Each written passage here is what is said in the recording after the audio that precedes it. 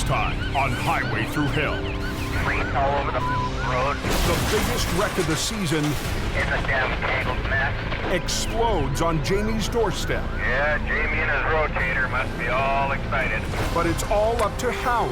Highway's closed. Like the fist of God came down on it. And in a blinding storm, And this is just the beginning of it. there's no end of trouble. It's like a reoccurring nightmare. On the Highway Through Hell, the last line of defense is a heavy rescue team ready to tackle any disaster. Because closure is not an option.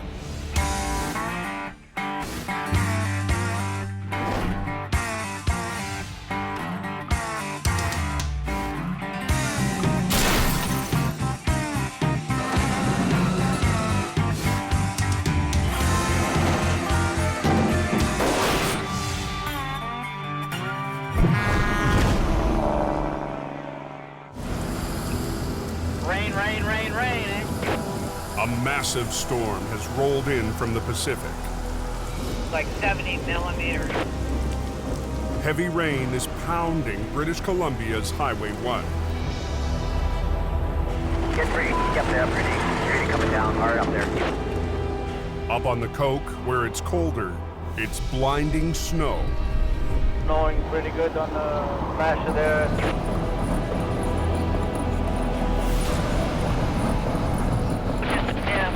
Skating rink. The storm is so extreme, authorities have issued a snow protocol, And this is just the beginning of it. There's 30 to 40 centimeters that are supposed to fall tonight. putting police, heavy rescue, and highway maintenance on high alert. Up at the VSA Highway Maintenance Yard, Getting ready for protocol. the call has gone out for extra plows. Get it hooked up to the truck. Up. Go keep them roads safe for the public. On the Smasher, the timing couldn't be worse. It's the height of the overnight freight run, and more than a dozen spinners are spread across the hill. They can't get a hold of Jamie Davis? Clearing's up there. Al Quiring is doing all he can to keep the trucks moving. When they call for the protocol, you have to be there to make sure that highway stays open, and if you're not, it just becomes chaos. The first one on his hook, a heavy load of lumber jackknifed just below the summit. Happiness is a good day of fishing, that's for sure. Try and get this guy backed off the road here. There's no time to waste, and as fast as you can keep slaying the dragons, they keep coming. Beautiful. One down, many more to go. Man, we got lots of line up back there. About 40 trucks, cars spun out on the Smasher.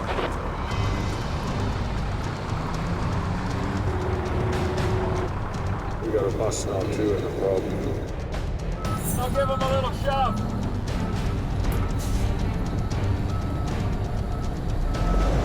That's what happens when you don't chain up here.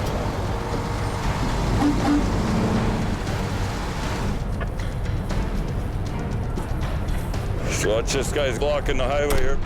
How much weight you got in there? About 60. As soon as we start rolling, start picking up gears. In less than an hour, Al drags 3 trucks to the top. 625 from Mount Martin. Go ahead for 625. I'm just gonna be clearing the top of the hill here. You want me to back down and start working the other side there from the top? There's at least one ship truck down here that'll need you. We were just here. It's like a reoccurring nightmare. The storm isn't letting up.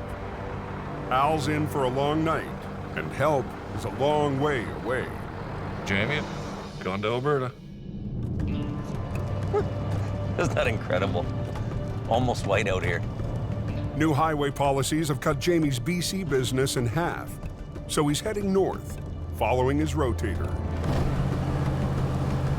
Well, Adam called and wanted the rotator out in Alberta. There's a job waiting for the rotator, and it needs to be there for 7 a.m. in the morning. I'm gonna go up and deal with some stuff in Fort Mac, I doubt it'll be busy. It's certainly not busy here at all. So anyway, while I'm gone there, can you look after things for me? Sure. Appreciate it.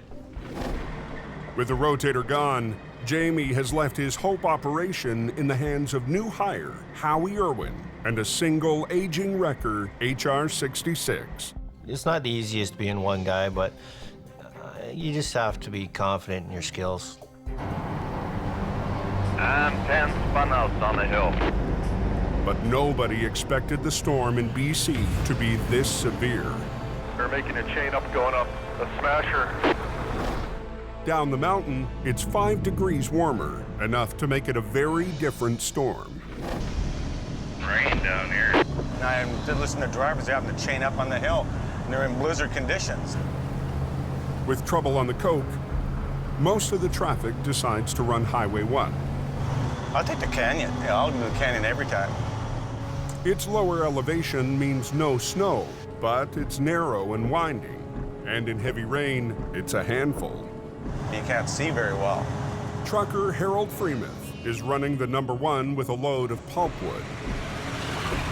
Your visibility is limited. You have to slow it down. But then there's always the other guy. I've seen so many close call accidents that's it's crazy. Tango 32, can you run a BC marker for me, please? Because of the storm, Highway Patrol has sent extra officers out on the road. People still do just insane speeds. It doesn't take long for Constable Jim Halliday to make his first stop of the night. Hi. Well, it's pouring rain out, man, and you're doing 140. You have your license, insurance, and registration. You understand that you're getting a ticket today, right? Why are you doing 140 in the pouring rain? You think that you're invincible. Nothing's gonna happen to you. It's just after 9:15. One is closed. We had a liquor wreck at Flood Hope Road. When Howie answers an urgent call. Freeze all over the road. It's a damn tangled mess. I was gonna go home and hang out for the night with the wife and cuddle in a nice warm bed, and as soon as I make a plan to leave, something else happens. What I heard was a truck jackknife got sideways, and another truck drove through it. Howie doesn't have far to go. The wreck is close to Jamie's yard. Everybody's coming off the highway now.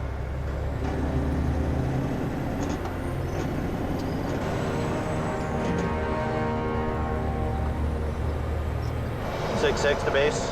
I got a line up on the right lane, and I got disco lights at the front, so we're here.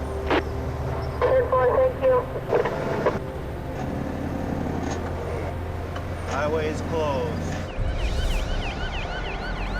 Like the fist of God came down on it. I'm all by myself.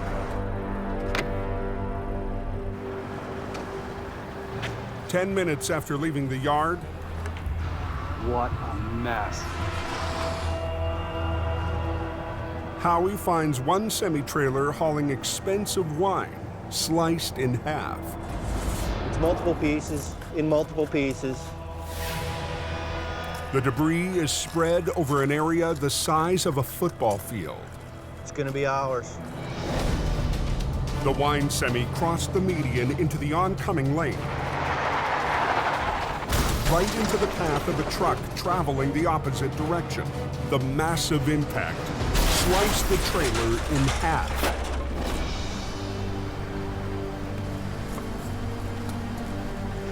Lucky to be alive, anyway. At the wheel of the second truck, Harold Freemuth, Yeah, I'll do the canyon every time. who's fought through 2 hours of twisting roads and driving rain. But then there's always the other guy. Seen the trail ending outside at the last minute. I couldn't stop. Said, oh my God, no. Hit the brakes and went right through it.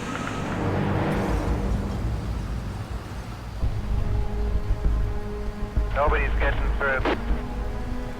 Just debris and vehicles all over the highway. The main route out of the mountains is completely choked off. We need to really get this mess cleaned up as soon as we can. And the biggest wreck of the season is in the hands of one man and one truck. It's a monster crash. As soon as you're all by yourself, game on. No rotator, no backup. And now I'm neck deep in. What a mess that is. You're not gonna go anywhere for hours on one. Just outside of Hope, BC, the worst wreck of the season. Yep, she's closed westbound. Is choking off all traffic heading west on the #1 highway. I guess the guy was going eastbound, went across the median, put himself up on a no post, and then another guy come along and ripped right through his trailer. What a mess that is. Tonight, Heavy Rescue's only got one guy manning the Hope operation. Howie Irwin. But I gotta call Jamie. Howie checks in with the boss. How's it going? Monster crash, buddy. Yeah, I got a 53 foot. It came through the center median, laid on its side, and a truck loaded with pulp drove right through the middle of it. Well into Alberta, there's nothing Jamie can do. Well, the moment I move the gear out, rotator's not around, then Murphy's Law is something's gonna happen.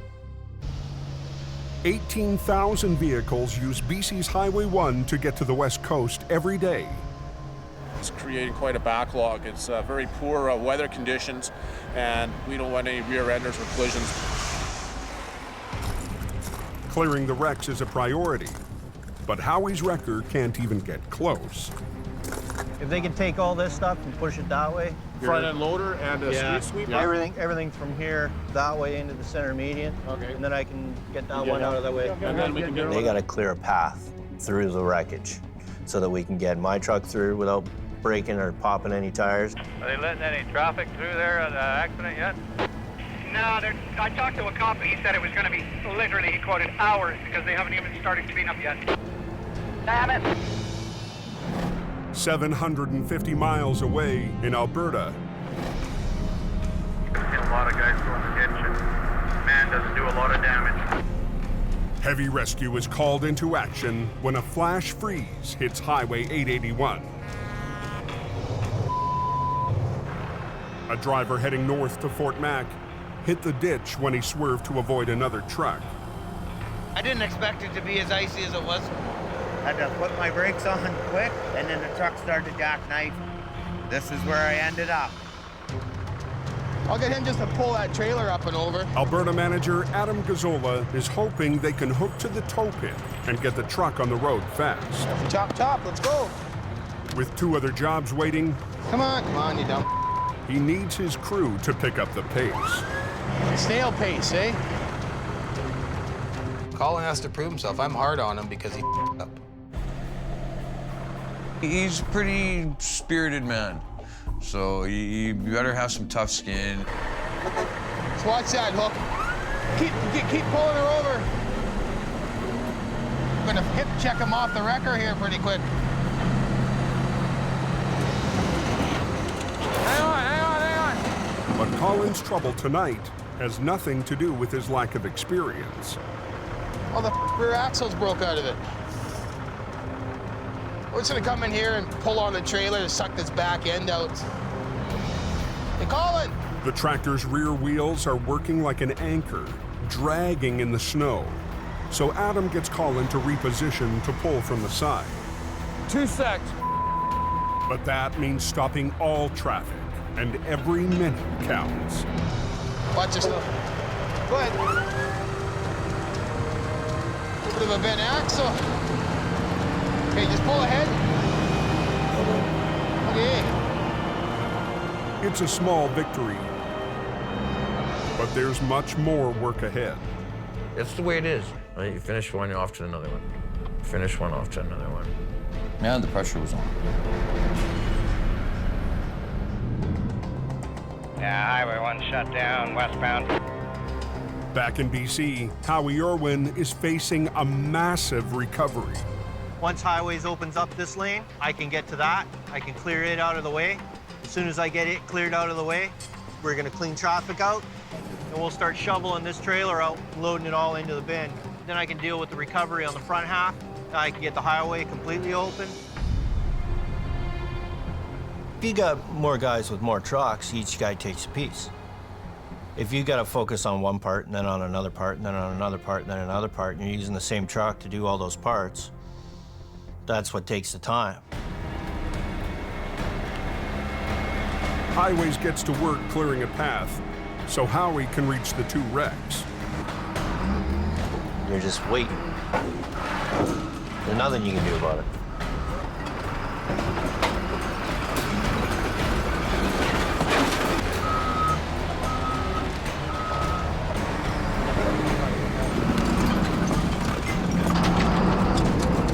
An hour after his arrival, Thank you. Howie finally gets the go-ahead. The priority is getting one lane open to traffic. The first thing we got to do is get the one that's upright out of the way. Let's get rid of that truck, and then we can get traffic flowing.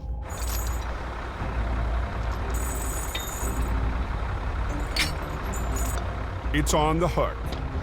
Yeah, needs air. But the semi's air supply has flatlined. I gotta put some air in it. It's out of air. No air, no go. Because as soon as he loses air, his brakes come on. Can't move. Truck brakes are powered by an air piston that expands to release the brakes. Without air, the brakes clamp shut. So I gotta put a plug in it, hook an airline to it, air the whole works up, V-train it off the highway. The damaged semi can't generate its own air pressure. So Howie runs an airline from his wrecker. The highways guys are getting a little antsy. I'm gonna move it out right now. Are you taking the whole thing? Yeah. Okay. I'm doing it as fast as I can. I'm one man, one truck.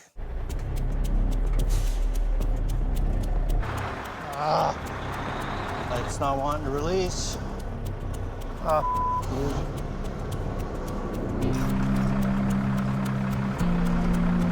Trailer's not wanting to release. It's now been 2 hours since the accident. And the lineup on westbound Highway 1 Come on. is building. Every time there's a stoppage in traffic, it's always pressure. Because there's always a cop standing there or highways guy tapping his foot, looking at his watch. Go. I'm waiting for air. Air? It's taking forever. It doesn't want to release the trailer for me. I can get the tractor to release. The trailer doesn't want to come with me. You're not going to go anywhere for hours on one. Up in Alberta, Snow covered with large sections of black ice here. Copy that, thank you. Heavy Rescue's northern crew is already on their 5th job of the night. I was following the traffic. I looked down to pick up my can of pop. When I looked up, I was off the road. The gravel truck was hauling a trailer with a total 50-ton load. No, there was no harm done, no injuries, nothing. Just my pride. Hey, Colin! What? Waiting for you to hurry up so we get the hell out of here. Grab 2 tow hooks and put them in the front bumper there.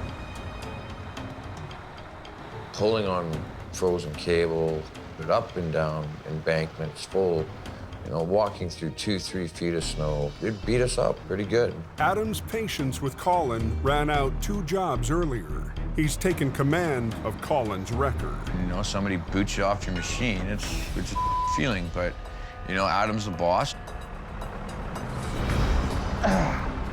Come on.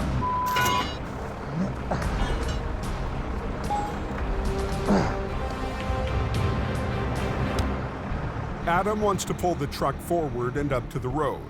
And fighting a 50-ton payload, he'll need the driver to help with some added power. Put it in low gear, he's gonna pull you out together.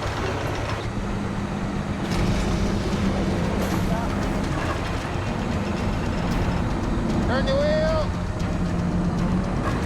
Atta baby. I got hot knife through butter. Decent, Jimmy, decent. Then we'll move on to our next one now. Babysit the tribe down to the road. Come on, boys. Let's go.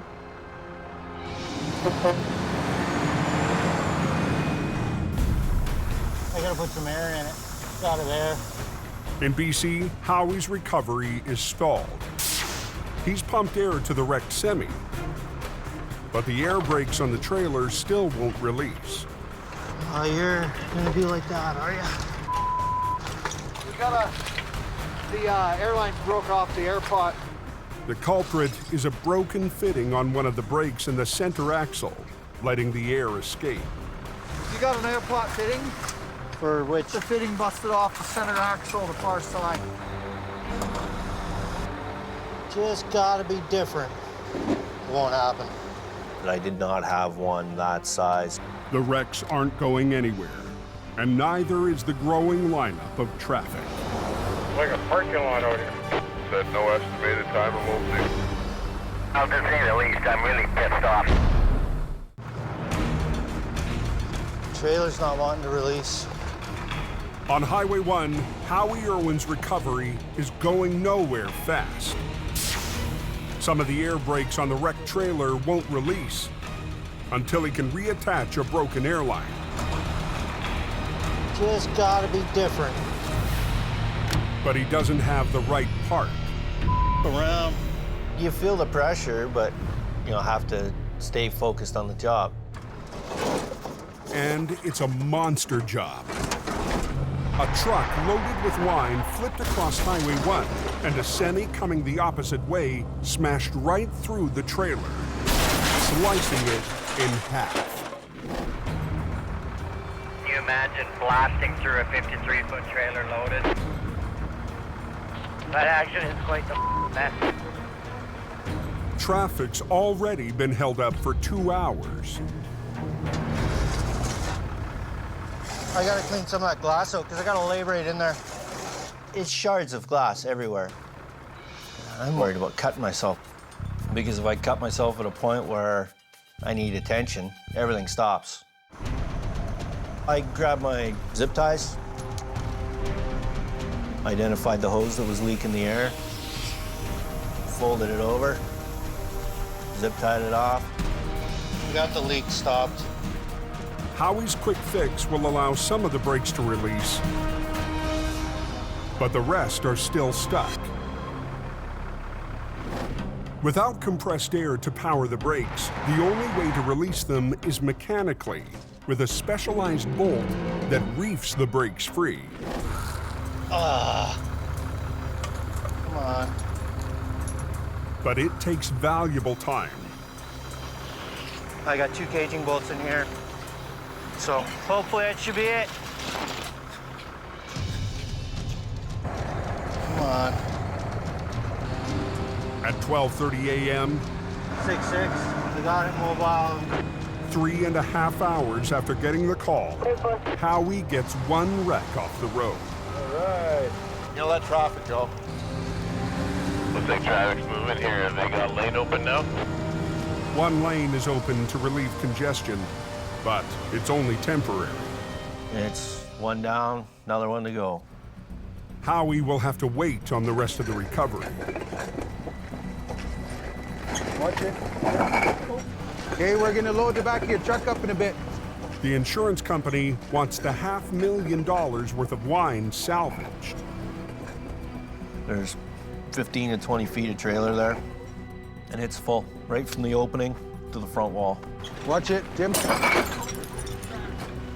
It's broken open cases, it's individual bottles, and I know what it's like playing pickup sticks. It's the same thing when you're picking up bottles. It's one piece at a time.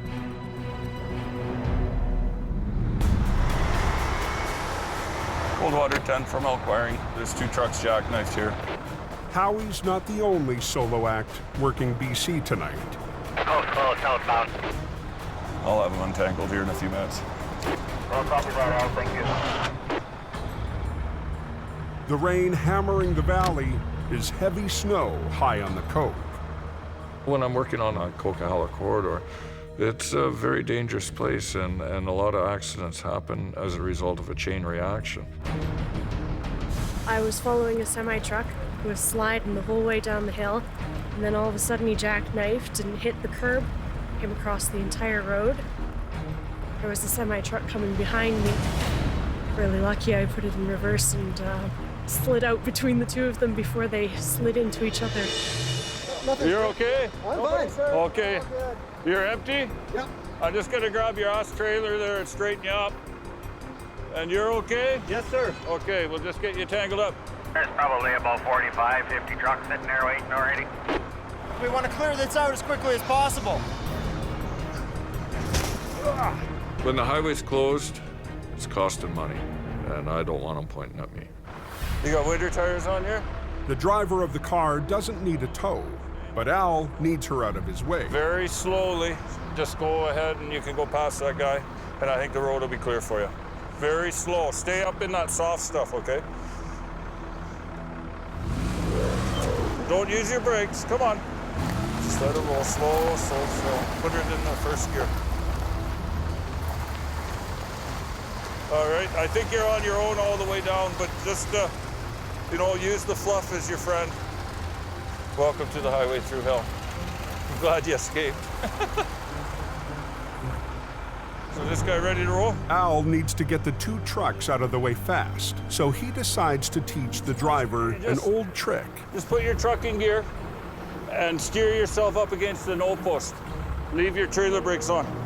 Just get it going. Leave your trailer brakes on. By locking the rear wheels on the back trailer, friction will help pull the long B train straight out of its jackknife. Come on, up against the wall. Saving Al from hooking up for a time-consuming tow. Come on, keep coming. Keep coming.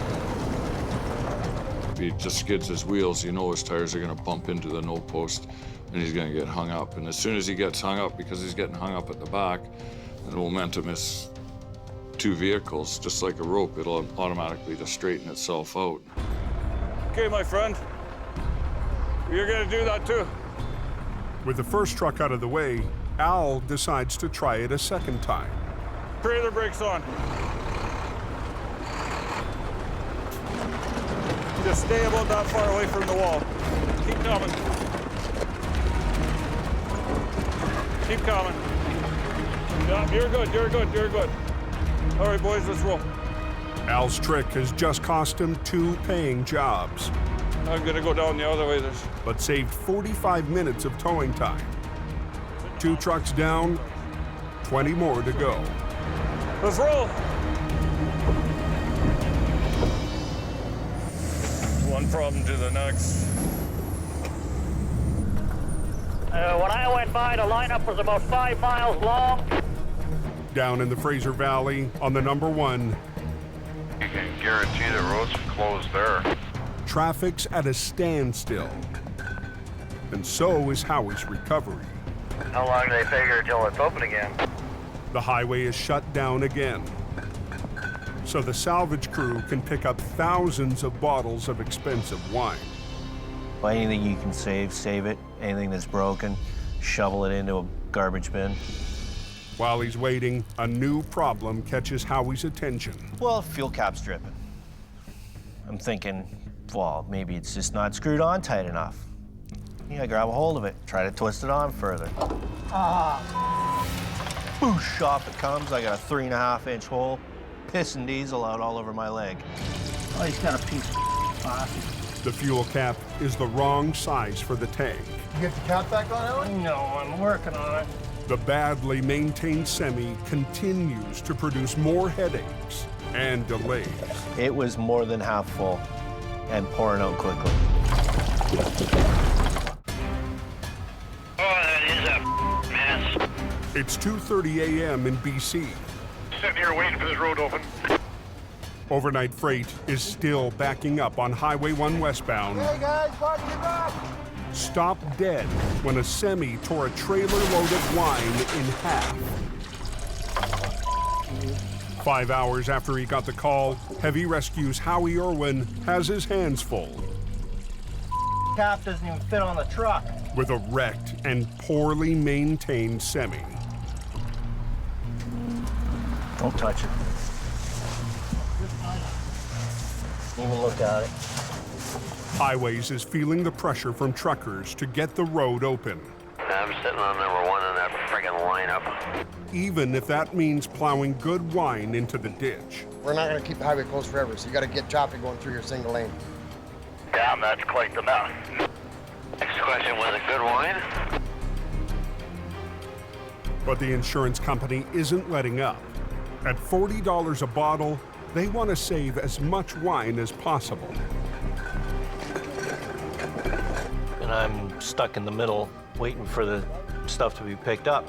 So kind of stuck in between a rock and a hard place, or a closed highway and a wine bottle.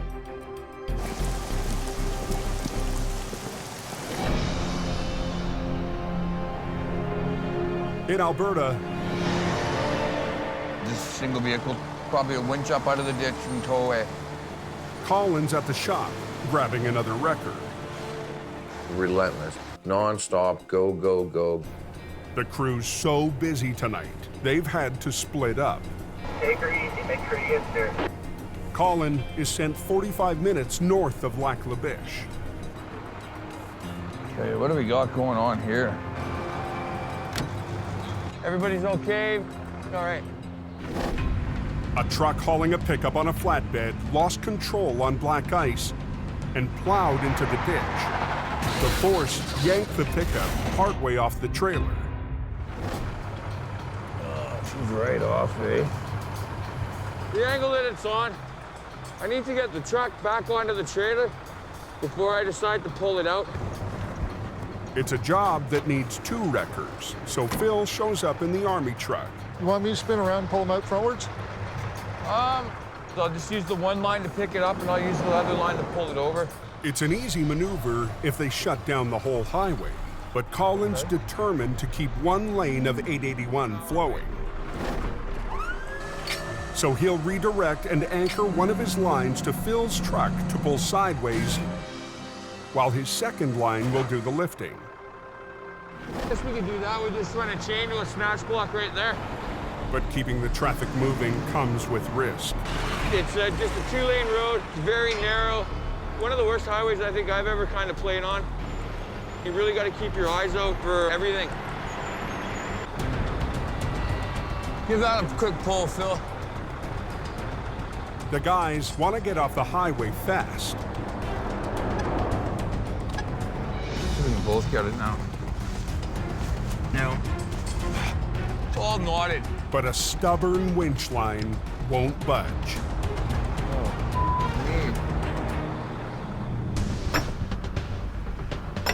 It's 3 a.m. on the wine-soaked stretch of Highway 1 in BC. So what are we gonna do with the highway closed? So how long do you figure? As soon as they're done, I'll start working on recovering it. The highways guys, it always happens too slow for them, and they want it to go quicker. You got a big wall of it going? After 3 hours, the salvage crew finally has the wine bottles out of the way. Okay, I'm gonna bring my truck through here. But the highway remains closed until Howie clears away the mangled rig. He's called in a flatbed to haul what's left of the broken trailer. See if you can reach it through that, just pop it down through that next hole. Plan is to disconnect the front half of the trailer from the tractor that's laying on its side. Get it out into the middle of the road somewhere where I can work with it. Just watch yourself. Keep going.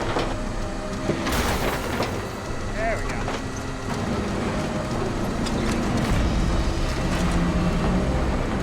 Look at that. God, it's gonna work in our favor. Oh yeah. The front piece of the trailer's free and in a good position to get it onto the flatbed. Just put it in here because there's a gusset right here. Will it go? Oh yeah. Perfect. Fastest way to do it is hold one end of it in the air, scoop it up like a spatula, drop it on there, pitch a couple straps, and get it moving down the road. Keep coming!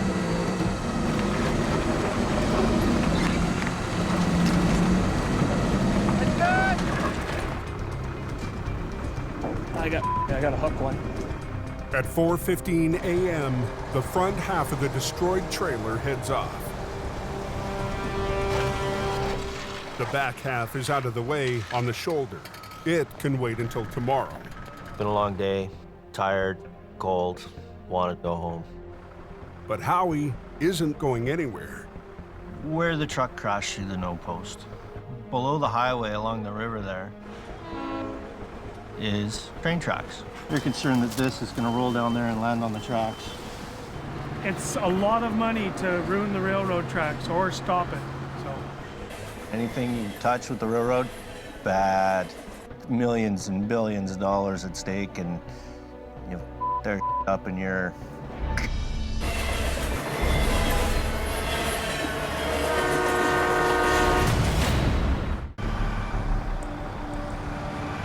On Highway 881 in northern Alberta. Watch yourself. Yeah, watch. You got a truck coming by. Colin's recovery job is held up by a tangled winch line. Oh, neat. It's really bugged up on that line. Okay, hold on. To pull it free, he hooks up to Phil's army truck. Back out nice and slow.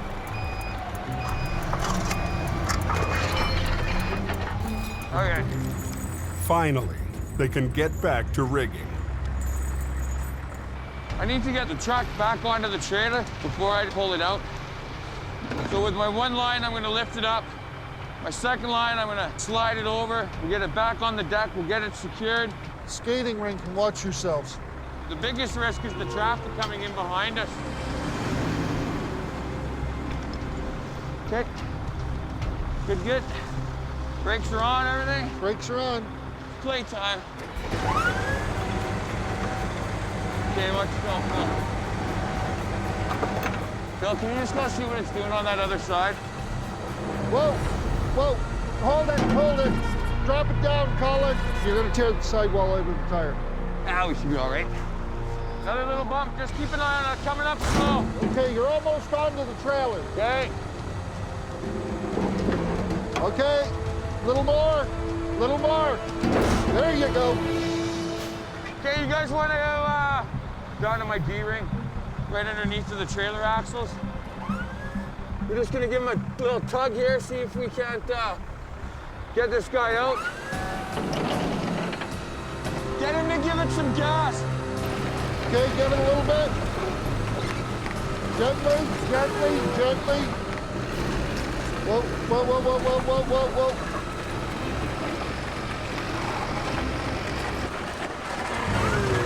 Okay, have him hang on, Phil. Hold, hold.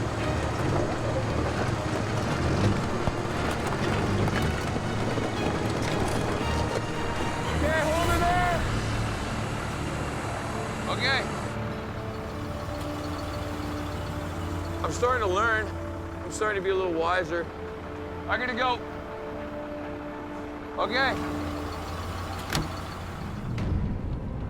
Highway 1 West is still closed. Down in BC, Howie Irwin's night is far from over. It's going to be a couple more hours before they open that up. It's been 6 hours since the wreck happened. Howie needs to clear the flipped tractor that's hanging over the no post. I don't know which way to pull on it. But it's on its side and perched on the edge of a steep embankment directly above an active rail line. They're concerned that this is going to roll down there and land on the tracks. You shut down a train track, and you're screwing with the country's economy. It's the perfect job for the Rotator, which could lift the wreck straight up and back onto the road. But after weeks with no work, the Rotator shipped out less than 24 hours ago for a big money job in Alberta. Howie has to flop the tractor on its wheels, but he's worried about the full fuel tank. When you have concrete poking up everywhere, where do you drop it? Despite the risk, it's got to get rolled over. Ready? No.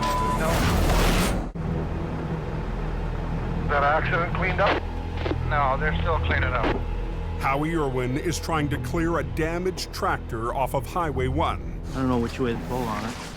But without the lifting power of Jamie's rotator, he has to flip it onto its wheels. Well, you gotta make it fit in there without puncturing the full fuel tank. Ready?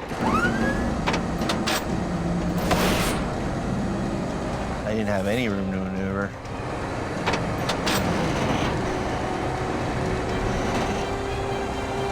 And it was just coming down wherever it landed.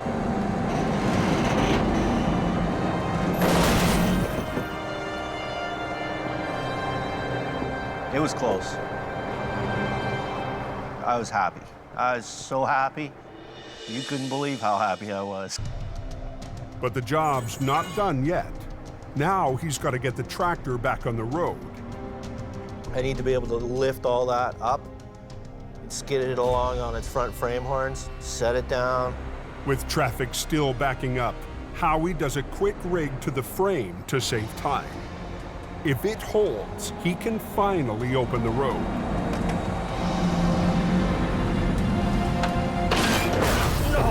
No. Kind of grabbed a hold of it where I shouldn't have. And the bolts didn't hold and pieces went flying. Well, it wasn't exactly what I had in mind, but... Well, the chains held, the cross member didn't. Broke all the bolts off. That's my own fault.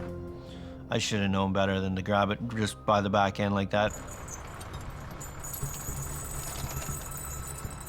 Took the chains that were attached to it, just grabbed it by the next piece up that's solid and keep going. I really want to get the road open. I'm hoping the chains hold this time.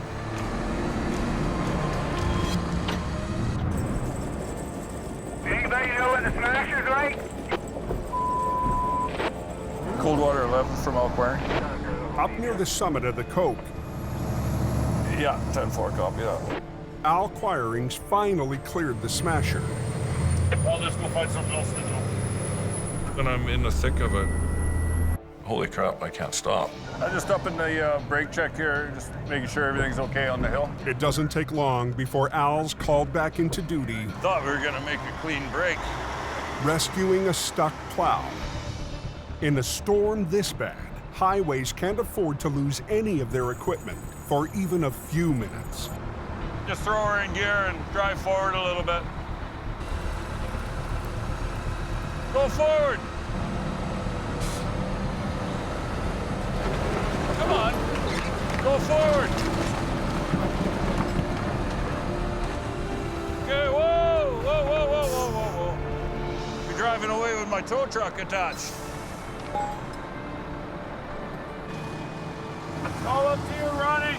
With the plow on the move, Al's marathon night has finally come to an end. Shut her down. It's time to go. Curiosity, wondering what's going to happen next, I think, is the biggest thing that brings me back every day. Trailer's cut right in half. That's what I heard. Not a good thing to happen. Down in the Fraser Valley, Howie's re-rigged to the wrecked tractor. If he can pull it off the no post, he can get traffic moving again.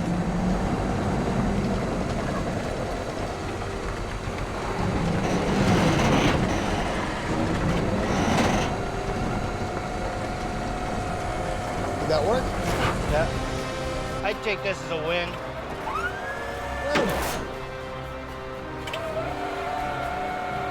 At 6 a.m., almost 9 hours after he was called out, Howie's cleared the biggest wreck of the year, solo with just one truck. He's got big shoulders. He carried the weight here. He was a warrior. And I'm proud of him.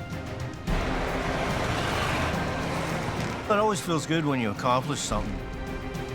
You know you're right at the outer limits of your abilities. Are they opening in a westbound lane? Looks like traffic's moving here.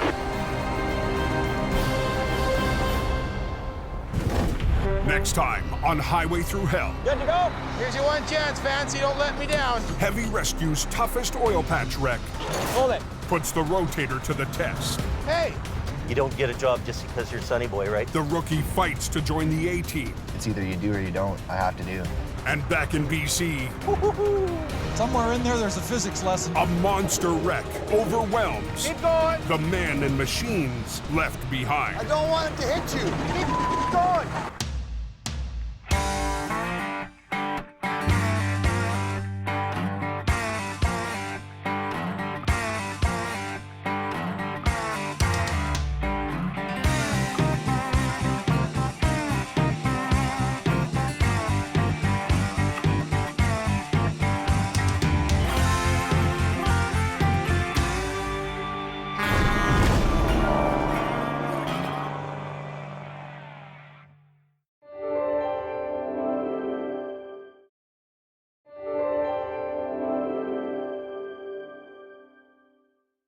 This time on Highway Through Hell. Good to go? Here's your one chance, Fancy. Don't let me down. Heavy Rescue's toughest oil patch wreck Hold it. puts the Rotator to the test. Hey! You don't get a job just because you're Sonny Boy, right? The rookie fights to join the A-team. It's either you do or you don't. I have to do. And back in BC, Somewhere in there, there's a physics lesson. a monster wreck overwhelms Keep going. the man and machines left I behind. don't want it to hit you. Keep going. On the Highway Through Hell, the last line of defense is a heavy rescue team ready to tackle any disaster, because closure is not an option.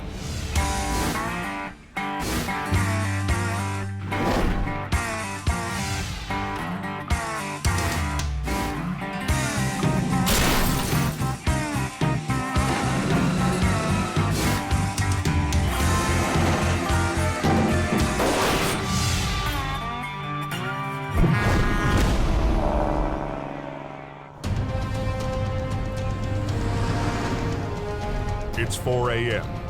Shoot and then quad my way up. The wicked storm that's hammered BC's Coquihalla Highway for more than a day is finally dying off. Down in the Fraser Valley, Trailer's cut right in half. That's what I heard. Not a good thing to happen. Heavy Rescue has been out all night after a semi loaded with wine was ripped in half. I'd take this as a win. Heavy Rescue's lead BC driver, Howie Irwin, has got traffic moving. Are they opening a westbound lane? Looks like traffic's moving here. Even as the storm fades, it's left a huge mess in its wake.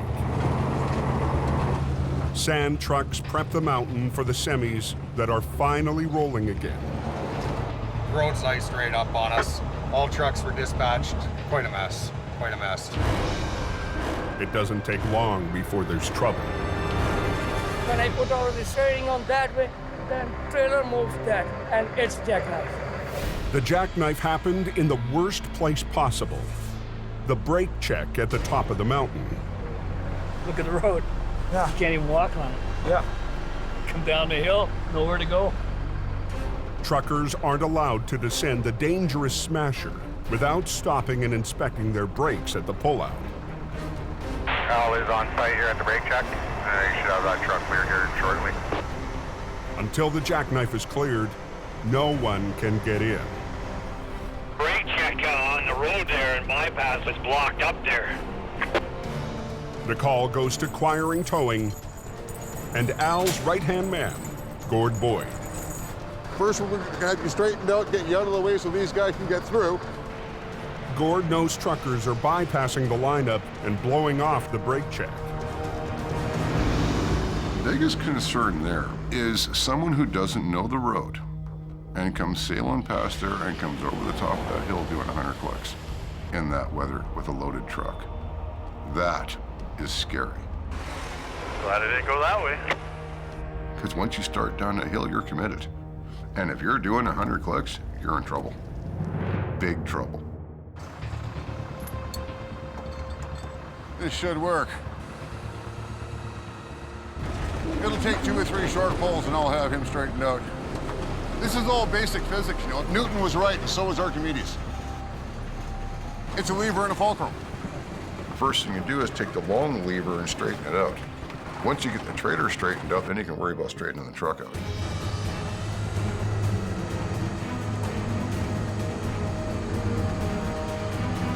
This truck is not drivable. I'm gonna hook him up and take him home. A successful fishing trip. Looks like it's opening up then.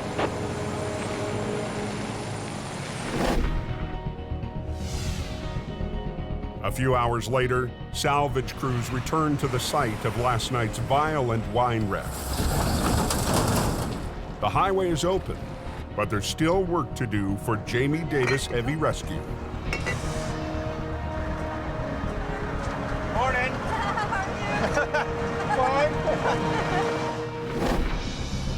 Last night, a semi crossed the median into the oncoming lane, right into the path of another truck. One trailer was sliced in half, the other semi totaled. With Jamie following his rotator to Alberta, Howie cleared most of the wreck with just one 25-ton wrecker. All that's left now is the gnarled back half of the wine trailer. Well, I'd like to grab the carriage somewhere.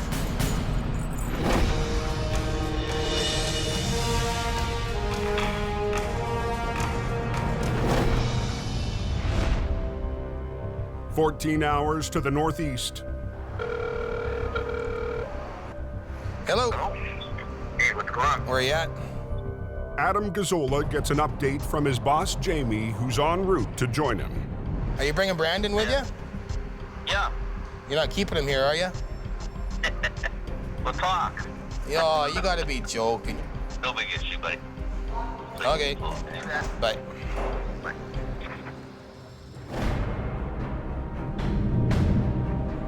Back in BC, with Jamie heading north, Al Quiring is playing king of the coke. There's each trailer that went off the road. This is all you need. Never runs out of gas. At the end of the day, we shave with it. During the storm, a fully loaded trailer went into the median. It's a hard place to handle that particular little area because it is very narrow. You're on a downhill grade, very dangerous. Al's sons, Kerry and Lucas, are also on scene as swampers.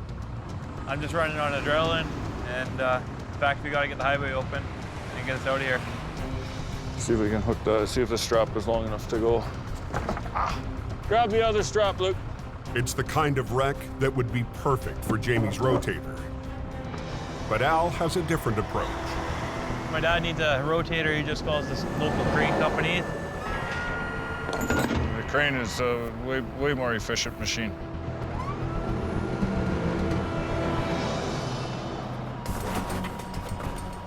Start getting these pieces of out of here. Start a line up and just start passing them up. That load was a whole 53-foot trailer full of these 1,000-pound crates, 2 feet by 2 feet by probably 8 or 10 feet. You know, pull a couple crates out, move some cardboard, and just kind of keep working your way into the trailer like that. Al wants the trailer empty before he tries to get it back on the road. We grab the pipe and take them both? Grab the pipe. It'll take both of them. But the job is fighting him. Watch out behind you, Al. Up on the coke, Al Quiring is fighting with a heavy load of cargo after a trailer rolled over. There were some really hard things to handle in there, and because the trailer's floor is very slippery and on an angle, you know, you're worried about injuries. Watch out behind you, Al. It's moving.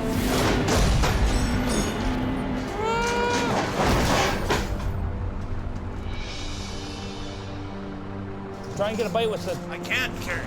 Ready? 1, go! Al realizes he can't continue to empty the trailer safely. Pulling out now. You got to be very conscientious of your working environment. He'll take a chance and pull with the remaining cargo inside. Down. And that's a big risk. As we're dragging it up, that freight is kind of sitting on the roof. Hopefully it's not going to blow a hole through it. Down, down, down. 40 minutes southwest, just outside of Hope, Heavy Rescue's Howie Irwin is struggling with another mess. Hey, help? Howie? No. No, you're okay? Give me a minute. He needs to release the brakes so he can remove the final piece from last night's massive wreck. Hair. I need some hair. But the air lines are severed, so the air brakes are locked. Ugh. Howie needs to feed in a supply of air. Pretty much just hack and slash those hoses off, jam a fitting in it, and go for broke.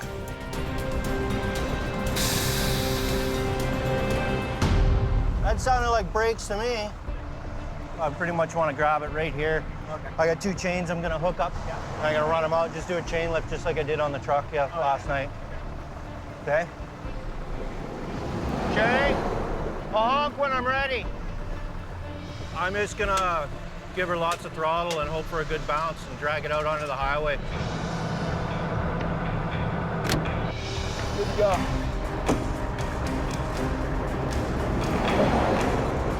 As Howie clears the last of it away, All day long. the biggest recovery of the season is officially over. I would call it a pretty good success. I made lemonade out of a lemon.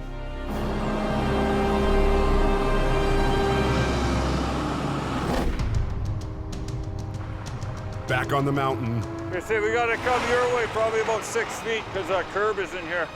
Al Quiring is gambling, pulling the trailer up the steep slope with cargo still inside.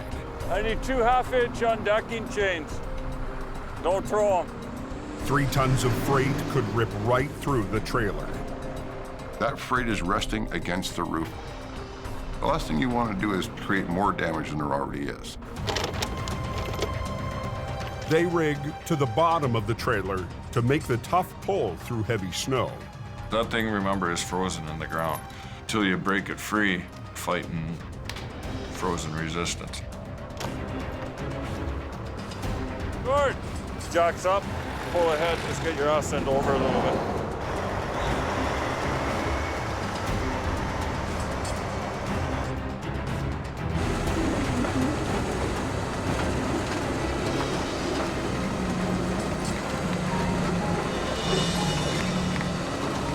Now we're cooking with fire. It's the floor of the trailer that's actually doing the pushing of the snow. So you pull it up till you get it just to the edge and you bring it up and set it on top of it. And now you've got this nice little rocker sitting there. Nice. The trailer held, but now they need to roll it onto its wheels. I got those straps ready. We'll just shackle on. To maintain control, Al and Gord build a sling out of Teflon straps. We'll do the old-fashioned Aldergrove jelly roll. To rotate the trailer upright, each end will be rigged with 2 lines. One set will lift the trailer off its side, while the other set controls the drop.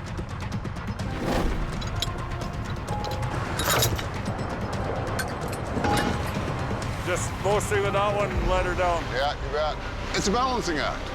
I'm gonna bring one cable in and one cable out, and I'm just gonna rotate this thing just like a barrel. Let the pendulum effect come into play. Once it settles down in a straight line behind me, then I'm gonna pull that bottom one up and bring this one down, and it's just gonna rotate. But the leftover freight in the trailer is a wild card. If something shifts inside, it could over-rotate. Sending it into the lane of traffic just a few feet away. Whoa, whoa. Whoa, whoa.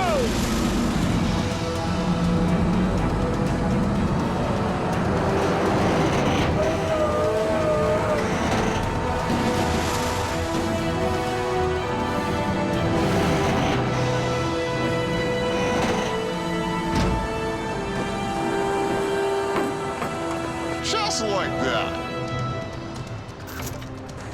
acquiring chalks up another win. Yeah, amazing what you can accomplish with 2 guys. I'm out here. Okay, I'll see you over there. Another day in the life of the Coquihalla Cowboys.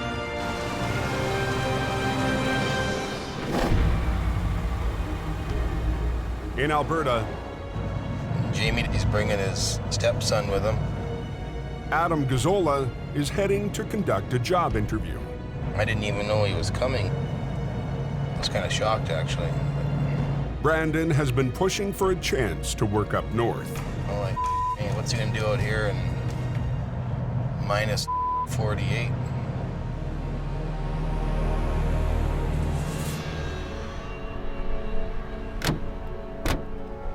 It's really his decision to have you or not have you, right? You got to convince him, not me. You don't get a job just because you're Sonny Boy, right? You got to work on it for real. Yep. Get away. Hey, how's it going? Good. I wanted to come out here and man up, balls up, and get to work and get hands-on into it. I just don't really know what you're getting into. Like, it's the harshest environment I've ever seen in my life. Yeah. You know? It's either you do or you don't, and I have to do. You know, I'm not trying to be ignorant when I say this, but your mommy isn't around here, right? No, I know. So I'm coming here to work my ass off and do it. you gotta suck it up, and you know, a lot of people are gonna give you attitude when you get there. You know that. You think so? Well, you know, you gotta earn their trust, right? You gotta prove to them.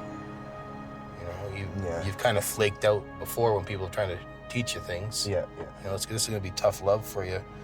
So whatever the you gotta do, right? So. Oh yeah, I'm down in anything. That's when things will work out and everyone will become a team, when everyone's working and everyone's helping each other out. Yeah, no, fair enough. Okay, well, good luck. All right, thank you.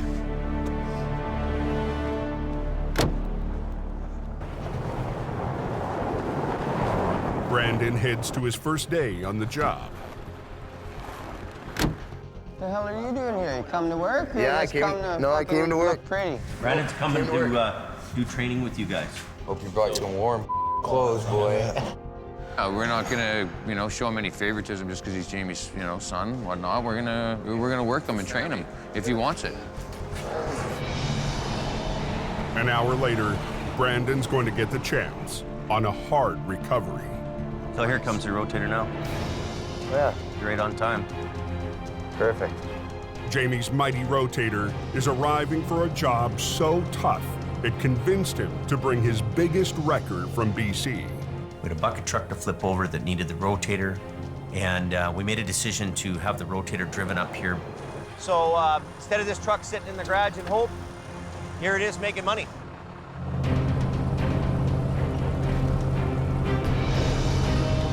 Today is our second attempt at going up and getting a crane truck that rolled over down an embankment. HR 68 and the Army truck met their match against the top-heavy bucket truck. Out of hope in hell. I don't think we're gonna get her. It's a hard pull. Get back your lines off, we're done. Get off the road.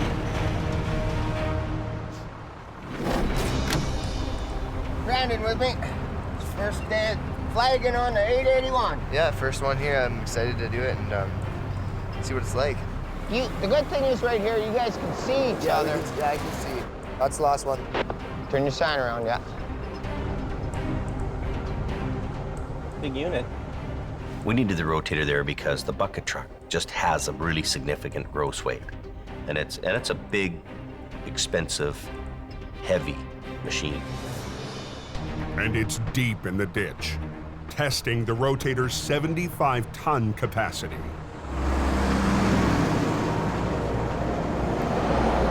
They've got the traffic control going now. I think what we'll do is we'll take this lane, I'll back up. Yeah. You back up in the front, right? Yeah. And then we'll get our rigging down to the machine. Yeah. And we'll swing out together at once. Okay. And then do it. They'll rig 2 lines from Collins Wrecker to the front axle of the bucket truck, and 2 more lines from the rotator to the rear.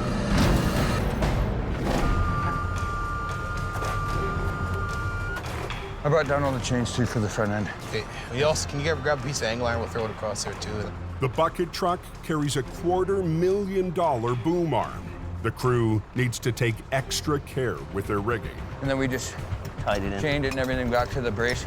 You right up in here? And then we just in and around both of these pieces here. Jamie gambled big bringing the Rotator to Alberta. Looks pretty good on the base. He's about to find out if it'll pay off. So you want to block the road first, then run the lines down? What do you want to do? Well, you do the road lines first? We ran the lines down and then, yeah, because we're pretty much... Okay, good decision. We'll do that. You want to do that? Okay.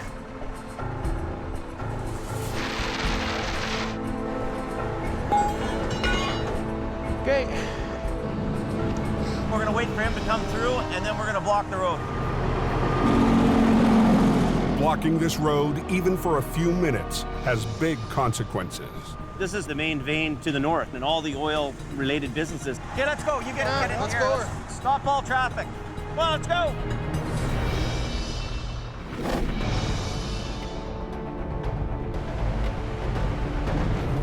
Back in BC. All I know is it's a lumber truck blocking 3 or 4 lanes, so obviously he came screaming into a corner, lost control. Splash. It's all over the place. Heavy Rescue's Howie Irwin heads to a wreck on the notoriously windy Highway 3. I got 135 kilometers to go to get there, and I got a truck that does 90K an hour. Howie's usual ride, HR66, I'll just feed this up to the mess you got right there. is down and under the care of shop manager Robin MacArthur. Yeah, that one melted wire almost scares me. The punishing conditions of last night's recovery caused massive damage to the electrical system. Somewhere in this system, we've lost power to the back of the truck. Basically, the working half of this truck will be completely rewired. Howie is stuck with a single axle, designed to haul delivery vans. I'm driving a glorified 1-ton, and everybody else is in Alberta. Sweet. I can see the bottom of the truck facing me on the shoulder, front end, nose down in the ditch. She's a pretzel. I can see the bottom of the trailers upright. There's some wood poking out, and I can see the pile behind it. It left it all laying on the road pretty much behind it. Howie and his truck are simply outmatched. That's awesome.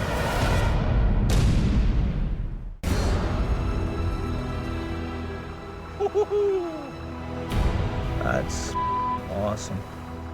Just west of Princeton, BC, Heavy Rescue has arrived at a 50,000-pound lumber wreck on Highway 3. It was pretty much bent in a Z, tractor pointing forward in the ditch, lead trailer across 3 lanes of traffic, and the pup 90 degrees to it.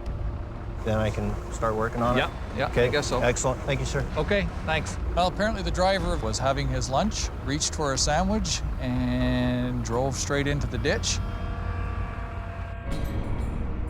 With Howie's heavy wrecker in the shop, he'll need to improvise. But even with 2 more trucks arriving, he hasn't got much to work with.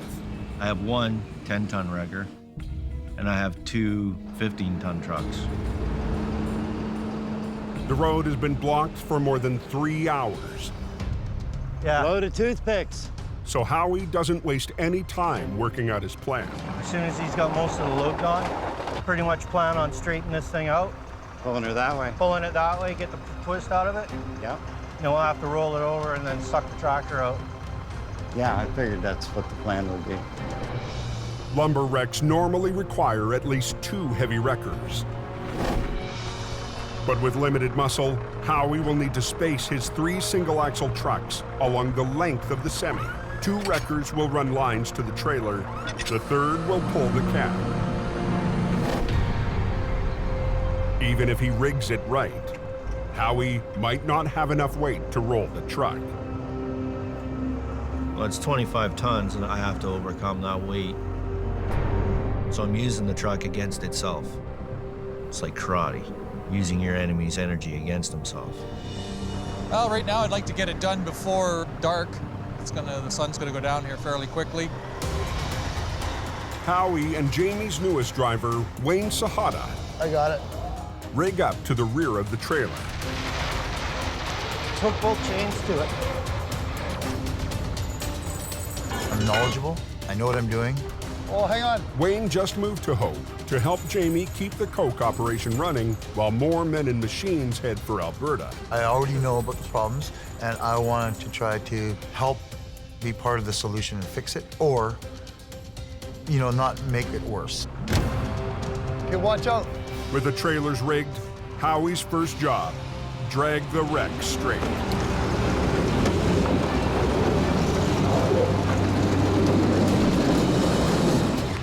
Good. Now the hard part, flipping the B train. With 3 trucks, never intended for a job this size. It's a mess.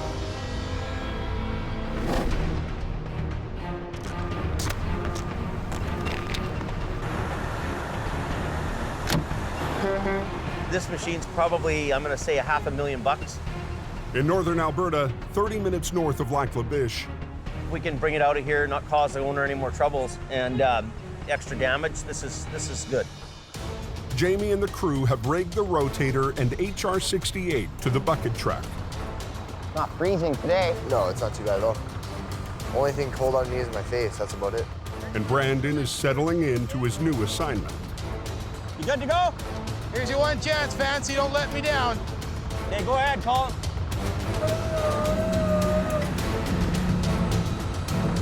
It's a gamble sending our flagship out there. That cannot be a fail. It's got to be a win. Okay, keep going, Colin. Right, yeah.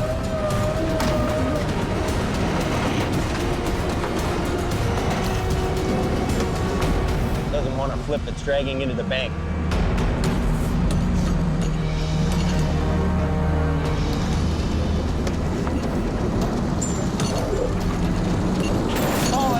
Hold it. Is this snatch block gonna get caught under the tire? Gotta check his line here. Take the one line off. Well, that's kind of a bit of a mistake there. So they should have had a little more chain there to make it so when the thing comes down, it doesn't come down on your chain, right?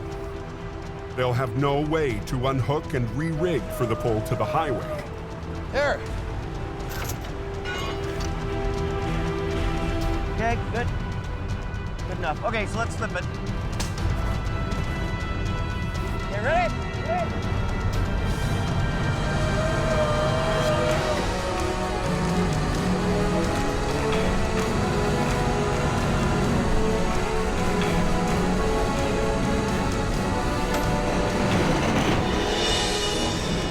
What do you think, Adam? Think it'll stay? Oh, yeah, he'll be good. Hey, Sammy, let him go. Sending. The crew must now drag the 25-ton truck through the deep snow. You get on the front end and we'll both pull. And you pull straight ahead. I'll pull it up and then you just kind of hold it, make sure she doesn't. Yeah, and I'll keep on the boom section. Okay. We're not gonna try to tear this up sideways up the bank. We're just gonna give it a nice long, sweeping pull out up on a nice angle. As he pulls ahead, I'm gonna kind of give him a hand and I'm gonna follow his radius. So he's gonna come out like that. It'll be the easiest on his equipment and easy on our equipment. We're gonna start her up. Jamie will swing the Rotator's boom, keeping the truck from tipping while Colin pulls it forward. After that bar, Brad, and then you can tell him he can send. There's one more truck coming up here. I'm gonna send him. Because we can't block the road, this traffic's moving. So I also use the Rotator boom on the side to winch it up as well. So we're both actually winching together. I'm gonna guess that truck is about 50,000, maybe 60,000 pounds. Pretty heavy.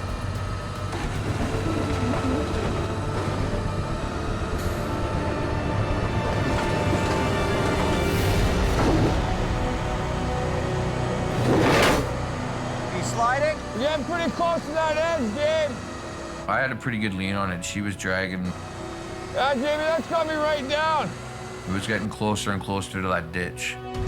Heavy Rescue is still waiting for custom ice cleats that can dig into the frozen northern highway. I was a little concerned, and I looked over at Jamie, and he said, "Keep going." I don't really care if you suck this thing into the gravel, right? Let it find its happy spot. I can always pull you out, right? Okay, I'm just checking. That's what Yeah, I'm don't be afraid to winch on something, right? All right.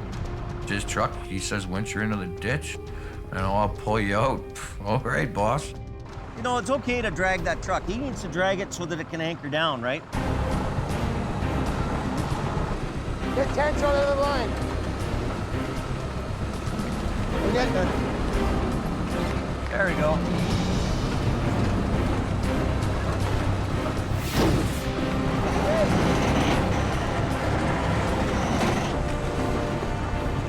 Coming though, we're almost home. Almost there. Beauty. Working out, eh? We're back.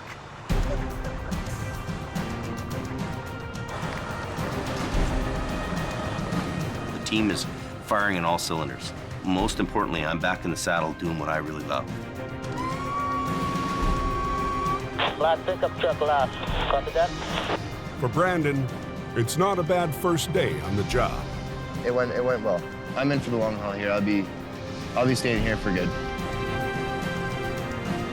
From a few months ago to where we are now, we're going to the moon, Alice.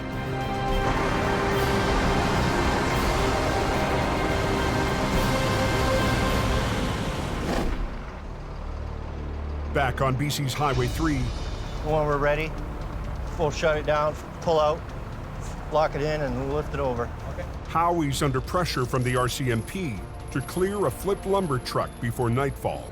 Eventually, we will close the road, but we will do it for the least amount of time as possible. And he's only got 3 medium-duty trucks to flip 50,000 pounds. Just park right behind it, this way across the road. Okay, please. Howie positions his weakest truck at the back Just kind of line up right here. to tackle the lightest point of the load. I'll put Don at the back, 47 in the middle. I'll grab it from the front. I'm looking for a hookup point. Wayne will pull from the middle of the chassis. Okay. Wayne's there in 47, and it's just a little Holmes 500. It's like a 10-ton wrecker. So I know it'll put 20,000 pounds of force against it. At the front, Howie started rigging up his truck, Howie, I can't get it out. but he discovers a problem with his winch. Yeah, well, let me, Why the is it not turning now? I had one winch that wouldn't function at all, so I mean, I'm stuck to one line and a deck winch. The deck winch pulls from a lower angle.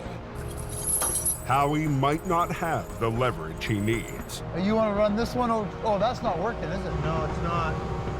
So we're gonna use the deck winch. Whenever you want to shut her down, shut her down.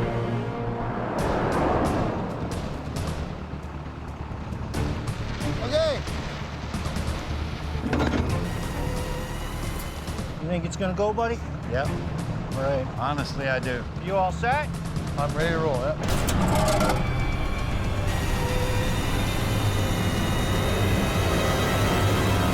Look out! You think it's gonna go, buddy? Honestly, I do. With daylight fading, Howie's racing to flip a 50,000-pound monster wreck. I'm ready to roll, yeah. It's a job for 2 heavy wreckers. Howie is trying to make do with 3 small trucks.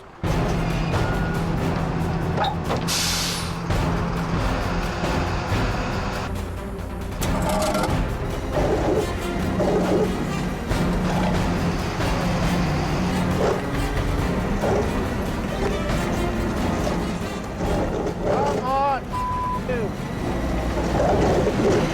Pull on it. Oh, I'm off the ground here. Once the truck started lifting the front tires off the ground, he started to panic. Keep going. Just keep going. I should put my wheel lift down.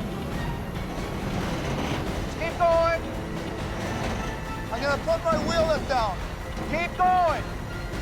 Keep pulling on it, man. Howie was like, just keep pulling, keep pulling. I'm like, Howie, it's not doing nothing. It's just pulling my truck in the air.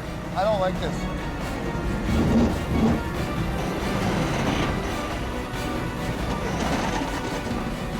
My truck was like right in the air, and I don't like that. If your truck's this far off the ground and the cable snaps, it just goes kaboom. If your truck's this high off the ground and the cable snaps, it goes kaboom.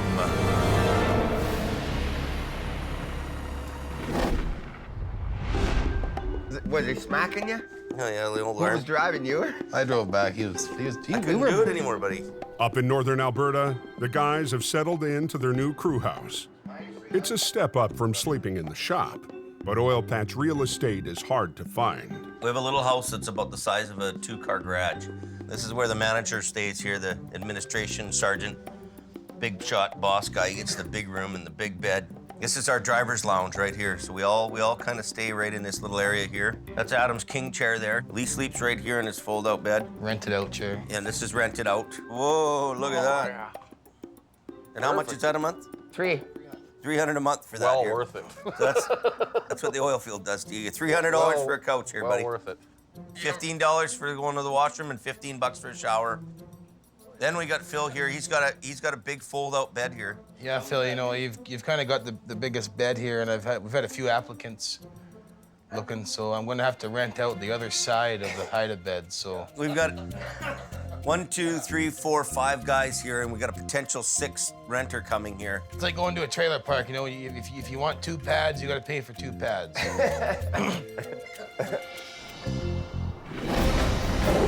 Come on, you. Back in BC, So pull on it. Howie is pushing his trucks and their operators to the max. Keep going. I'm gonna put my wheel lift down. Keep going.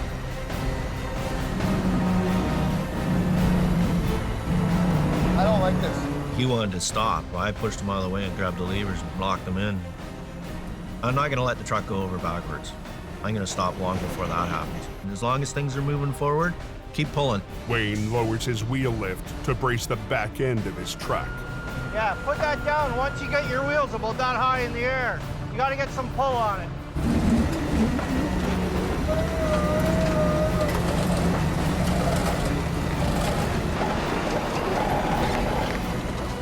It just starts sliding towards me.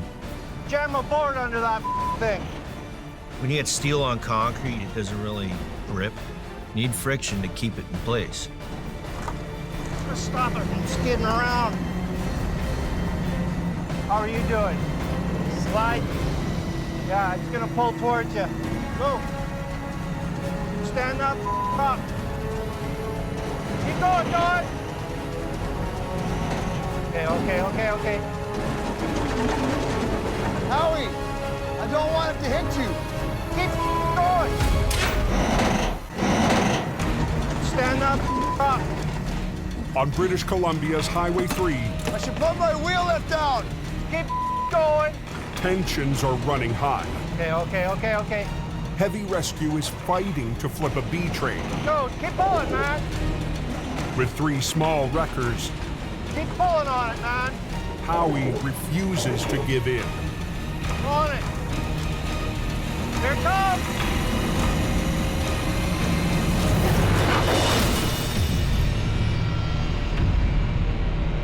The tractor is back on its wheels, but the trailer refuses to cooperate. Howie scrambles to move a line for better leverage. Get going. Okay, here she comes. Get out of the way. Look out! Get out of there. Textbook.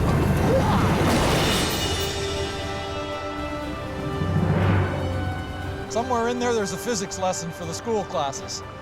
Just drive ahead. Leave those on there. Just drive ahead.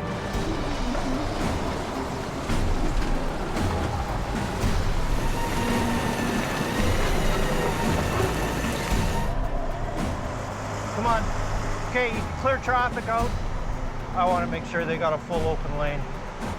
Traffic is moving, but 3 lanes are still blocked. Happy that it's on its wheels. Till I get it completely out of the way, they're not going to be completely happy. Grab that big hook. Ready? Yep. Run. Howie, that's good. Howie hooks up to the tractor's tow pin and uses his deck winch to pull the truck back onto the road.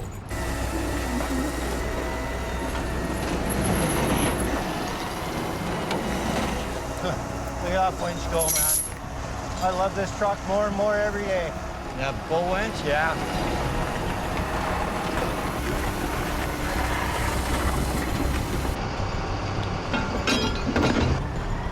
Now Howie lines up to haul the rig away. Here, right here, right here. Right in the front. It's just a little glorified 1-ton, right? I'm trying to pick up the front end of a tractor. I'll just follow you with lights on.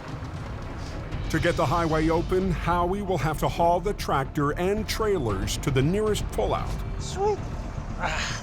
At the top of Sunday Summit, the second highest point on the entire highway. The concern is that the truck and the trailers weigh 3 times as much as the truck I'm driving. Okay, let's go. Let's try this.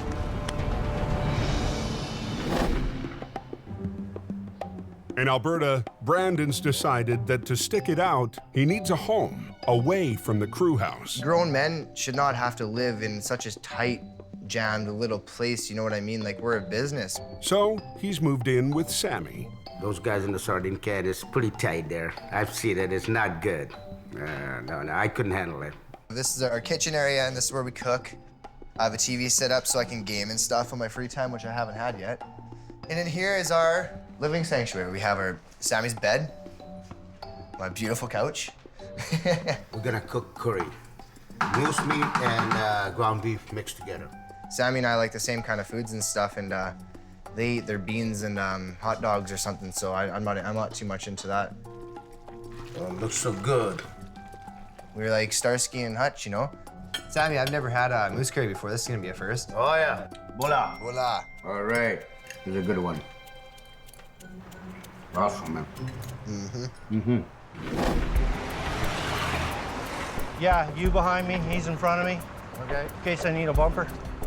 Back near Princeton, BC, Howie's gearing up for the drive to the pullout at Sunday Summit, where he'll split up the tractor and trailers.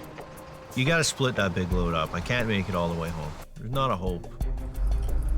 I can go as far as the first safest place to separate it. To get there, he has to haul a very heavy load over very steep terrain. It's a challenge. I'm 105 feet in length. I'm 70,000 pounds gross. It's the big suck. There ain't no stopping until you get to the top. Don't even think about it, because there ain't nothing gonna stop that going down the hill backwards. Brutal.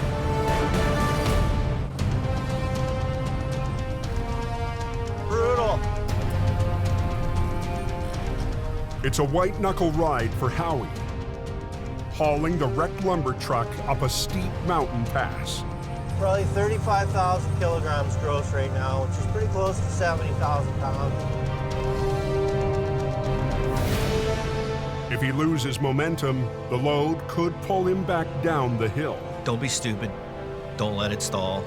The key is, don't stop. Not one bit is this ideal. Howie's aiming for the closest brake check, where he can safely separate the tractor from the trailers. We're not free and clear until we hit that pullout, man. It's gonna be like a short-legged bulldog trying to run up the hill. It's gonna have its tongue hanging out by the time I get to the top.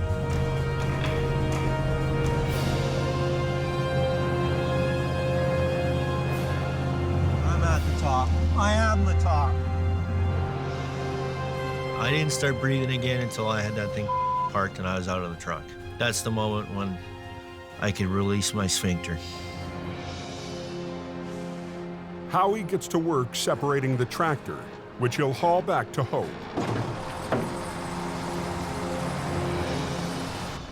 But towing the heavy tractor for the long journey home is still a big concern. Well, you saw how I was struggling to lift the front because it's got so much weight on the nose. If I can deflate the air ride, chain the back axle up tight, re-inflate the air ride and get this axle to hang in the air, it's an extra 1,600 kilograms off my drive. It's always handy to take a little bit of stress off an overworked truck. I've created a fulcrum point off this axle. When you put a fulcrum in the middle of a big plank that has weight on either end of it, it makes it a teeter-totter. Everything behind this point, this center line of this tire, everything behind it has now become counterweight to the front of the tractor. Instant counterweight. Just after 8 p.m., Jamie's brother Kelly arrives with a tractor to haul away the damaged trailers. I don't think it'll be too much of a problem. We'll actually back into it and try to pin it first. It's a long day. We're 12 hours into one job. It's time to get it done. And the end is finally in sight. All I can hope for is that I'm an asset to the company and that I can make them some money so that I can make some money. I'm amazed we even got this accomplished.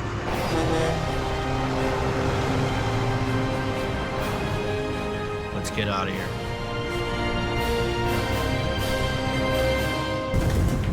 Next time on Highway Through Hell. Holy! A violent wreck. It's minus cold. Test the new arrivals in Alberta. Get over! Back in BC. Massive carnage. Chokes off 2 highways. See what we can do. Keep it going. And a pair of lone wolves Hang on a sec, have to pull off the impossible. That is nasty.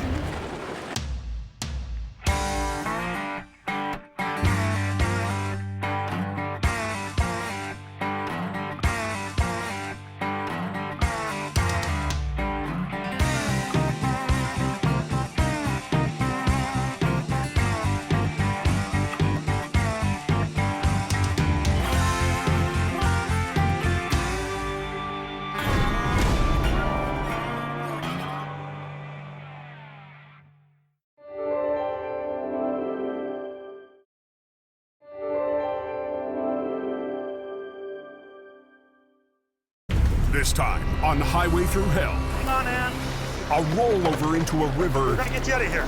leaves a woman clinging to life. Clock's ticking here. Go! In Alberta, a 48-ton job Other way, other way, other way, other way, other way. turns into a nightmare for Adam's crew. What? Hey! And on the frozen highway, Brandon! a careless mistake Go! threatens Brandon's future Me! in heavy rescue. On the Highway Through Hell, the last line of defense is a heavy rescue team ready to tackle any disaster, because closure is not an option.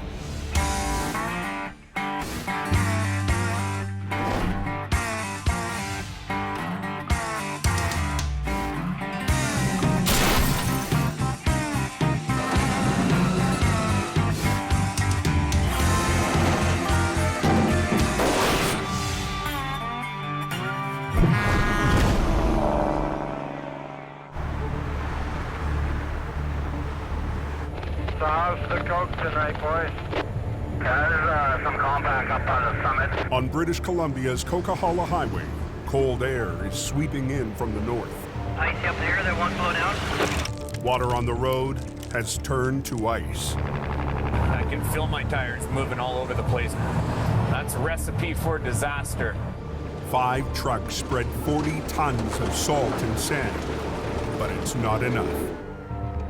I realized there was some kind of an incident there right at the summit. Just after 9 p.m., Jamie Davis Heavy Rescue rolls out. Delivery truck. One from the side swipe the other. New hire Howie Irwin is out the door first. Jamie's coming up behind me in the Rotator, so we'll see what's there when we get there. How? Last Thursday, Howie crashed heading to his first big call, Yeah, there's damage. forcing Jamie to pull the Rotator out to rescue one of his own. I'll turn around, we'll get you out of here. Okay. Less than a week into the season, Jamie is already down 1 truck. Blew the bolts right out of the wrecker body, look at this. And if things don't improve, he'll also be down a driver. I need a guy who can go in a truck and turn some dollars and bring some revenue in. Howie has to get on the game. The old Holmes wrecker might be a write-off. So Howie is now driving an old International tandem, pulled back from Jamie's new Alberta operation. We should be rolling up on it fairly quickly here. The Smasher is down to one lane after two trucks tangled up while descending the Coke's steepest hill. 63,000 kg of lumber here coming down a hill, 7% grade, and the roads are not in the best shape. Both trucks were fully loaded B trains. One slipped on the frozen hill and sideswiped the other truck. Somehow, their lumber loads didn't spill. We're in a bad situation. We're in a downhill curve. We want to get off the road as quickly as possible. When I saw the first one, I recognized the name on the door, and then when I passed the second one, I started laughing at myself because they're both from the same company. How's it going? Tire, rim, toolbox. All it's done, it just snapped off. I got squeezed into an area that's too small. Give me 5-10 minutes. For now, police have the Smasher slowed to a crawl. Jamie's on his way up for the second one, so he'll be shortly behind me. All right, okay. Cops want the road open. There's no time to sit around and shoot. It's get it up, get it gone.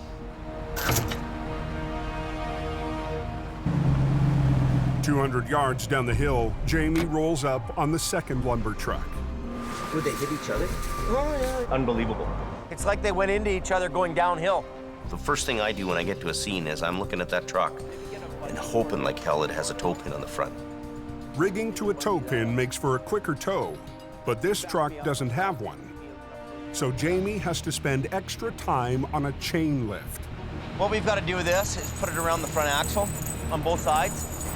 Oh. Up the road, the front end of Howie's wreck is so mangled, he's having trouble finding anywhere to rig up.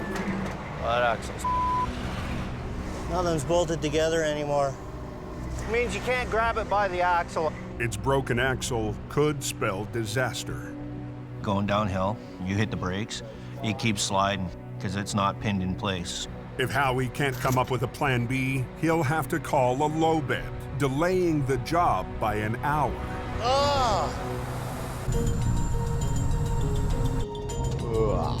20 miles away, Jamie's stepson Brandon is on his way to the wreck. Just got a call from Jamie, so I'm just heading out now. Keep going. He's been training in the hopes of joining Jamie's Alberta crew. Hey, got it. But when Brandon wrapped his truck around a pole, Doesn't that show you how quickly your life can change in a minute? Jamie had second thoughts. I don't feel comfortable I can send you in that environment. But he gave Brandon another chance, patrolling in the new quick response truck. Truck, it's behind these semis right here. Okay. This first stint for him out there went really, really well. Finally found something. I'm happy. Brandon is quickly earning a place in the family business. But tonight, he's feeling the strain. Been working a ton lately. I've just non-stop work every single day. I've aged probably like 3 years in the past week, I think. 700 miles northeast. Yeah, looks like they got a lot of snow down here.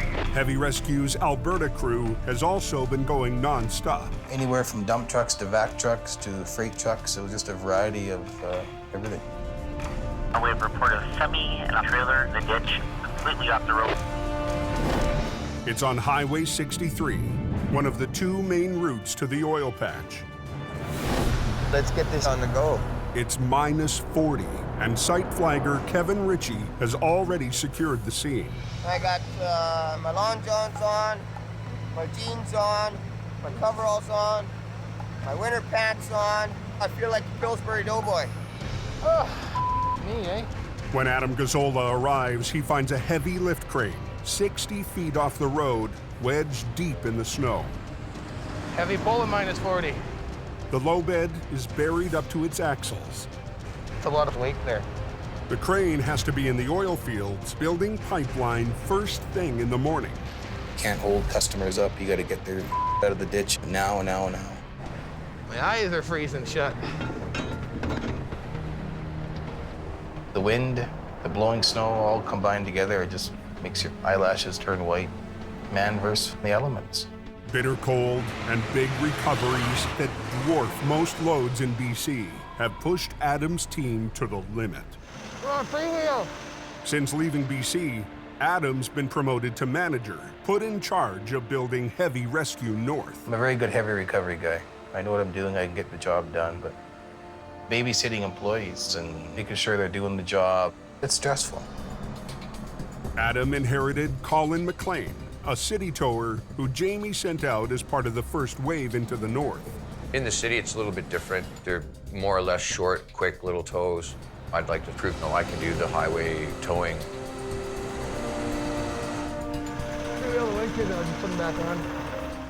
Tonight, Adam puts Colin in charge of getting the crane back onto the road. Colin's a city boy. We'll see if he can handle it out here.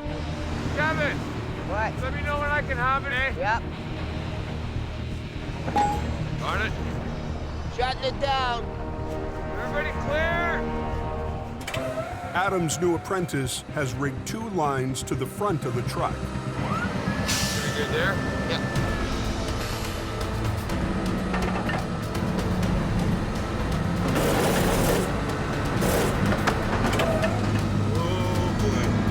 The bitter cold has turned the asphalt rock hard. Colin's spades can't dig in. Settle down.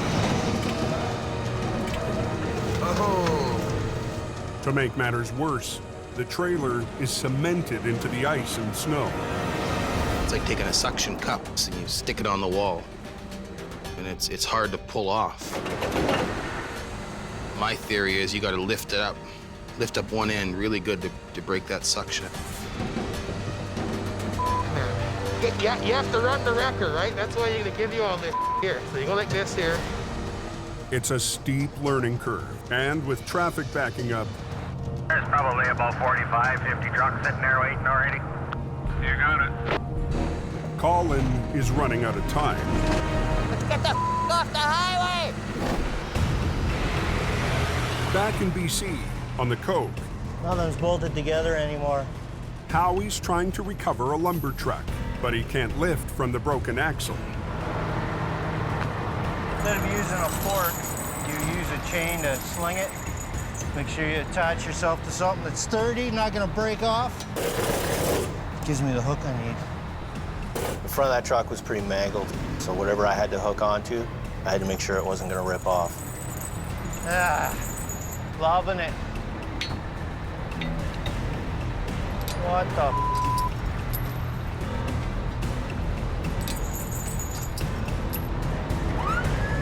After 20 minutes of careful rigging, he's ready to give it a try.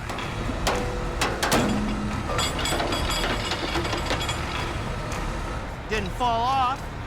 You'd count that as a win. It's on the hook, but it still needs to hold together for the ride down the Smasher. Okay, I'm gonna try it. Okay. It feels like it's rolling. The frame holds. 140,000 pounds of lumber can now head to the yard. It's all about being the steady Eddie and come up with a plan and make the plan work. Fight your way through it. Down the highway, Jamie is still working to get his rig on the hook. So this bumper's gonna crumple up. A little higher. No, we'll just see if the air's up. With Howie's truck cleared, traffic on the Smasher picks up speed.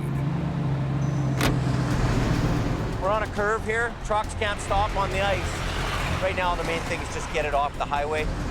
Brandon finally arrives on the scene to help with traffic control. Well, there's Brandon. Driving in there pretty hot. Right in the middle of the ice-covered highway. What is he doing? Brandon pulls a U-turn. Brandon! Go, go, go! Me! In BC, an early storm has brought snow, rain, and a layer of ice to the Cove. Little slick. It has to be bungee. Jamie's trying to clear a loaded lumber truck from one of the most hazardous spots on the highway. We're on a curve here. Trucks can't stop on the ice. Brandon arrives to help, Get out of here! but pulls a dangerous U-turn. Just tell him to go, go, go! I watch him turn around on the live lane. There's traffic barreling down. Hey! I'm yelling at him. I don't want him getting killed on this highway. He cannot do this. Hey, Bannon, back up and get right over tight over here. You're gonna get hit by a semi, man. That was a bad move. Wow. That's crazy. Man, just unbelievable. You gonna get out of the truck or what are you gonna do? So what did you turn around for then? How about stop at the lip? How about what? How about stop at the lip? I'm not lipping you. You've been lipping me ever since I got here. It was dangerous. There's no one behind me. I know, you don't ever... There's this one vehicle that's just passed. Like, I don't want to argue with you. Holy moly. I've watched that kind of stuff happen right in front of me, lots. You make a wrong decision, you make a wrong turn on your steering wheel, and then you're done. He doesn't realize how close he could have come to getting hit by a semi. What was the excuse for blowing the U-ball?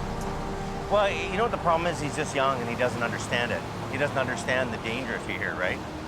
That was a total rookie move, right?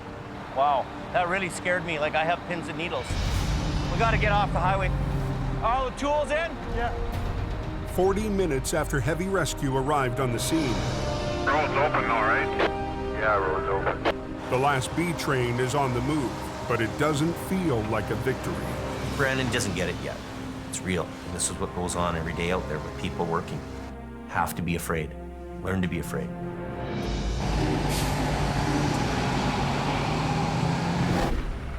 Does anyone know how long the highway will be closed for? In northern Alberta, Highway 63 has been shut down for nearly an hour. Welcome to Siberia, boys. You gotta work the truck. New hire Colin is struggling to pull a 100,000-pound load out of the ditch. Well, I'm trying to pull up, trying to get the wrecker to bite into the ground, and it doesn't. Traffic is now backed up for 3 miles. If I look at him and I see that he's not doing it, I'm gonna take over and do it myself. So Adam repositions the wrecker in a straight line with the rig. Off in, I give her gas now. He sends Colin to put the truck into gear to help with the pull. To break the truck free, Adam lifts the rig to release it from the suction of its bed of ice. She's in there pretty good.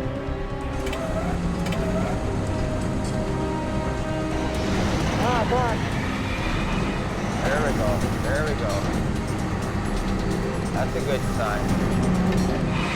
With the suction broken, Come on, baby. Let's go. it's time to pull.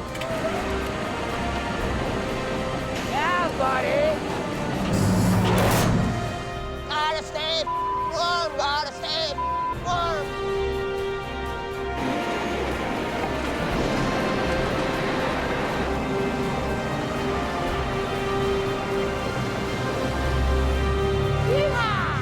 I think we got us a fish, boys. Be home back in time to have some nice hot chocolate and bacon and eggs. Okay, I'm sending. Highway 63 is back in business, and the crane should make its morning appointment with the pipeline. You got a big fish. Right. You gotta work the truck. Yeah. Right? You got a fish. What it is. I am a little bit concerned with Colin. He's just kind of hold the lever on, and if it doesn't come out, then he's kind of buggered. Like, I don't know. I'm a little bit worried about him, so. I'm a no-bull guy, and I make the right decision that needs to be made. I don't have to even second guess it. But guys like him, they're looking for somebody to tell them what to do. If you can't make that decision, Let's go. we'll work for somebody else. We're paying for the rent for this one.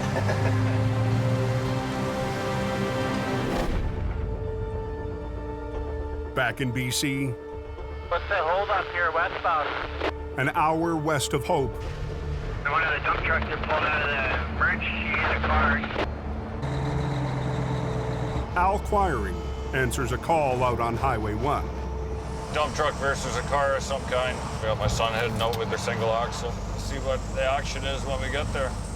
Like Jamie, Al is teaching the family biz to the next generation. First real MPA with my dad. Get the road clear, and get this freight moving is my biggest worry. 17-year-old son Kerry is training on a 1973 single axle. acquiring family heirloom. He operated this when he was my age. Here we are today with me behind the wheel. My kid, he gets right on the edge of his seat. Calls are going on. He wants to be the guy doing it. These guys are going the wrong way. A dump truck sideswiped a car. Now the country's main east-west artery is slowing to a crawl. Both drivers are fine, but their vehicles weren't so lucky. How you doing? Very good today. Doesn't take long on that Trans-Canada to get a mile of traffic lined up.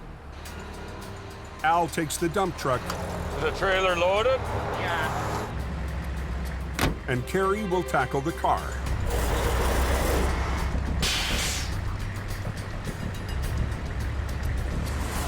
Oh, yeah.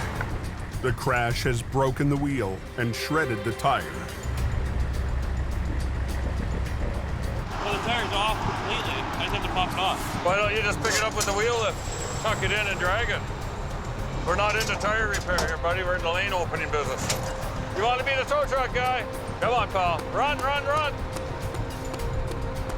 He's green to the business. Want to make sure he's doing everything all right. We got to, progress with keeping that road open.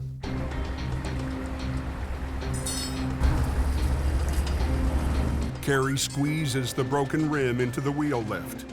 It's not textbook, but it's quick.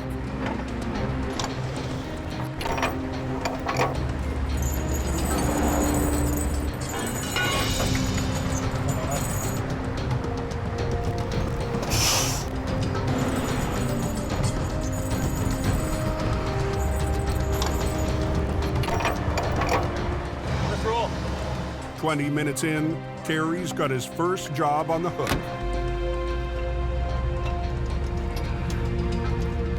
But not for long. Felt the vibration. This thing's a dolly job. He might have buggered up a wheel bearing or something. If it is the rear wheels, he can lift them off the road with a dolly. Why are you towing it like this? Huh? It's not all-wheel drive. I know it's not, but I can't tow it. Well, your PTO's probably on. Oh. That'll be it. In his rush, Carrie forgot to turn off his power takeoff, which directs power from the tow truck to the winch system. You got to make sure that knob is up, right? The oversight caused his back end to vibrate. Take this. And if you go in the middle. Okay, you're good. He's my guy. Prince of the Coquihalla right here. Right there. He's the king. Carrie chalks up his first win for the family business. It's a confidence builder. Having my dad there. Go home, think about what I need to do to make my towing better next time.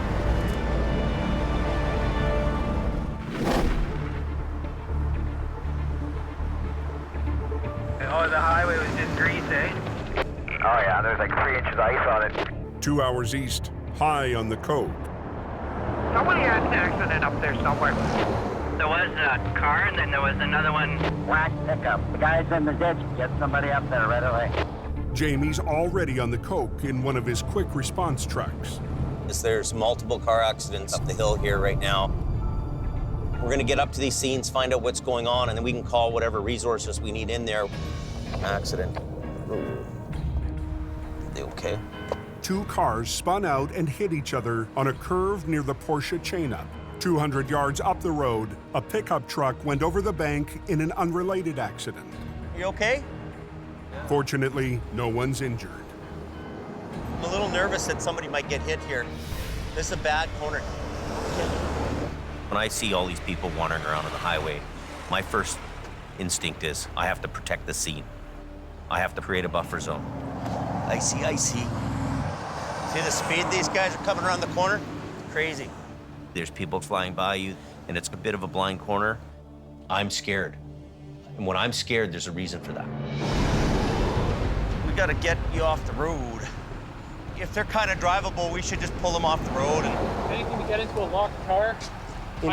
Locked car, I habitually lock when I open the door. So this one won't start? No. One of the guys locked his keys in the car. One car won't run, so I have to wait for a tow truck no matter what. Dispatch. Yeah, I want you to roll everything you got there, every truck.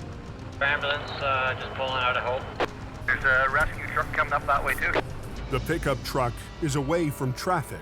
Come in here. But the driver has been wandering the highway. Here, get in there and stay warm, partner. I'll turn the heater on. You're a little bit shaken up, eh? Yeah. He seemed a little worse than the other two guys. He's delirious, he's not, you know, focused. We put him inside the truck so that he can warm up a little bit.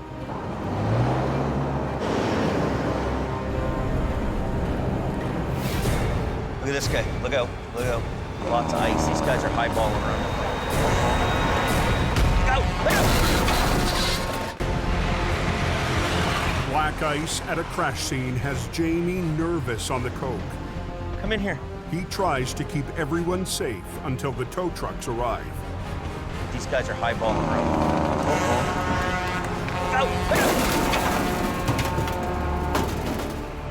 I look over my shoulder and I see a semi and it's like, oh yeah, here it comes. Bang.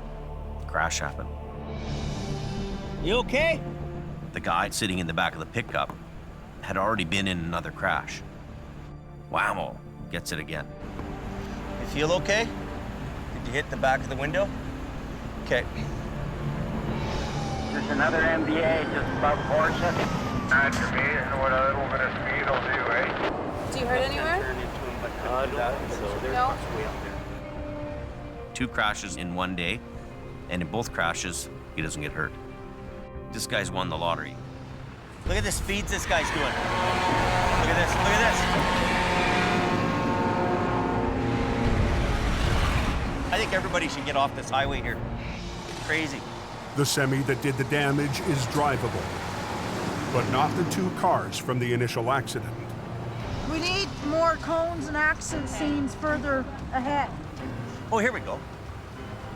This is one of our guys here. You have an unlock kit? If you want to unlock this guy's car. Look at the speeds coming around here, man. This is unbelievable. There's going to be another accident here. Look at the girls here. They're in a really bad spot. Amanda Shar. Leave it. I'm not putting anybody else, especially now it's getting dark. So. It's not safe. No. Good. It's sundown by the time the cars are cleared out. But there's still the pickup truck to recover. The job goes to Howie. Come on.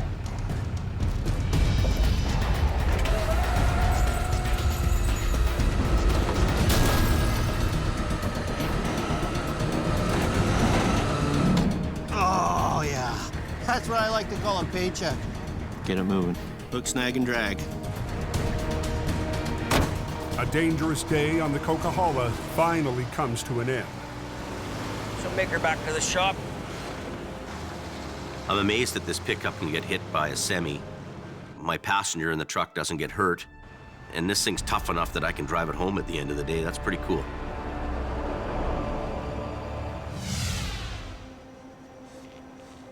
So it's pretty bad, this accident, hey, James? Doesn't that tell you how dangerous it is on the highway? Hey, buddy. Hey. Look what happened. Holy what? I'm just blocking the accident. And the semi that's in this lane slides on the ice, give it one good hit, it went 100 feet. This could happen to you. The trucks aren't invincible, and you know, you can get smashed just like anybody else out there, right? We've all been teenagers, you know, we've all made mistakes, and we're still around to talk about it. But there's certain people that make mistakes and do the wrong things and aren't afraid, and they're not here. Nobody's gonna say, hey, oh, it's okay, Bran. You're the guy who's gonna pay the price. Well, I knew it. It's just, it's not worth the risk, right? Because risking it on that hill is just, it's not worth it. That's the lesson. That's the message. Yeah. You hit a home run right there. Yeah. In 1 second, it can change. It can all end. And that's just how it is on those highways. You're getting it, right? Oh, yeah. Trying to, at least. Trying to. It's starting to add up to him. That's what impressed me the most. He's starting to understand what's safe and what's not safe. You need to learn this lesson too, right? In about 11 years. If you don't learn to be afraid, that's when you're gonna have a problem. You need to know to be afraid.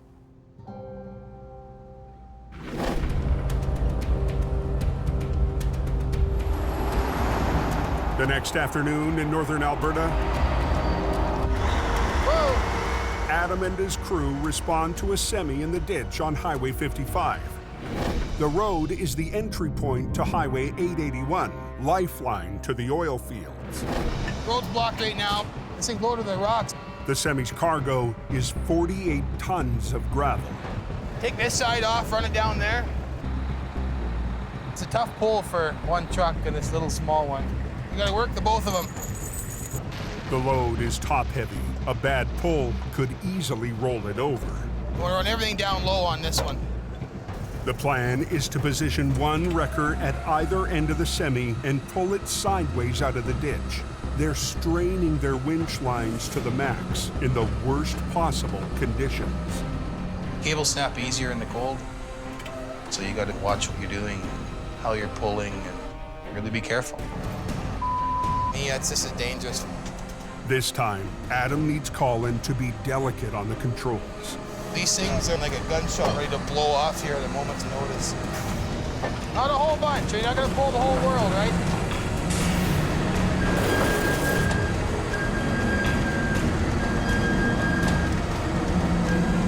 Pull, Phil. Whoa! Colin does as he's told, but the semi won't budge. Tear down. Well, we'll get Phil on here. There's no way we're gonna be able to pull it up that way. So we'll get you kind of in here on an angle a bit, but we won't block that road off. Adam decides to reposition both wreckers to the rear and pull the truck out the way it came in. Put a chain in each wheel, pull up, and then back up tight into here, and then go. That way we'll get a dead pull, and we'll rip it right up over. I hear them talking about those are lined up for you, eh? With traffic backed up, Adam is feeling the pressure. Let's go, come on! Let's go! He needs his team of greenhorns to pick up the pace. It's hard to soar with the eagles when you're flocking with pigeons, right?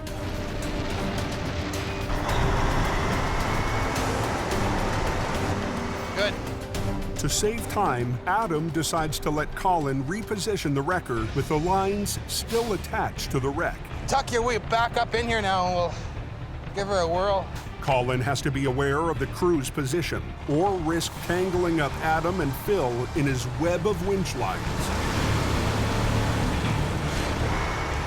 Colin needs to be cautious. Other way, other way, other way, other way, other way, other way, other way. What was that you said? Back up, back up, back up. You're running a cable. Hey! Back up! There's guys that can operate wreckers, and there's guys that can only drive them.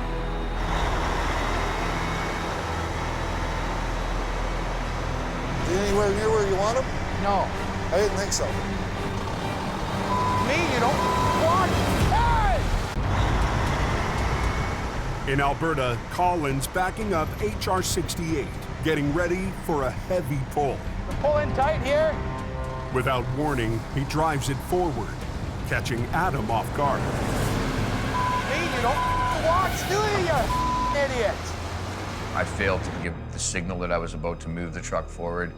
It could have been bad. Watch what the you're doing. Use your mirrors. You almost took his hand off. You almost took my leg off. Use your eyes. He just does not pay attention. If I just sit there and let it happen, then somebody's gonna get hurt. Look in your mirror before you cram it in gear and go ahead.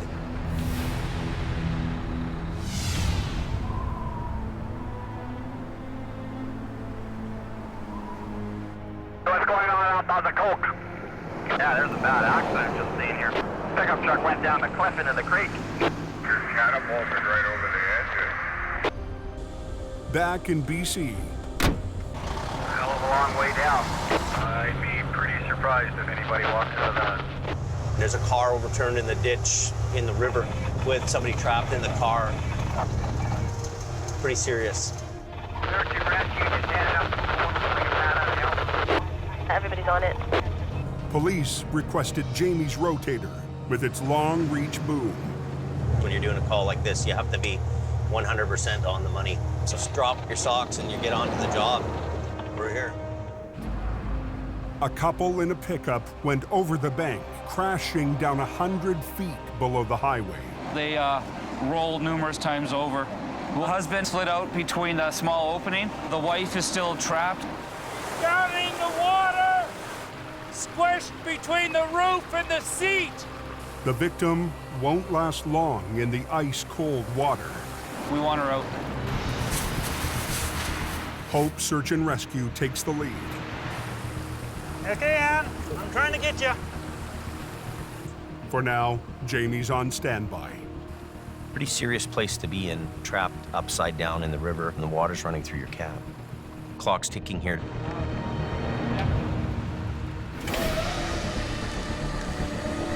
Watch yourself. Yep.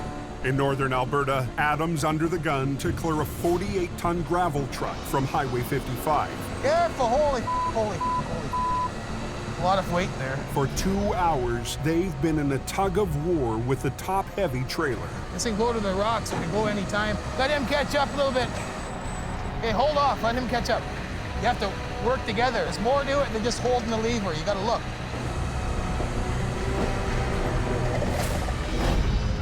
High lines from the two wreckers pulled the truck upward to break it free, while HR-68's low lines pull horizontally to roll the truck onto the road. You gotta keep pressure on that low line. I'm trying to. If Colin isn't coordinated, he could snap a line. I don't want to see anybody get hurt. But I need to step back, think, and get the job done. Watch your front end. Yep, I can feel it. Low line, low line.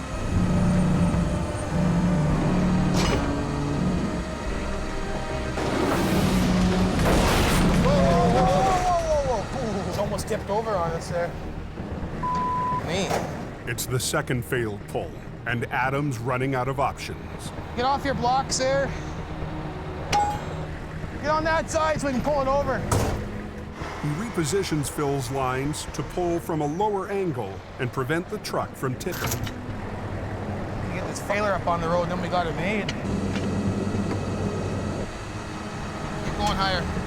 You know, pull on the low one, lift with the left, and then pull on the right? So you gotta break the suction and then pull, break, pull, break, pull. All you gotta do is just get one end up to break that suction and the rest follows. Pull just a little bit more.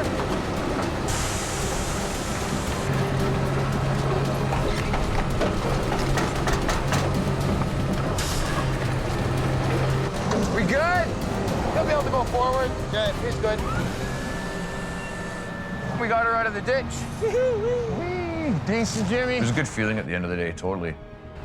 Done like dinner. 48 tons of gravel is back on its way, and heavy rescue can finally head home.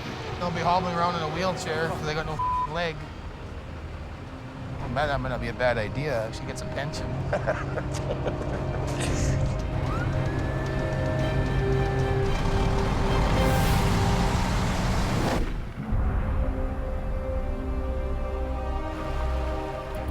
Back in BC, as daylight starts to fade. I know, I'm scared too. A woman is trapped after her truck hurtled down the embankment. I need extrication equipment, cutters, spreaders. Right now, she's conscious, she's breathing, scared, cold. It's getting darker every 5 minutes here, it seems like. It's gonna be black before you know it. Darkness adds time to everything. Her opportunity of survival is going to be reduced. We need to shed some light here. Jamie deploys the Rotator's 54,000-watt light tower. That work there? The Rotator's cutting-edge equipment. We can light up a scene like a baseball field. If you're the person that's down in a river and you're trapped there, having a little bit of light, you notice the difference. Looks like they're coming down now. Okay, your hand, watch your hand there. Get down a little bit more. In the Rotator's light, crews hoist down equipment to cut the victim out. Disconnect and we're gonna slide it over down this other edge here. Hang tough, Ann, I'm cutting right now. We're gonna get you out of here. My arm is all numb. Stay on. We're gonna get you out of here. My arm is all numb. 100 feet down a steep bank off the Coquihalla, a woman clings to life in the wreckage of her pickup. The water might rise, the vehicle might shift, and it's all about timing, so you hope for the best. There's gonna be some popping and banging and... Your eyes closed, Dad. Okay, Ann. Just hang on. Hang on, Ann. I'm trying my damnedest here.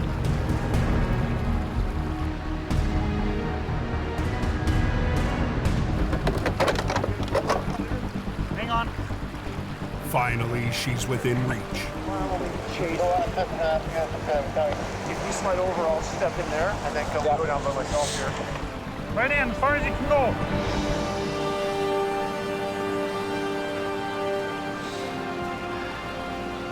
Tell them to get the heat on the truck high. The woman's suffering from hypothermia. They've got to get her to the hospital fast. This is what you would call a technical rescue. There's special rigging and gear that has to go into this, and it has to be done right. We need a rated anchor point. It's got to be something stationary that's not going to move. I can give you a strap around the axle. This is where they're going to attach into. At this point, bringing her up is treacherous. It's really cold, -10, -15. Over 15 now. Nick was over here. Ready.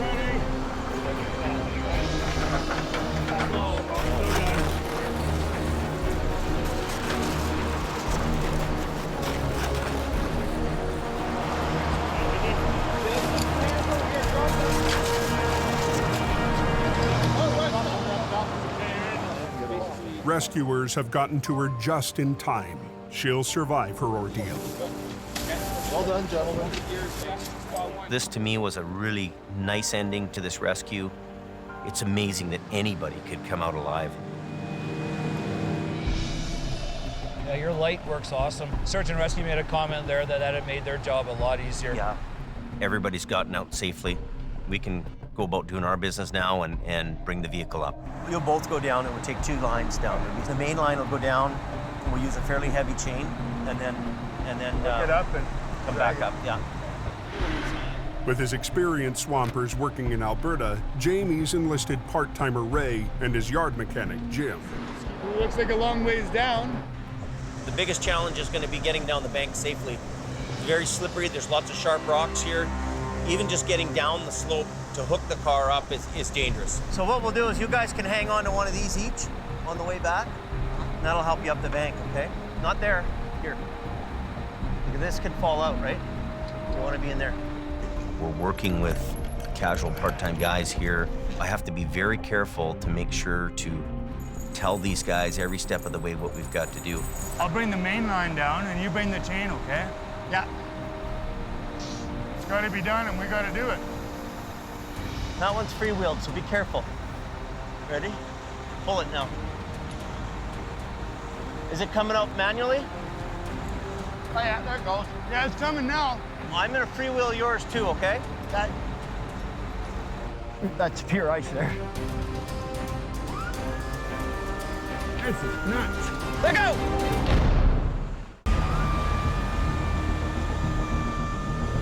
This is nuts. On the Coquihalla, stand-in swampers Jim and Ray scale down a 100-foot slope toward a wreck below. Okay. Yeah. We're here.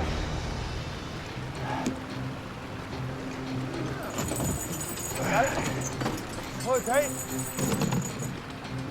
That should be good. Is it all tightened up with the chain on? You get a good bite around the axle there? Yeah. Small lines underneath? Yes, sir. Traffic is already bottlenecked, and it's about to get worse. We're gonna shut the highway down so we can move around and not worry. This bank is so far out, we wouldn't be able to lift it. Not enough reach. That's pure ice there. Jamie will have to drag the wreck 60 feet up the slope so it's close enough to lift. We're steering around these big rocks. You know, if you hit a big rock, it's going to be quite a hard thing. 2 years ago, Jamie tried a similar move.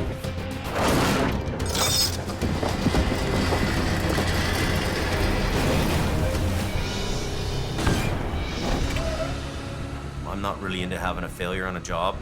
What I need to do right now is clear the wreckage and open the highway.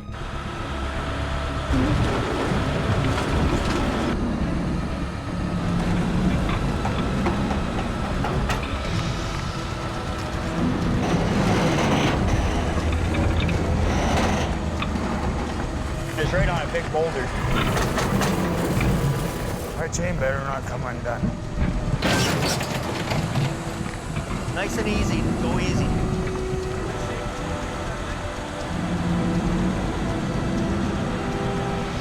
Bring it up over the guardrail. Not much left of that thing.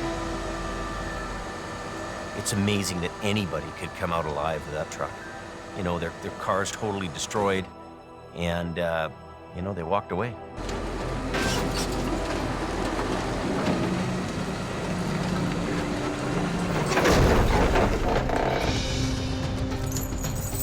Those guys are really are lucky. We're gonna move this to get the highway open. They'll hook that up from the front end and he'll be gone. Okay, coming. 4. That's perfect. 6 hours on the scene and the road is finally clear. It wasn't the biggest job of the season, but it might just be the most important. It's not always about the money, it's about being there to help people. Well, there's a satisfaction in that you'll never measure in dollars. You know, it's service before self. Next time on Highway Through Hell. It's a real gong show. Weather chaos paralyzes the coach. Wow, backed up for miles. A mountain vet. How do we get out of here? And a city boy. How's my front wheels? They're good. Battle an icy hill. Get out of here! Get out!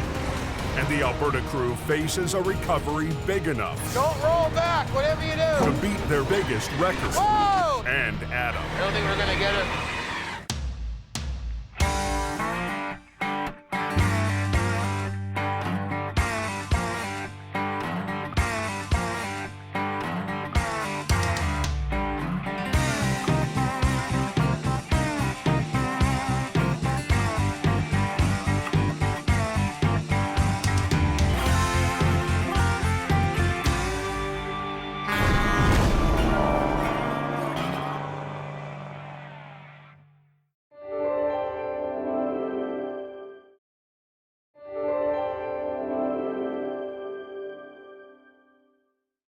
This time, on the season finale of Highway Through Hell. After a winter of battles on the coast, Went off this tree. Heavy Rescue's toughest season ever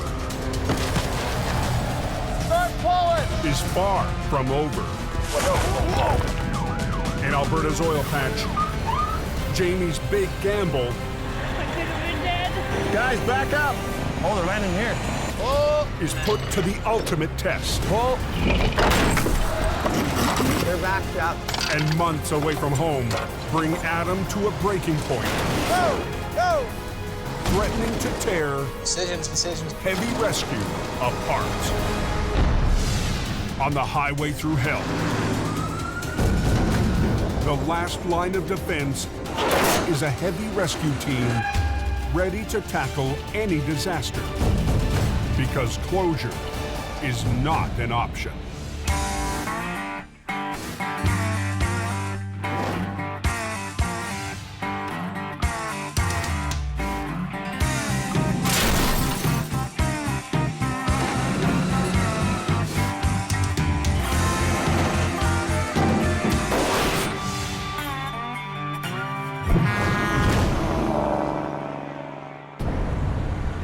Flashing slippery. Oh yeah, okay. That time of year. The first signs of a spring thaw have hit northern Alberta. Just real ugly mess up there. After months in a deep freeze, melting snow turns the oil patch highways into a slushy mess. It takes one bad decision to go from hero to zero. At 1 p.m., Peace Officer Larry Baker heads to a major accident. Charlie 1 from 8714. We have a call on Highway 63 for a transport truck versus a car. Injuries are unknown at this time.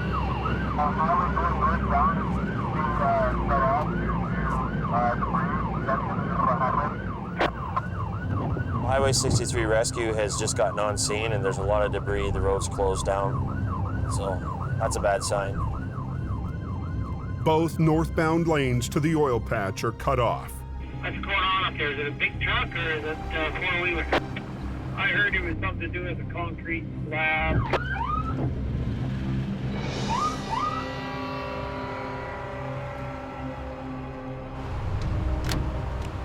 He was on the road. I think she went up the fast, or she was in that fast lane, come across, caught some slush, and it got hit on the passenger side. A pickup truck tried to pass in the fast lane, spun out in the slush, and got T-boned by a semi-trailer loaded with 30-foot-long slabs of concrete. When the semi made that impact, it hit his brakes as hard as he could, and the whole load shifted forward. So it pushed the whole load right into the back of the truck, so the truck can't move. And so I was sleeping in the bunk. Yeah, I wake up and there's the bunk right there in my face. Oh, I could have been dead. First wreck I've ever been in. Happened so fast, nothing I could do.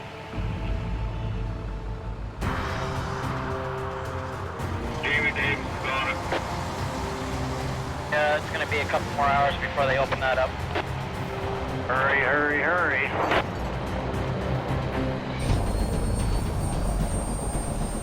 Oh, yeah, there's a chopper. Yeah, that's not a good sign when that comes in. The woman driving the pickup suffered serious injuries. She's currently going to be airlifted to Edmonton. Oh, they're landing here. Guys, back up!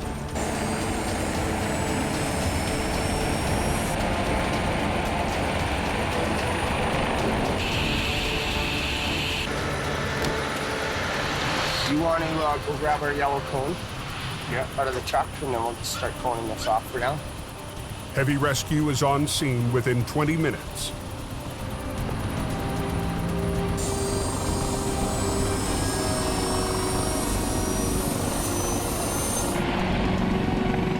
With the chopper in the air,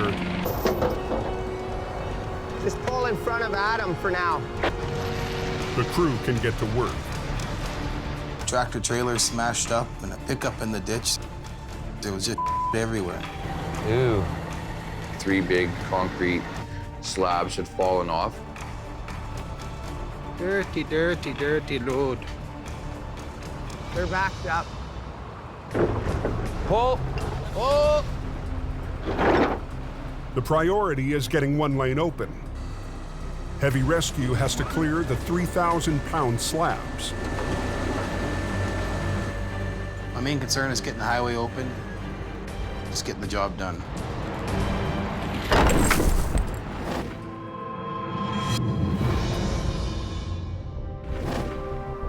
"800 miles southwest, back in BC. So we're gonna need a fair bit of rigging.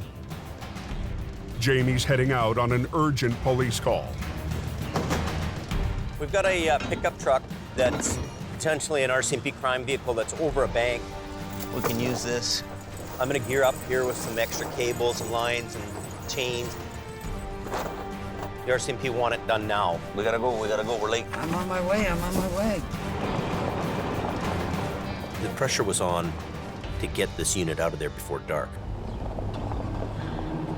The stolen vehicle was ditched high up a remote mountain road 40 minutes west of Hope. Well, all we can really do is speculate. This is some kind of a serious crime vehicle.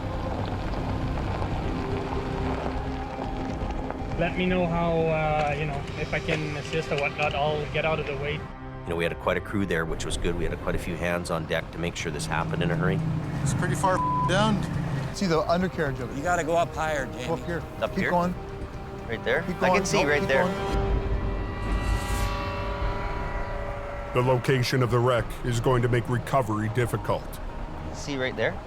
So Jamie's brought along his lead BC operator, Howie Irwin.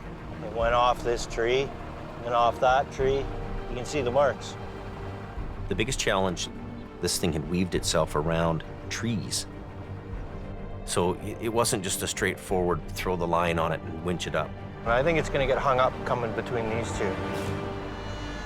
Maybe we have to take 2 turns, but this is the most clearest route, I think. Okay. Heavy rescue rookie Wayne will rig the pickup. Make sure that that thing stays in lock, not freewheel.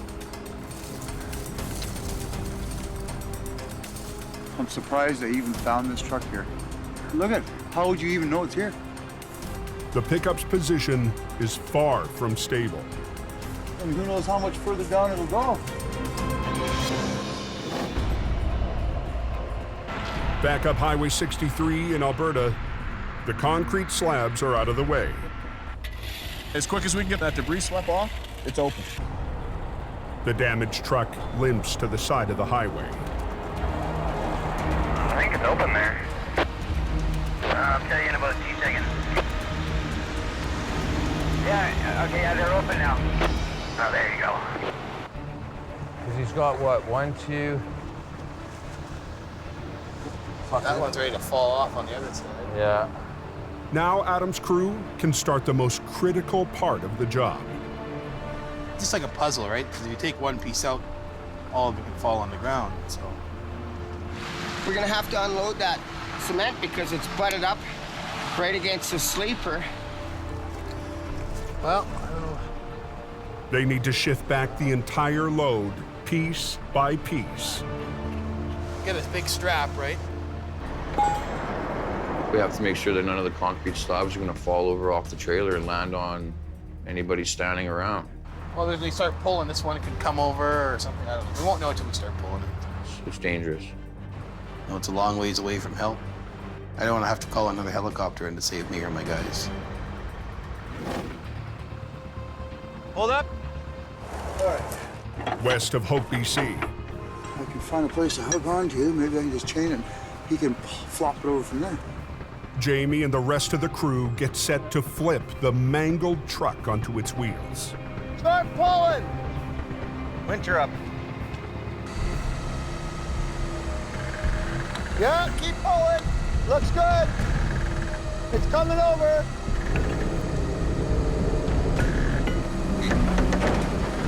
Pull it. Stop. It's coming ahead, but the tree's here. Let me go have a look down it. I hate going down these. I don't want anybody to be hurt. It's quicker and easier for me just to go down there and show him.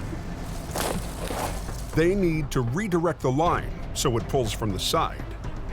I can use this cable, wrap it around that tree, and then go to the truck and then flop it over.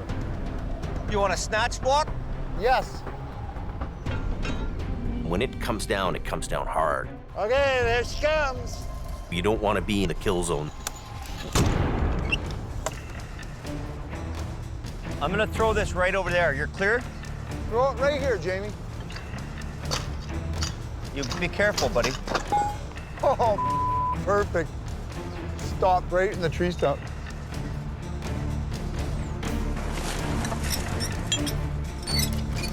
Now let's hope this tree is nice and strong. They rig a strap to another tree trunk with a snatch block, redirecting the line so they can pull the truck over. Ready? Back up.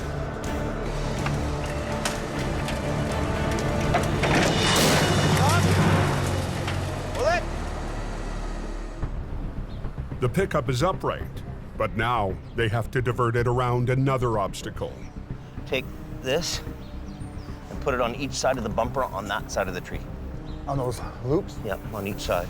Yeah. Wayne, he hasn't done this recovery work before. Kind of a new area for him.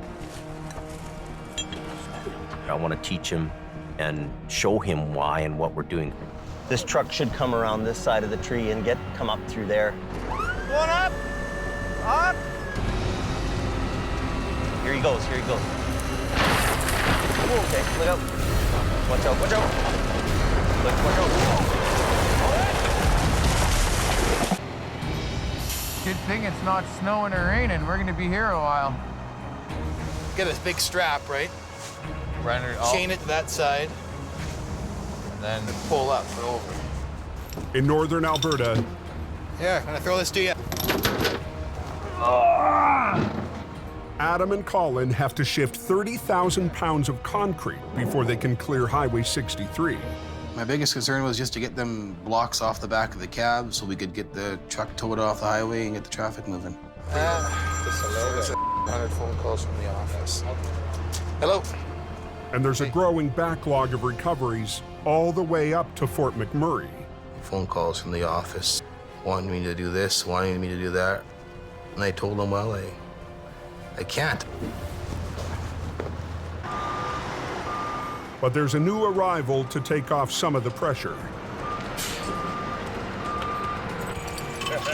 Ken Monkhouse has been away from heavy rescue since a close call early in the season. I was too shaky. I lost my nerve for a couple months, sir.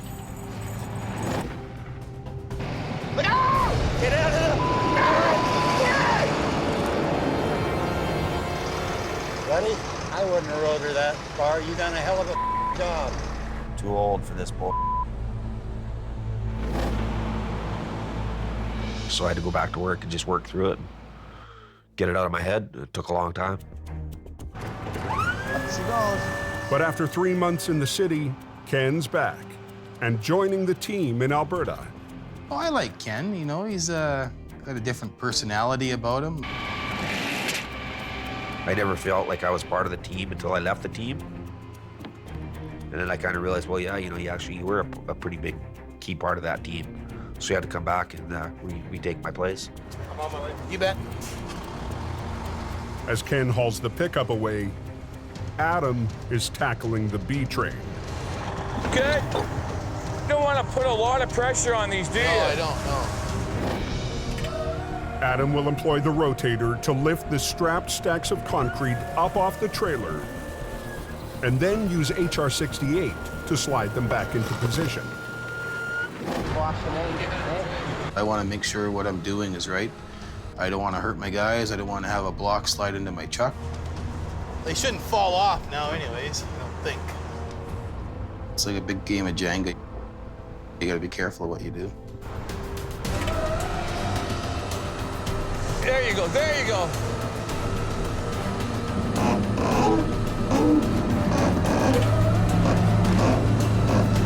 Oh, yeah. Going. It's a kind of a finesse kind of job. I don't need no rip and tear right now, so we gotta be careful. Like everything's on the verge of falling off. You got it? Kevin, backstrap, backstrap. Take this off? Yeah, is it tight? Yeah. Be careful with that. All it would take would be one wrong move, and bottom slabs could slip out, the whole thing could come down, and I'm the guy that's standing on top of the pile. This one? Yeah. We'll just take it off and then we'll throw it over, but just let it go slowly. Okay, we'll take it, we'll throw it over top. Tighten it? Yeah, tighten it. Not super tight, but... Just snug. You know, don't tighten it up too much, because the second one we're gonna move is gonna run right into it. Yeah, that's good. Just so it's taut. So it's what? Taut. Taut. Taut. Taut. Taut. It will be a balancing act. Right to the end. You got about another foot to go before you clear the deck. Okay. Off a Forest Service road west of Hope, BC, Okay. Going up. Jamie and his crew fight to get a stolen truck up an unstable slope. Okay, look out. Here he goes, here he goes. Watch out, watch out. Watch out. The pressure was on to get this unit out of there before dark. The RCMP wanted it out of there, so, you know, we had to perform. But the truck is caught on a tree, and the line is straining with the load. Get way back. Get behind a tree. This is a very hard pull right now. So if you're behind a tree, Yeah. You know, the whip will hit the tree and not you. You have to keep in mind how much energy is in that cable when it breaks. I've seen them cut right through light bars, cut beacons in half. Watch out, Don.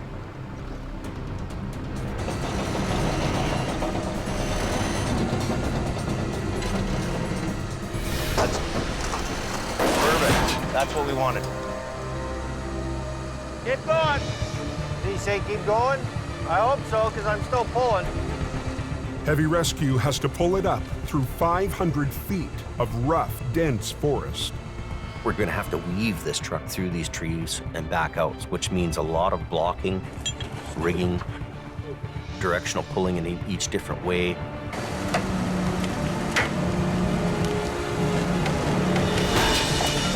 Perfect.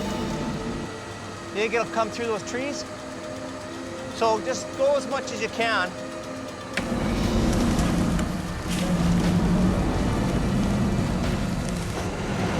When we pulled it up, we just kind of steered it between the trees using snatch blocks, pulleys, and chains.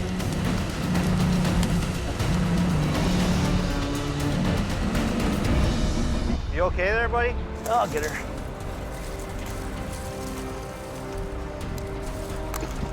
That's one thing about this job. Hey, man, you ain't getting up that bank without climbing, so it actually forces you to do a little exercise.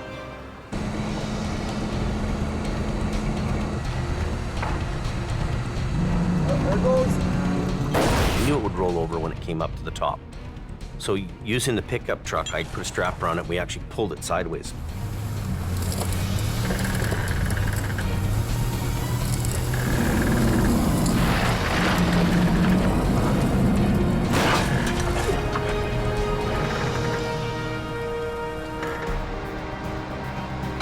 We've kept the RCMP happy in their investigation, and it's not staying over the bank one more night.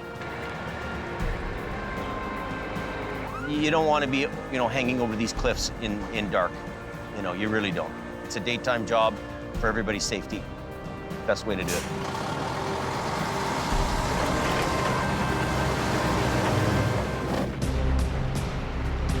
You gotta pull, pull. On Alberta's Highway 63, Heavy Rescue North is grappling with massive slabs of concrete. Just want to get out of here. Get off the road. We got calls on hold and everything else. But it's a painstaking job, putting extra pressure on the boss. Can you go up a bit? Oh, more? The last thing Adam needs is another problem. Lines all. These lines are all as usual on this thing.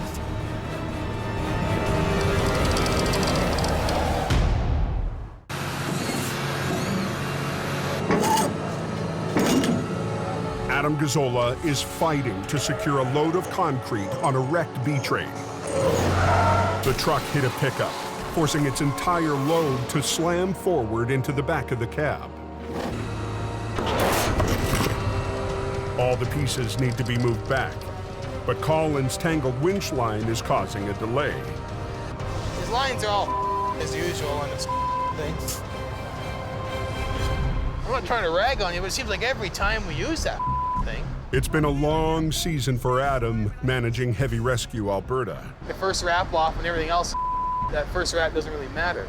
It's a common occurrence. Every job I go to with them, we're constantly yard lines out with another truck. But Adam's struggles here have paid off for the company. Hook your winch line to the back of that trailer and yard it out. Well, I think it went okay. It takes a group effort. Pull on that cable. I think I done great, Whoa, hey. Me, man. We had a lot of good months there, but it's lots of hard work. I've always kind of looked after things if Jamie left town or something like that, but never to this extent. We're gonna use the red one or the blue one? Well, hopefully it works. With the line straightened out, the crew can return to the delicate balancing act. The biggest challenge was making sure that we kept the integrity of the load together without anybody getting hurt or injured or killed. That's everybody. And we got it done in a nice, timely fashion. We're gonna tow the truck and trailer back to our yard. As Colin prepares to haul the trailer away, Go up more. Adam's mind is already on the next job. I got people relying on me. I can never really relax. Being away from the family, being out there, handling new people, being a manager. I think this year for Adam had to be his toughest year ever here. The work I'm used to, but I'm not used to the mental exhaustion. And the worst hardship up north has nothing to do with work. My biggest sacrifice was my family. They sacrificed the most. I miss my family while I'm up here. Well, family means everything to me.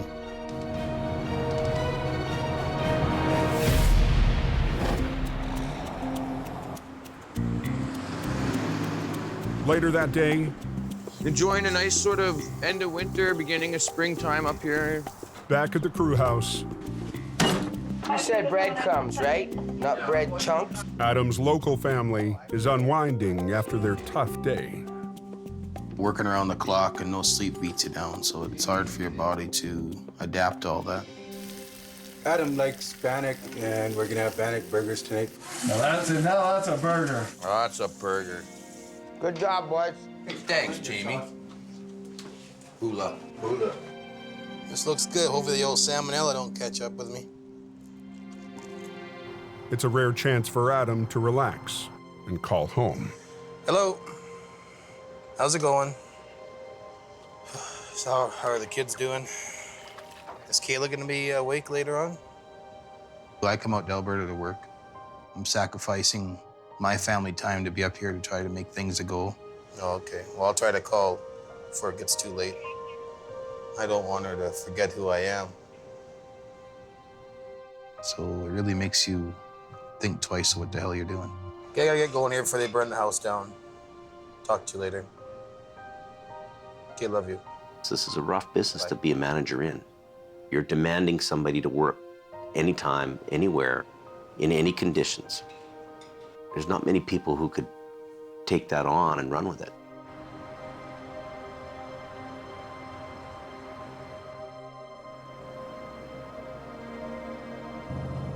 The next day, Adam heads north up 881 to consider his options and visit a familiar face. Ta-da! Yep, new truck finally. Couldn't wait with Jamie anymore, so back to the oil patch, brand new truck.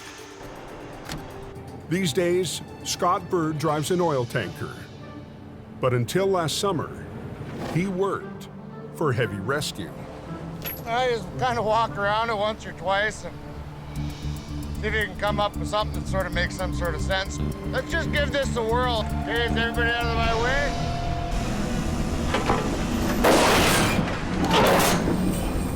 Okay, let's rig her down, boys. Right on. How you Good to been? see you. Can I come and check out your digs? Adam's here to get a taste of living conditions for truckers in the oil patch. Snacking fridges and the ice cream fridge. I wonder why we can't get any drivers, eh? Hey, you'll like this. Laundry room that doesn't take any quarters. These are our digs. Nobody sleeping in the bathtub like our place? Nobody in the bathtub, man. You know? Can I borrow your quarters for laundry at home? If you need to, you can. Well, I can't even say you guys are spoiled because it's what you guys deserve. Well, that's what everybody in the oil patch gets, you Especially know? when you're away from home all the time. There's our slots, our pay stubs are all in there, you know? I better not show you that. You'll get you hanging off the end of the boob. I think Adam's getting to the point that he's needing to do something different, you know? Okay, buddy. Appreciate Take care, it. Yeah, be safe. I'll see you around up here somewhere soon. Yeah, you betcha. Thanks a lot, eh? Walking through Scott's camp and then heading home to what I gotta go home to, it's like, holy yeah.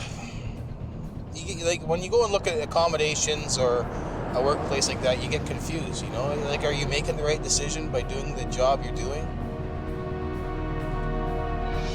Maybe it might not be a bad idea to go work for the company Scott's working for. Decisions, decisions, decisions. Go home on my time off, run my tow truck, and be closer to my family.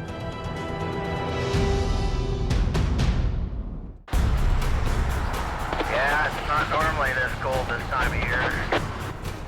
In northern Alberta, a sudden drop in temperature has brought fresh snow and a layer of ice to Highway 881. I layer myself up and I'm good to go. Half an hour north of Lac La Biche, the slippery conditions have taken their toll. That's amazing, eh? That truck's in like 3 pieces, isn't it? This I can't believe it. Last night, a pickup swerved to avoid a stalled tanker, lost control, and was T-boned by an oncoming semi, tearing the pickup apart. The Rotator is in the shop for maintenance. The only heavy wrecker they've got is Collins' HR-68. Okay, so what do you want to do first? We'll lift that thing up there on them. Okay. They start with the smaller truck and its trailer. Okay, so let's get this unhooked. The cab has almost been ripped free of the chassis. If Adam can fully separate them, he can stack them on the flat deck. Okay, let's put a chain right up here. Wrap a chain here, we'll put lots of cable out. And you just give her, this might lift up enough to break something, you know what I mean? I'm just gonna give it a bit of a tug, see if it comes apart. Well, I think you're good right here. Nice, gentle touch.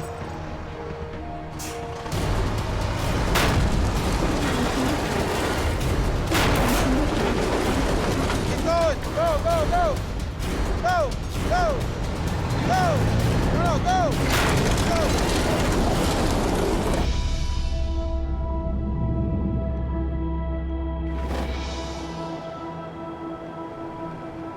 Back in BC, a late blast of winter is hitting the Coquihalla. Anybody tell me they're making it over the Coke with no chains, or they still got a chain up? They weren't having any trouble yet. It just come down, but it's still pretty good. Check the weather forecast. Up near the summit, Al Quiring and Gord Boyd are ready for a busy afternoon. Spring storms are the worst here traditionally because they got so much wind, they carry so much moisture from offshore. Winter's never over till it's over. At 4:30 p.m. Yeah, this guy right in front of me, he ripped up all his chains. You can come get him, please. Copy.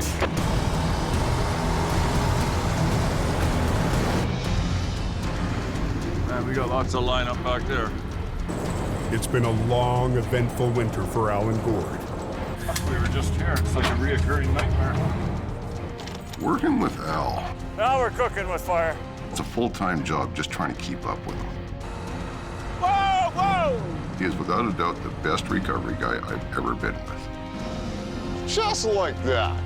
With Jamie's new focus on Alberta, Unbelievable. they've had to work harder to keep the Coke open. Show me your chains. I had a few chains, I put them on, but the weather is bad and the tires were spinning and they ripped them in pieces. He's used them once, it's tore up, and what it's done is left this fella stranded out in the middle of nowhere, and we've had to come and save him. You compare these chains, these are what you use up here on the Highway 5. They're a Canadian standard logger tread, tough as nails. Put it in drive, give her some throttle. Don't go too fast because if I'm gonna brake, I'll go right into it. No, it will be fine. Says everything.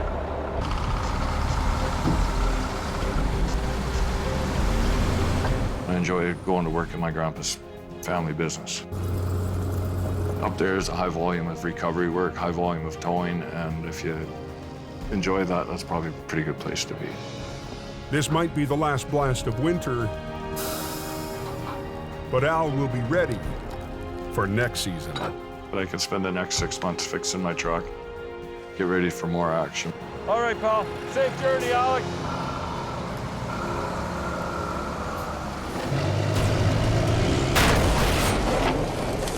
Back up on Alberta's Highway 881. Keep going. Go, go, go. Go. The crew is still trying to rip the crumpled truck body from the chassis. You know what? Give her one more jolt.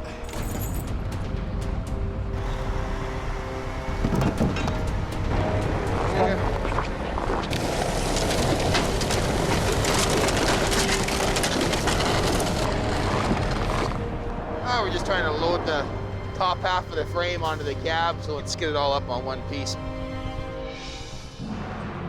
But the wrecked semi will be a heavier recovery. If we grab that back end of the trailer and get it facing straight up the bank and just pull her straight up. The semi is loaded with rig mats, platforms that support oil field equipment. The total weight, 80,000 pounds. I would throw a few more chains on there, chain the out of her down. Like, this thing looks like it could pull half the world, so. The trucking company has sent in some special backup. Oh, this thing would be great on the coke. This oversized workhorse is used to transport heavy payloads in the oil patch. The $1 million bed truck has an 8x8 all-wheel drive, a powerful winch, and 2 steering axles. Amazing, I tell you. You'll just back down anywhere. They're banking this truck has the power and maneuverability they need. They're prepping them load of rig mats. They're gonna try to pull that corner up to square them up on the trailer, and then chain them all down. And then we're gonna hook on her and drag her the up.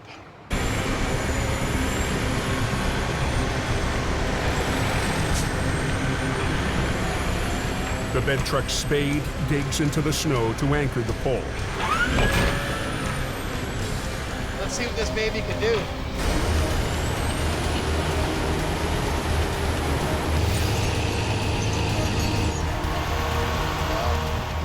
But the semi isn't budging.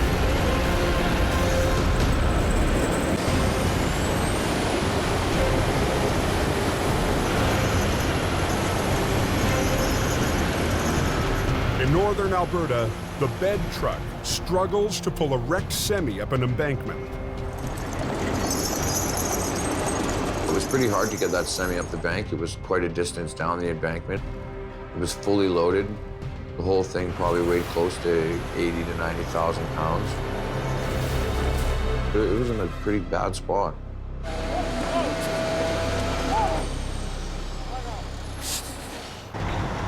It's up to heavy rescue to make up the difference.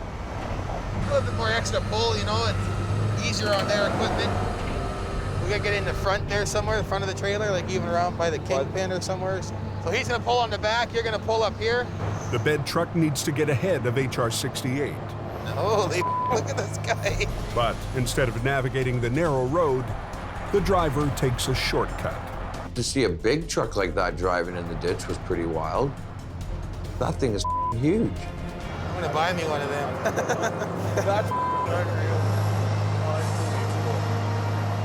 That is one impressive truck. With a 40-ton weight so deep in the ditch, Adam wants the 2 trucks side by side for maximum leverage. Adam's truck looks like a 1-ton compared to this.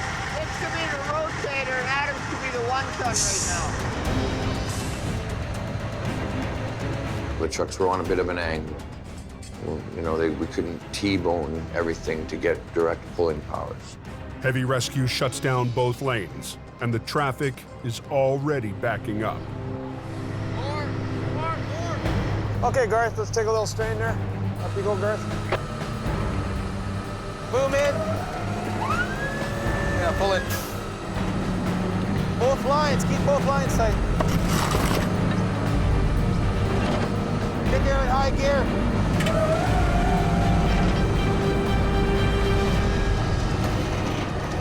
Keep going. Put them winches on slow speed. There, it's coming out of there good now.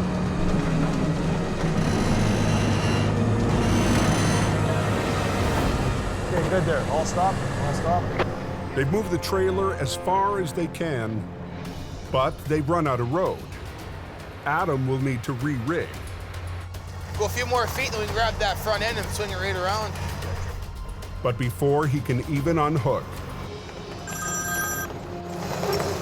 Hello. Well, there's nothing else between this one's booked to go do another one after we're done this. I work 24 hours a day. If I'm not driving a truck, I'm dealing with drivers. I'm getting phone calls from the office at 1 or 2 in the morning, so my job is never done. Okay, you bet. Off and stop.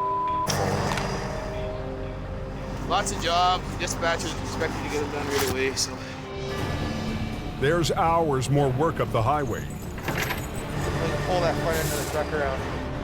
But this job looks like it's almost at an end.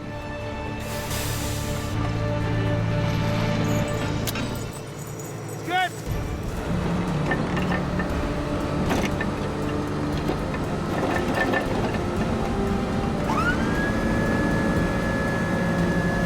Watch that front end. Watch that front end. Look at that.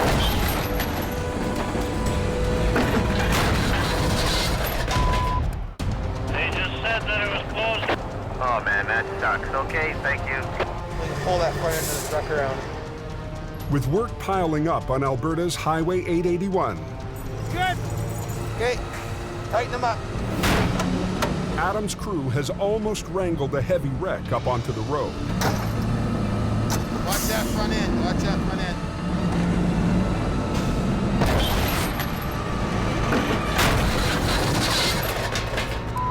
Wreck the wrecked truck. There's nothing strong enough to rig onto on the front of the mangled tractor. Well, maybe get that trailer out of here first, and then I'll send him back for his low boy, and then we can load it when I work over here. Yeah. Adam re-rigs around the fifth wheel. Perfect.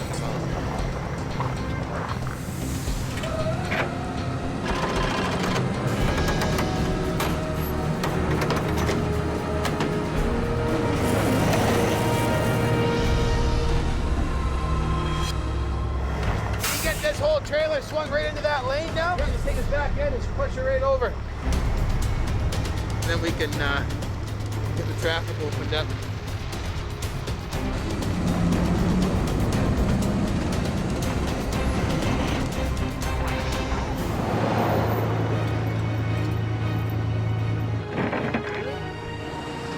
Get these guys off the road here, and you can start sending yours. What are you thinking, Adam?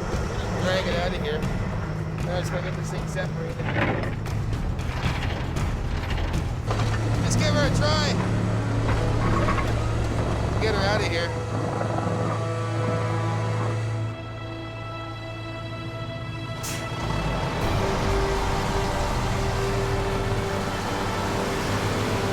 Keep an 881 open. Even though he's thinking of a change, for today, Adam is proud. We're done. See you later. Yeah, it was just a good feeling. It's the perfect end to a season where Jamie gambled, moving his fleet. I was the wreck. And that's what happened to me this season. So I had to rebuild the wreck and fix it and get it back on the road again. He put his top driver in charge. Go ahead. It wouldn't be easy. Welcome to Siberia, boys. Volume and the black ice and the way people drive are just unbelievable. Scary. Watch out. Holy. We want to get that in the forehead. This is a place that's in the middle of nowhere. You break down or crash here, you could die. Industrial-sized oil patch recoveries would challenge every member of the team. Come on. Don't roll back, whatever you do. Whoa! Hey, chop, let's go.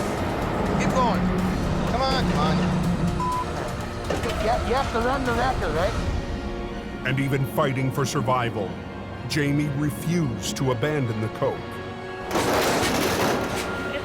Yeah, I want you to roll everything you got there. Stand back. But it would be an uphill battle for the skeleton crew left in BC. Come on, dude. Give me some help. We leave the guys in Hope with basically all the older paid-for equipment. Don, you gotta pull. Just pull it. All right.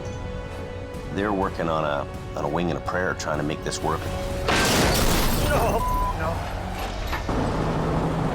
In the worst winter in the history of the Coke, It's a monster crash. heavy rescue turned to a tough-talking, head-down operator named Howie. He was the guy who, almost single-handedly, he was doing the wrecks. He was just doing it. Keep pulling on it, man. Yeah, here she comes. Okay, you can clear traffic out. He made the difference between us being here or not being here. He was a warrior. He's gonna lose the truck. The stress of the tough season kept emotions running high. You got 15 minutes to get the road open because the highway guy is bitching. You go, 3 people here trying to come up with ideas. well, then don't chuckle when I tell you something. You're just supposed to check the truck. And pushed Adam to rethink his future. I surrender. I wave the white flag, man. The biggest struggles weren't always the recoveries. It's the same poor decision that somebody else made 9 years ago that killed my dad. Now back. Yeah, I know. There you go, Mama. Hot damn, if we knew what we were doing, we'd be dangerous. Even with a crew full of rookies, Heavy Rescue got the job done. I opened it. Fast, I want efficiency, let's go. I hope Brennan sticks it out in Heavy Rescue and he can learn and move on. Get over it! Nice, decent, Jimmy. Decent. Despite early stumbles, city tower Colin hung in and earned his place. There's no better way to learn this job than actually doing it. It was a good test for me knowing that I could do it.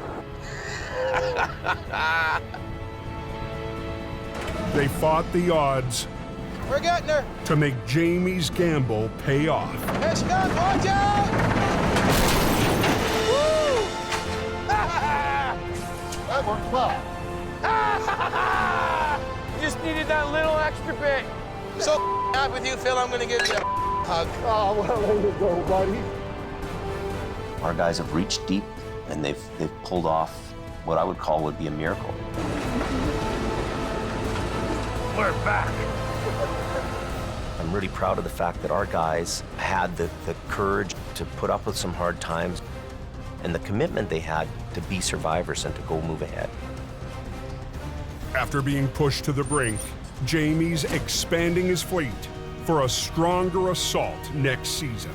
We're getting ready to do battle on the mountains and do battle on the highways again.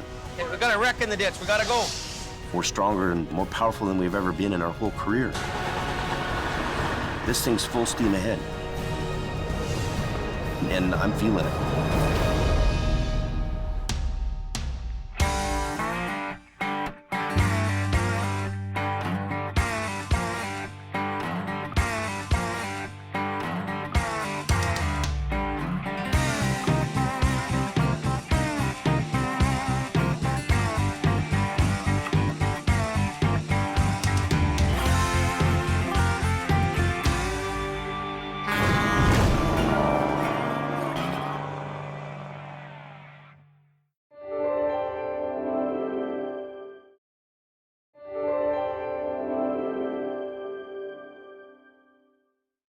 This time on Highway Through Hell. Holy! A violent wreck It's minus cold. tests the new arrivals in Alberta. Get over it! Back in BC, Joe! massive carnage There you go. chokes off 2 highways. See what we can do. Keep it going. And a pair of lone wolves Hang on a sec, help. have to pull off the impossible. That is nasty. On the Highway Through Hell, the last line of defense is a heavy rescue team ready to tackle any disaster, because closure is not an option.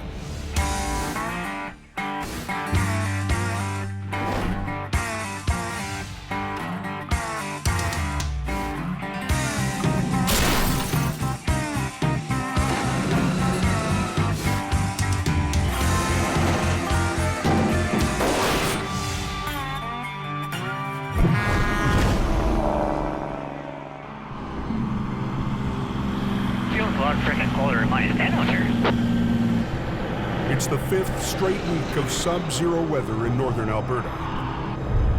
Both go down to -20, so. The deep freeze has turned Highway 831 to ice. That's a nasty little road. Just grip on that steering wheel. At 1:28 p.m., a semi loses control. Call 911. Yeah. What's gonna happen?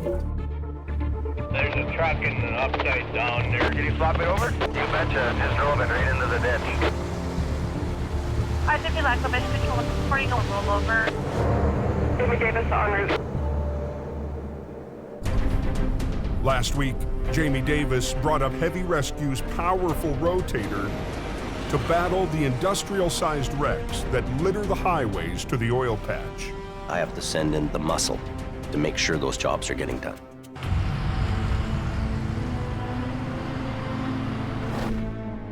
Heavy Rescue's heading to Highway 831, which feeds one of the main routes to the oil patch. We got a tractor trailer that's rolled over. Joining Jamie today is operator Colin McLean. A bit of a mess. Trying to get there, take a look, see what's going on. It looks like we got a couple of pieces of pipe that have all come off the trailer. Good day, sir. Good. Something led the driver to catch his trailer on the shoulder and lose control. The driver survived, but the crash sent his load of industrial pipe hurtling down the highway. These are pipeline pipes, very, very thick, heavy. They rolled down the highway almost like rolling pins. If that would have hit a car, serious injuries would probably be the best case scenario. Let's do a flip on the trailer and then get hooked up. Jamie plans to do a single lane inversion. Flipping something over in the lane that you're working in. What that does is it allows traffic to flow on the other side. But that leaves them working up against a moving lane. Look at the traffic here. Amazing. You have highways that are handling traffic volumes that are going to all these oil field sites because the traffic buildup is crazy. The pressure on us to get that job done quickly is huge. Fast, I want efficiency, let's go. Controlling that heavy traffic is up to Jamie's stepson, Brandon, who's flagging along with Sammy. It's minus cold. Brandon's new to the Alberta operation and the brutal climate. The weather's extreme. That ice and the wind mixed together. I'm wearing these too and I can't feel my fingers. It's on a kind of a weird angle. Kind of in a bad spot here to flip over. Where's my glove here?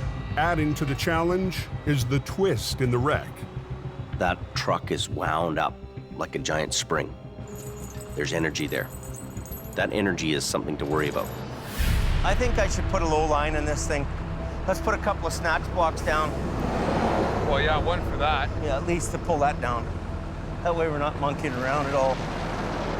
If I start pulling this over on my end and I don't let him catch up on the back end, that trailer's gonna come down so hard, something's gonna break off, it could hurt somebody. We want that unit to come up evenly. I'm just thinking where I should be with the truck parked here, so. I think I gotta be in the other lane. What, you think you're too close to it? Yeah. But where I'm at there, I'm too close. I know at that point that this is gonna flip over into the lane. So I can't have the wrecker there and flip it, it's gonna land on the wrecker. But moving the Rotator forward won't give Jamie the leverage he needs to flip the tractor. I need to block that road for a minute. I have to move the Rotator in the other lane, there's just no other room. Let the last traffic go and then unblock the whole thing for a bit. Brandon, shut everything. I'm shutting it down. 1-4, pickup. Hit 10-4, good buddy. I'm gonna go ahead if you can grab the cable.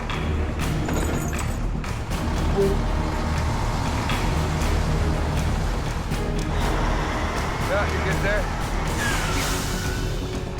Public want to move. If we're holding them up in any way, shape, or form, we better have a good reason for that. Our guarantee to the public is to open the road faster than anybody else. Both wreckers are armed with ice cleats. After weeks of slipping problems, I'm just sliding back and it's...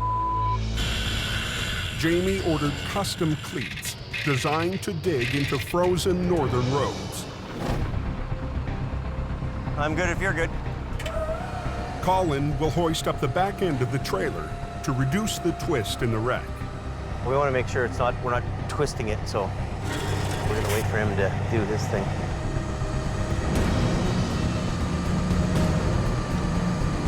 I'm waiting for the perfect moment that he's in line with me, and then we go together. Boom.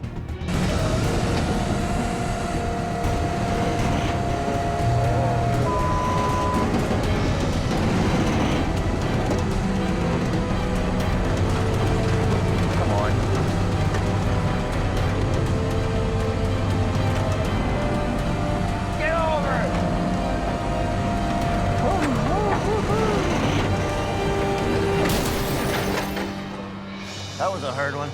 Nice, decent, Jimmy. Decent. Just another day at the tow yard. So what we're gonna do now is get the wrecker off the road right away and get the traffic open. I'll just get off the road. Can I send or are you gonna send? You can send and bring me some fire for my hands too, please. Highway is reopened. Oh my God. I'm gonna buy some rechargeable boots, put a heater on them. You know what? That's living in style. Right on, baby. I'm in. Let's get the out of here. Yeah, I'll just hook it up by the front end and get it off the road.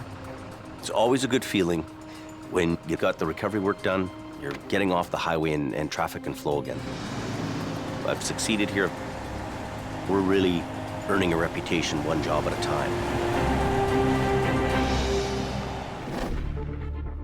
800 miles southwest in BC. The temperature on the Coquihalla drops with the sun, and highway maintenance shifts into high gear, Throw a little salt and grit on it. laying down salt and sand to keep the roads ice-free. Extremely slippery. Not gonna be able to stop. It's slick. Al Quiring is out patrolling the Coke, along with senior driver Gord Boyd. Well, let's go find something else to tow. His go-to guy, Gord Boyd, is also on the mountain.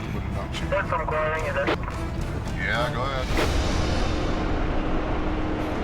Just before 10 p.m., Major accident just south of that snow shed. 3 53-footers and 1 train. A lot of cargo all over the road. Unbelievable. There's 4 here. 5 pieces, 4 trucks. We got the Coquihalla closed in a southbound lane. It's a big mess. It looks like something you'd see on the highway into Baghdad. 3 jackknife semis were blocking the icy Porsche overpass. A B train hauling lumbers tore right through the first and smashed into the other 2. When things go wrong in this highway, they go wrong big. In that corridor, there's no going into the ditch. You're between those 2 walls, and if you get out of the control and can't stop, kerpow. There's going to be some aches and pains, I'm sure of it. The important thing is that nobody's seriously injured, which is the amazing thing. One of the trucks is drivable. It won't take much to get you going. I think you'll be all right to drive off the road here. Another will get towed by a rival company. I had my hands full. I couldn't tow everything. But that still leaves 2 monster wrecks blocking the highway. One of them ripped in half. The other truck just went right through our trailer. The mixed cargo of electronics and hot sauce has exploded across the pavement, and the overnight freight runs are stuck. Drag what we can, get it off the road, and if it doesn't cooperate, we'll go to plan B. It's all up to Al. Okay, I'll back up. We'll get some lights down there. And Gord. Well, we just want to get this out of the way. To clear the highway. It is a mess. Armageddon. Who set the bomb off? The coke's closed. Bad accident. The road's gonna be closed for a while. Wiring is on scene. We're gonna help get things opened up. Okay. In BC, Al Quiring and his go-to guy Gord Brutal. face a massive pileup on the Porsche overpass Hot sauce on everything. that shut down the southbound lanes of the Coquihalla Highway. It is a mess. Armageddon. A salvage crew is en route to deal with the freight. Got on everything. 2,000 bottles of hot sauce and a mountain of home electronics. We're gonna get this stuff off the highway. We got a whole load of traffic backed up there. I walked down to see the wreckage. It's unbelievable. Al needs to haul the split semi off the highway without further damage to the load inside. You want to get traffic flowing as soon as possible. Obviously, you want to try and do it without wrecking everything. Just into the slow lane's fine. That way we get the fast lane going. We'll just grab that one, Gordon, straighten it out. I think before we go banging this thing around, we should throw a belt across here. Yeah. And we'll stack these pallets up to hold it together. Yep. Have some outboard motors here pulling out. Put a couple pallets up, tied everything together. Our job is to clean up messes. You use whatever you have at hand. If you don't have it at hand, make it. There you go. Okay, try that. Oh, take the big one, Gordon. Yeah, there you go. If their jerry-rigged wall doesn't hold, they'll be cleaning up a much bigger mess. Good. Get it, Paul.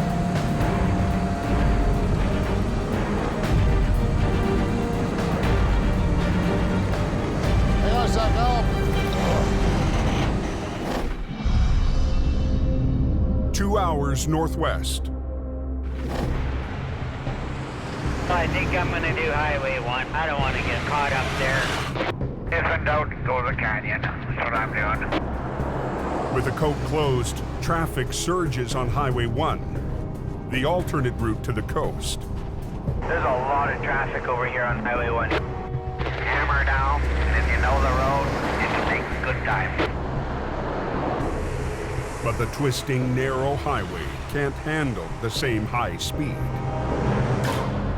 18-wheeler. At 1:23 a.m., just north of the town of Lytton, Half his tires are touching the ground, the other half are right up in the air. She's right on her side there. Now we got a truck rolled over. Apparently it's laying in the middle of the road, got pipe on a trailer. I'm going to assume it's ugly. with most of heavy rescue in Alberta, Howie Irwin tackles this job solo. I know that he's going to be on some of these jobs trying to pull off the impossible. He's a one-man band. Hope for the best, expect the worst. Time to go. Evening. Is this the biggest wrecker he's got left down here? You betcha, buddy. It's bastard side down right now. Holy. He come down that hill around the corner on the straight stretch and failed to make the next corner. He didn't turn.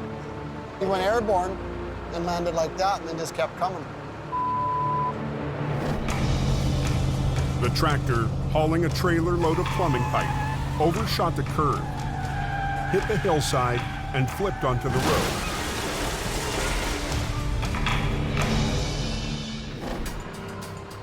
I want to grab it right about behind that toolbox.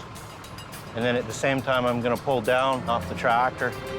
With just 2 winch lines to flip the 40,000-pound rig, Howie's got his work cut out for him. Yeah, they're all coming apart. Not only is the load heavy, the strapping is now loose. The force of the flip could send the pipes flying. You guys got a front-end loader available? I can make one available. If you want to make the arrangements for the loader, then I'll get ready. I'm gonna untie the load off of it. The load is nowhere near intact. There's no point in trying to make it stay intact. Cut it free and shovel it out of the way. That's a bingo. Last one. Just like clockwork. Howie can't flip the truck until Highways clears out the pipes. I'm not going to do anything until the loader shows up. Once I go to flip it over, it's going to block this lane as well because it's going to take up 10 feet this way. So I don't want to do anything until they're ready to move.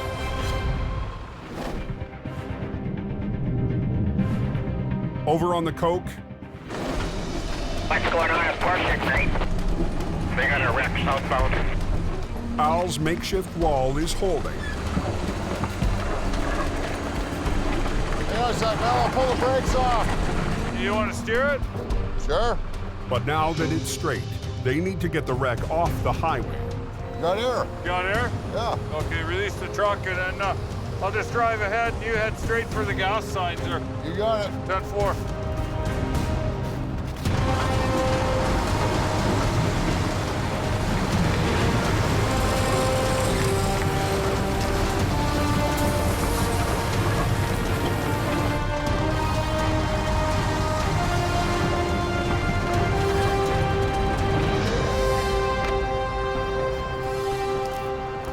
Yeah, left the brakes off.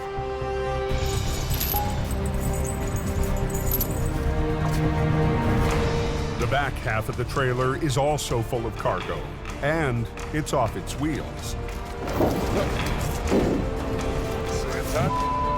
Semi-attached. Just want to try and protect what isn't wrecked already. Try not to make the situation worse. Big Green's gonna come in and put the hook on. We're gonna get these boys rolling here as quick as we can. Keep an eye out, Gord. Just try and be conscientious about what's going on down there. Dragging the trailer is slow work. We're gonna move this crap out of the road. There we go. Oh man, that is nasty. They've still got a second wreck to clear, and the road to the coast Turn around, you ain't gonna get past up here anyway.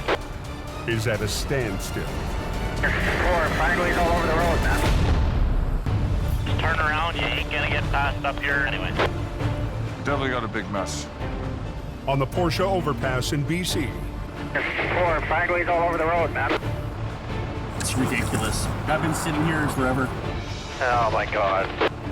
the southbound Coquihalla has been strangled for over an hour. Keep an eye out, Gord. Al Quiring's using his winch line to drag the remains of a mangled trailer out of the fast lane.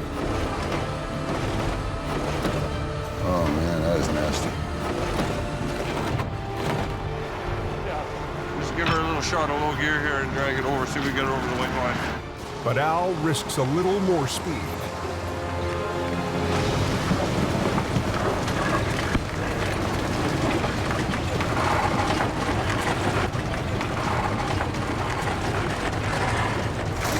So good. Yeah, a little bit faster.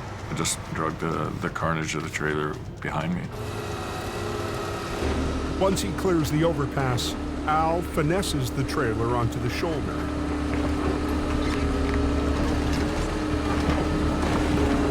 There we go. That's out of the way. So far, so good. We almost got a lane open. Okay, let's go have a look here and see where we're at. But there's still no traffic flowing. We're gonna go after the lumber truck. And they're staring down the toughest wreck of all. That lumber is simply bundles of little sticks. If it starts to go, you're not going to stop it. We've got some tire issues. In the Fraser Canyon, a 2-hour drive to the north, there's also a wreck blocking the #1 highway. Chaos. Heavy Rescue's Howie Irwin is waiting to recover a massive rollover that spilled across Highway 1. Here's your loader. About time. Rod, go over to channel 22 and come around to the axle. As soon as the cargo of pipes is cleared, I'm just gonna let these guys do their thing first. Howie will attempt to flip the pipe truck with just one wrecker and 2 winch lines. See what we can do. One line will run from HR-66 to the heaviest part of what's left of the tractor. The other will run all the way to the back end of the B-train. The one for the trailer was at a sharper angle because I was reaching out further for it. The more angle you put on it, the less amount of pull you can exert against it. The second line might not have enough power to flip the rear of the trailer. It's going to want to pull the truck sideways. With no other wrecker, Howie finds an alternative. The loader that's clearing pipes. Every piece of equipment that's here is useful. Might get him on the other side on that top corner. Just give it a push. Howie wants the loader to push from the opposite side to help tip the trailer upright. Square up to it right here.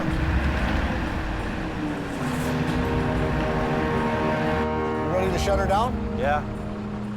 The one lane still open to traffic needs to close to make room for the semi to land.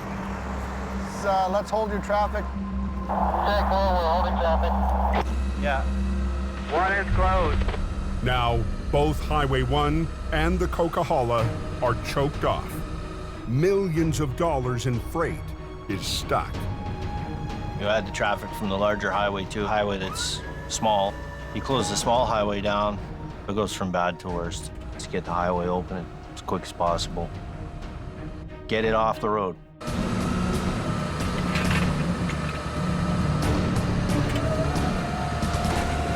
Okay, Rod, start pushing.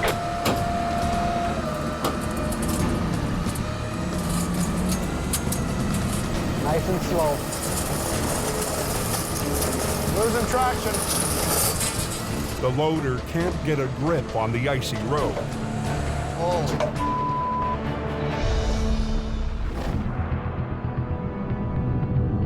Over on the Coke, It's ugly. southbound traffic has now been trapped for 85 minutes Okay, I'm gonna back up through here, fellas. as Al works to clear the massive pileup. 3 jackknife semis were stopped on the icy Pusha overpass when a lumber B-train ripped right through the first, careened off a second, and pushed the third down the highway. That's the one that did all the hitting. He must have been motoring. All that remains is the lumber truck.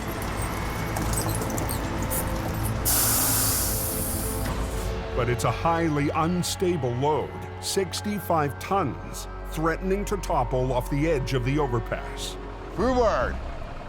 Up beyond all recognition. Don't make any sudden moves, because that's what'll kill you. Well, there's definite tipping hazard there. Don't give it a chance to get away from you is the critical thing. You tow the whole thing out? Do the usual half-inch grabber under the axle? Yeah, I'm thinking so. Yep. She ain't gonna be pretty, but it wasn't pretty to start with. This truck doesn't look very old for it. No, it looks fairly new. I don't think there's a warranty coverage for this type of abuse. No, probably not. I don't want to move this thing too much. Getting down to the wide spot down here past the entrance anyways.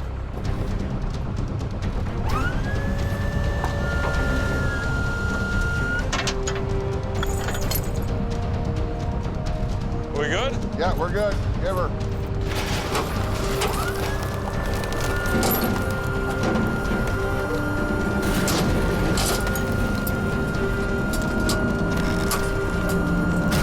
Yeah, I think we're gonna have to pull a pin on her, Gordon. I think so. The tractor is so mangled that Al needs to separate it from the trailer to haul it away. Pull it out nice and slow. Okay, a little more. Okay, you're out.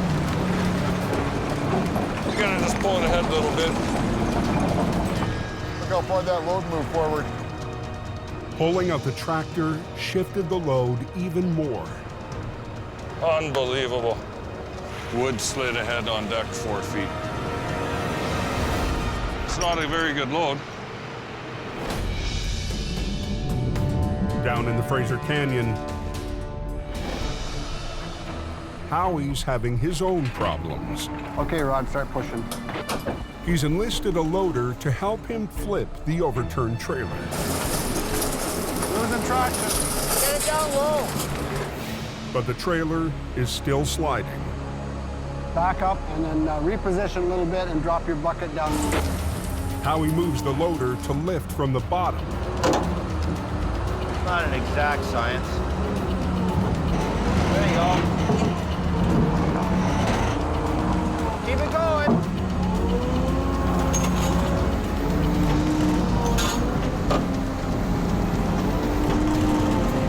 Watch out.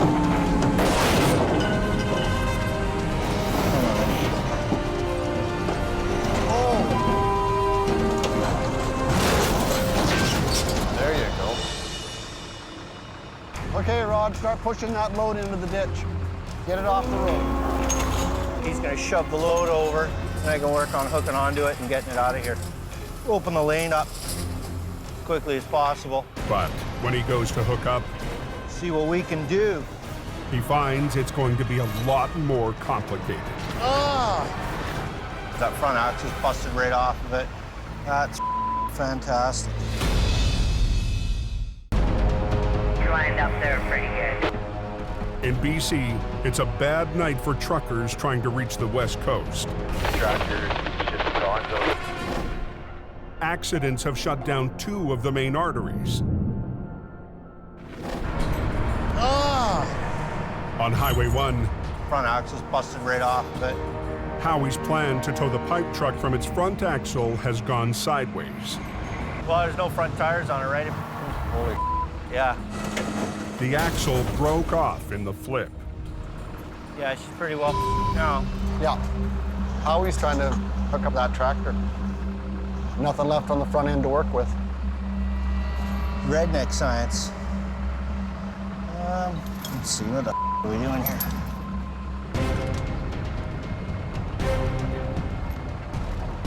I'm just gonna chain lift it off the front. Easiest, quickest way to do it is chain lift. The old-fashioned way. Come on. Howie has to risk picking up the tractor by the mangled frame. It's gonna come forward, but that's okay. Alrighty then. If it doesn't hold, he'll have to call in a flatbed, and that means a 2-hour delay.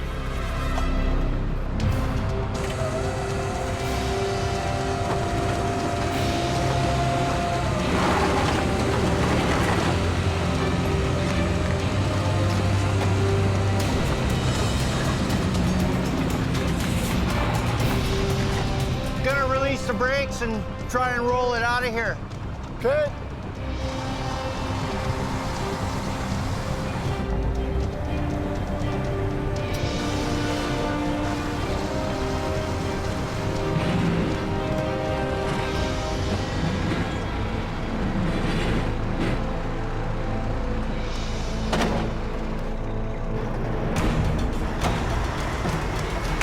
There you go. Be a slow ride home. No, I'm gonna not look back. It's another win for Jamie's one-man band. Howie handling the heavy-duty stuff while I'm all over the place is a huge weight off my shoulders. Whatever comes in, I know he can handle it. He's a Top Gun. Getting the out of here. Highway is reopened. Yeah, it's open. That's what they want you there for. If you can't get the road open, they'll call the next guy. I want that call. I need to be the guy getting that call.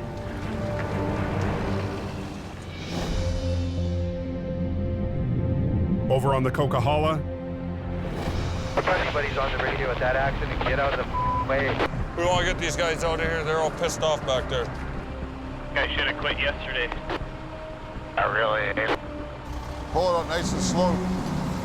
Al Quiring is preparing to haul away the final truck in his multi-wreck recovery. Yeah, you're out. But the unsteady load has shifted again. Look how far that load moved forward. Moving it could spill 65 tons of lumber right off the overpass. Unbelievable. Wood slid ahead on deck 4 feet. And it's not a very good load. Al has to take extra caution hooking up his underlift to the kingpin. There's a lot of hazards here, and you don't want to walk into something. Al uses a kingpin adapter to chain lift the trailer, hoping the unstable load doesn't spill. This is good enough to get it off the road.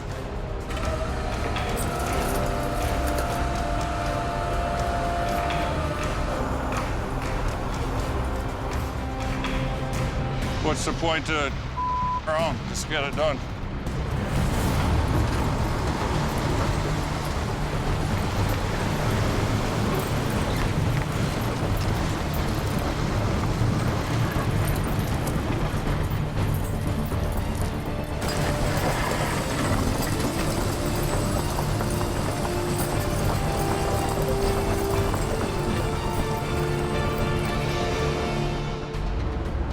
It's off the road. I towed it as far as I need to. Can't believe that load's still on. A salvage crew will deal with the lumber in the morning. And we can peel out of here, head back to camp, go lick our wounds, get ready for work tomorrow. Everything is open now. Lovely. At 2:35 a.m., 3 hours after Al and Gord arrived, That's trucking. the Coquihalla Highway is back in business. Nobody can complain about that. Thank you very much. Have a good night. Be safe. If me and Al are on a job, the job will get done. There is no such thing as cannot be done.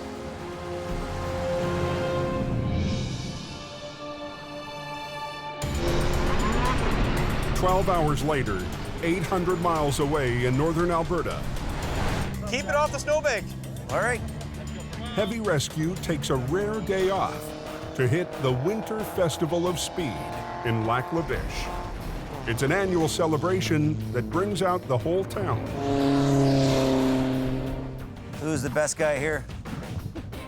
With Jamie's skeleton crew watching over BC, he's sticking around to take part in the ice race, along with his newest Alberta recruit. Then you guys can start racing. We're new faces to the area, and it's important for us to interact with people, you know, let them know who we are. It's also a chance to have some fun with Brandon after butting heads early in the season. Oh, this is tough. We want to let loose a little, get some fun in on the weekends or whenever we can, right? I gotta pick Jamie there. $20 to win. Hell no. Let's do this. Good to go. We can release this field. Ready and go.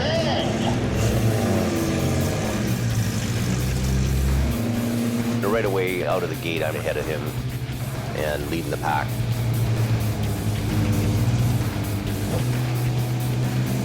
We drive on the ice with our big tow trucks all the time. But racing on ice is a whole new deal for us.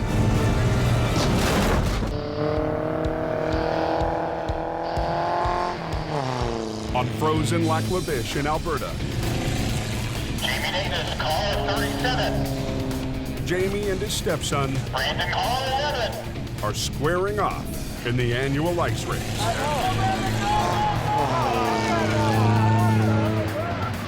I'm just shaking my head because I know he's just gunning it.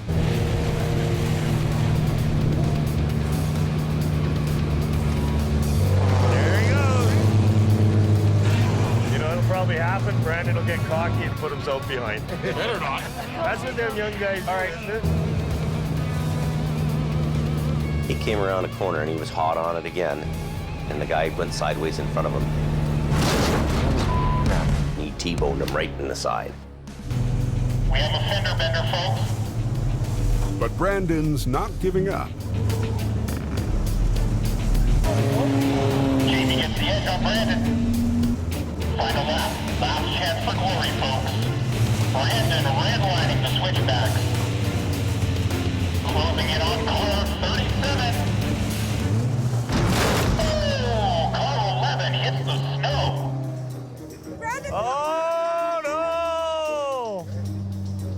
in the bank, driver's right. Yogi Bear's still running the track and Boo Boo's in the bank. Now, Heavy Rescue has to pull out one of their own. Oh no, Jamie Davis to the rescue. I had a great time going by there and had a big smile on my face. You know, oh, that's too bad, eh? Sorry for your luck, bud.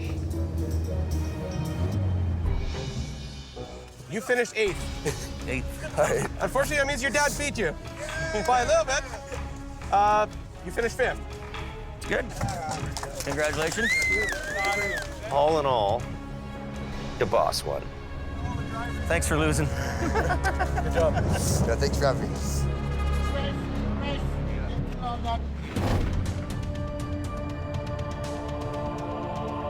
like there's a real bad accident up there. Back in BC, just north of the Zopkis brake check. Yeah, the Coke's closed, eh? Yeah. That doesn't sound very good. No, it doesn't. Roads are very icy. One vehicle tagged the side of the barrier and just caused a big chain reaction. A multi-vehicle pileup has a stranglehold on both southbound lanes. We went over, and then after we landed, the Dodge behind us went into us. And it was a wild ride. It's a real wild ride. When everybody's freaking out and going sideways and rolling in front of you, that's it, man. All the drivers escaped major injuries, but the afternoon rush is at a standstill. I'll just back up and grab the other one, too. And With the A-team in Alberta, today, Jamie's newest driver, Wayne Sahada, answers the call. Twist it around. Sometimes I might be slow, but I'm dependable. Pull that car out of there. The Honda will be the next. His only help, one of the other new hires, Don Starr. Okay. Then there's 2 1-tons on their sides. The competition has scooped the big rigs. But Don and Wayne have 5 mangled cars and pickups to recover. And there's a couple vehicles that are rolled over. As soon as we get those cleared, then I think we can get 1 lane going. All they've got is an old single-axle wrecker and a flat-deck truck. Here's the program, okay? What we're gonna do is take these cars, take them to Zop kiosks and unload them, and then we'll just all the Zop kiosks, and then we'll double load down or whatever we gotta do. Well, we're gonna obviously have to come back for more cars. Oh, obvious. I know Don knows what he's doing, but I don't think he knows what he's doing on all aspects. Boom. Show me how it's done. I'll be watching. As night falls, the temperature drops, and the road turns to ice. The line of traffic is growing. Okay, stop. Okay, now down. All right, hold it there, not all the way down. What's the matter? I need a block of wood to get my alarm on. Just don't worry about it. Just enough to lock it. Doesn't matter whether it's in the I first. know, Don. Don, well, he's a legend in his own mind. He's worked here on the hill forever. Wayne's kind of a city tour guy. Whatever. I know how to tow. Even though Wayne and Don don't really get along, All right, lift it back up. I need these 2 guys to work together and pull off a stellar job. Just gonna go on the other side and take the brake off.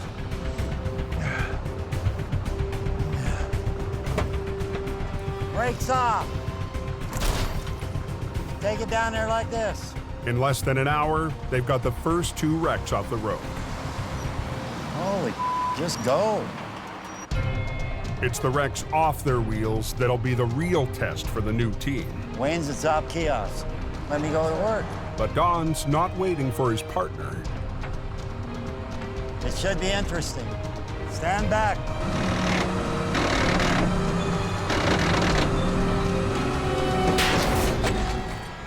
Started pulling, and sure enough, it wasn't going. What broke? Cable. It's never easy when it doesn't work. Don and Wayne are down a winch. Watch that gear, Wayne. Good.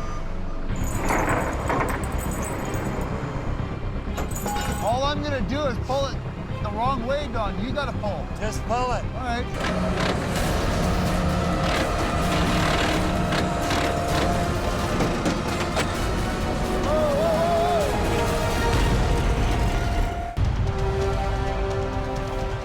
Got a lot of traffic backed up. sure it can get by these roads that are jammed up. High on the Coquihalla, southbound traffic is stopped dead. All I'm gonna do is pull it the wrong way, Don. You gotta pull. Just pull it. All right. He didn't listen. So I started pulling, and sure enough, it wasn't going. The truck is just sliding over the ice. Dawn Star's already snapped one winch line. We leave the guys in Hope with basically all the older paid-for equipment.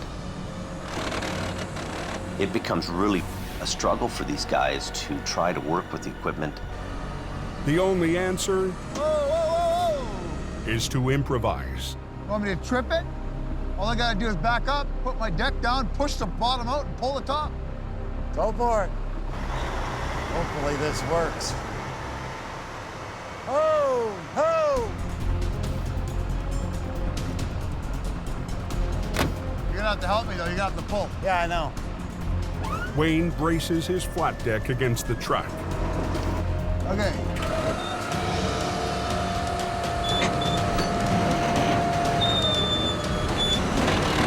Here it comes. Oh, yeah. Hey. Wayne's not so stupid, is he? Let's get the highway open. Excuse me. Let's get the highway open. It runs.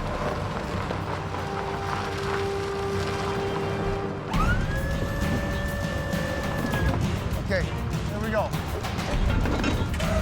Watch out, watch out, watch out, watch out, watch out. Taking Dawn to school.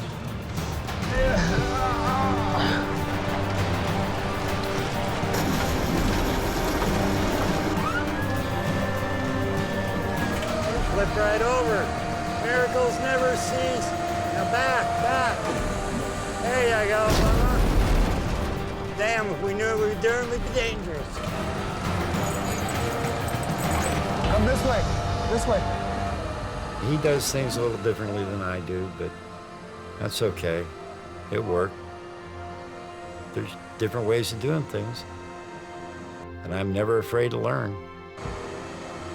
I was really impressed with how they managed to keep everything going. They were working on a wing and a prayer, trying to make this work, to try to stay in business and hope. I did get the road clear.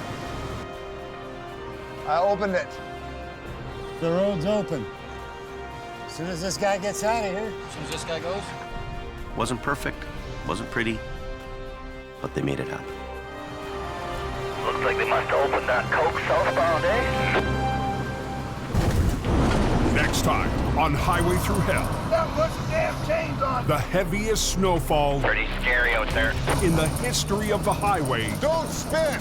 pushes tower Stop, stop. and trucker to a standoff. I'm gonna teach him a lesson.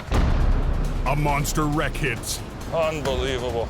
at the height of the storm, and Brandon faces off Finally showed up to work. against the boss. Are you not coming back? Be a real manager.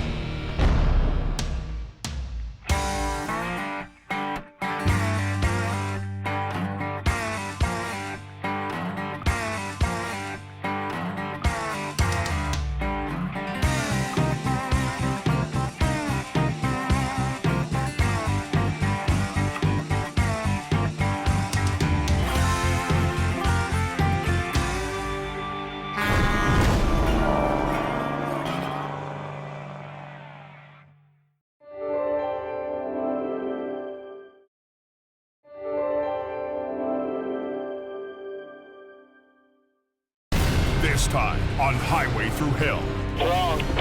A record-setting load and a high-tech recovery Both highways are going to be shut down. Keep going.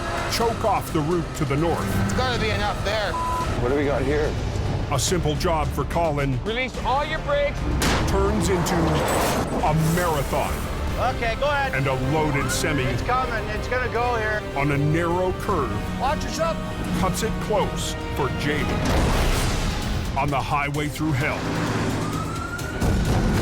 the last line of defense is a heavy rescue team ready to tackle any disaster.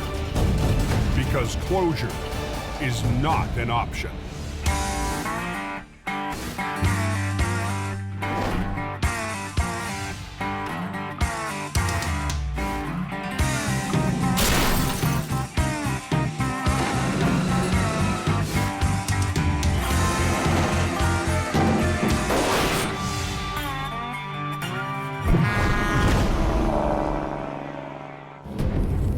Pretty windy down here. It was windy down here last week, too.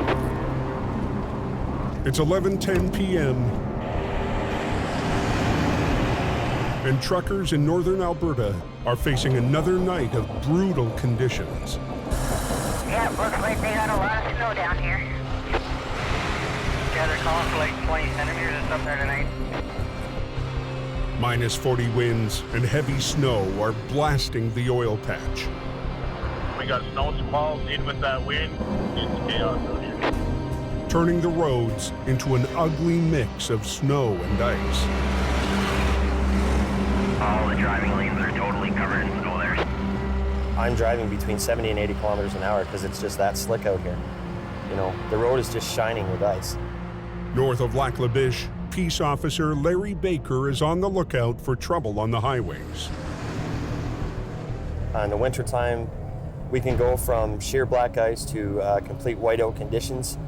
You can go from a bone-dry road to 2 inches thick of snow, all within the matter of seconds on any of these highways out here.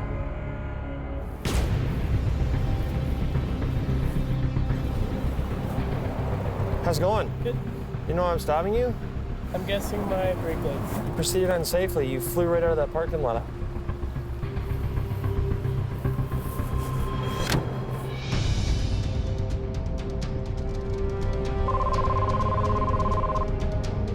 Go ahead.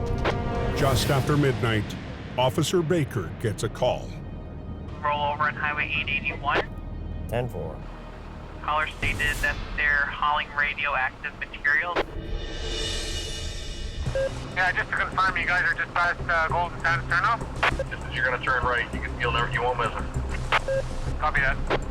The truck is a mobile lab that uses a radioactive isotope to analyze rock in oil and gas fields. There's only 2 seats and there were 3 guys.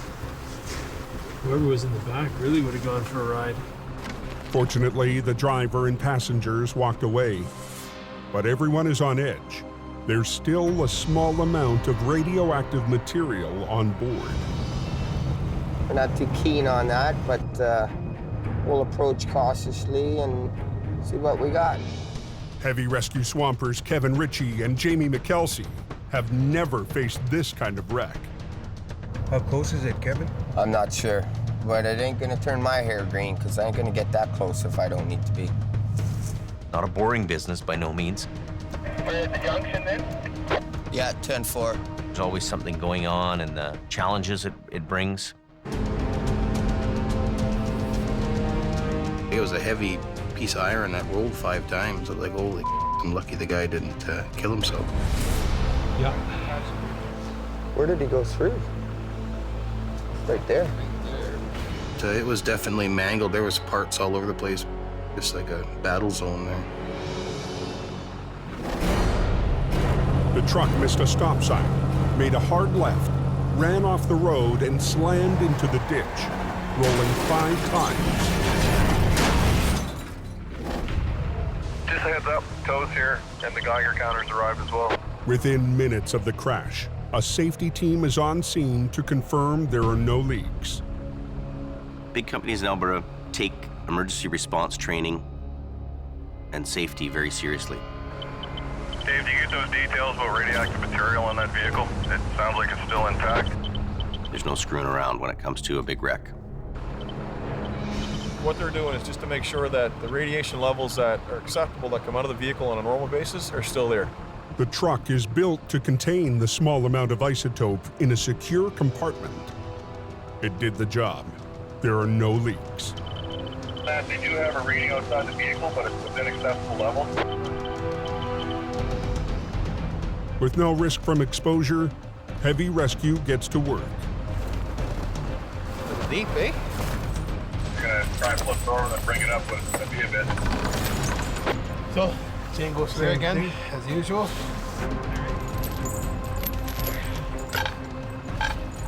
As long as it's nothing harmful at the moment, that's all I care about. That's it. Perfect.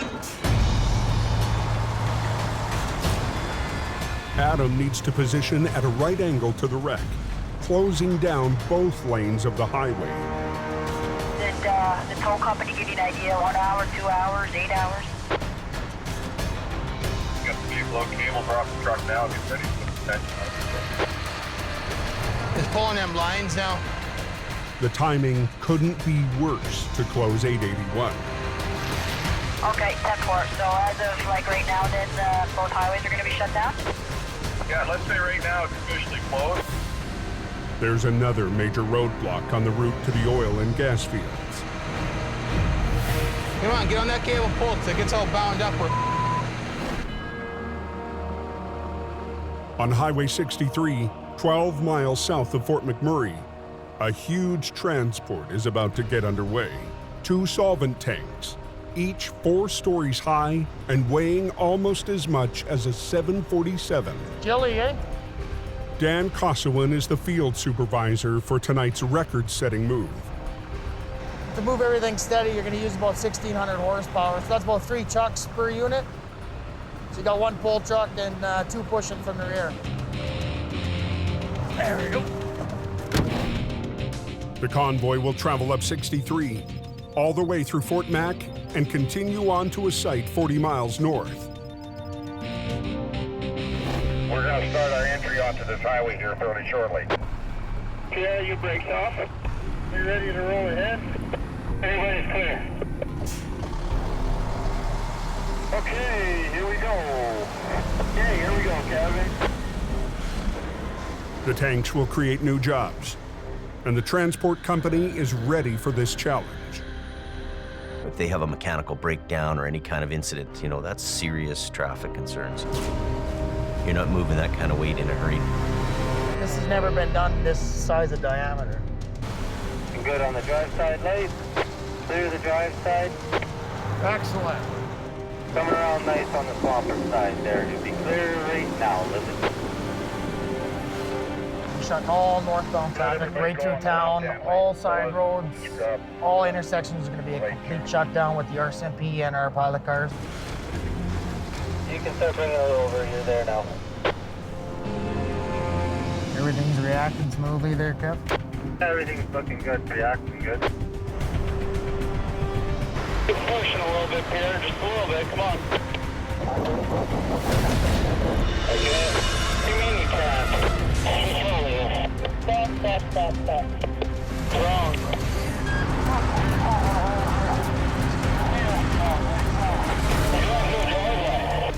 Right down, stop this drive shaft.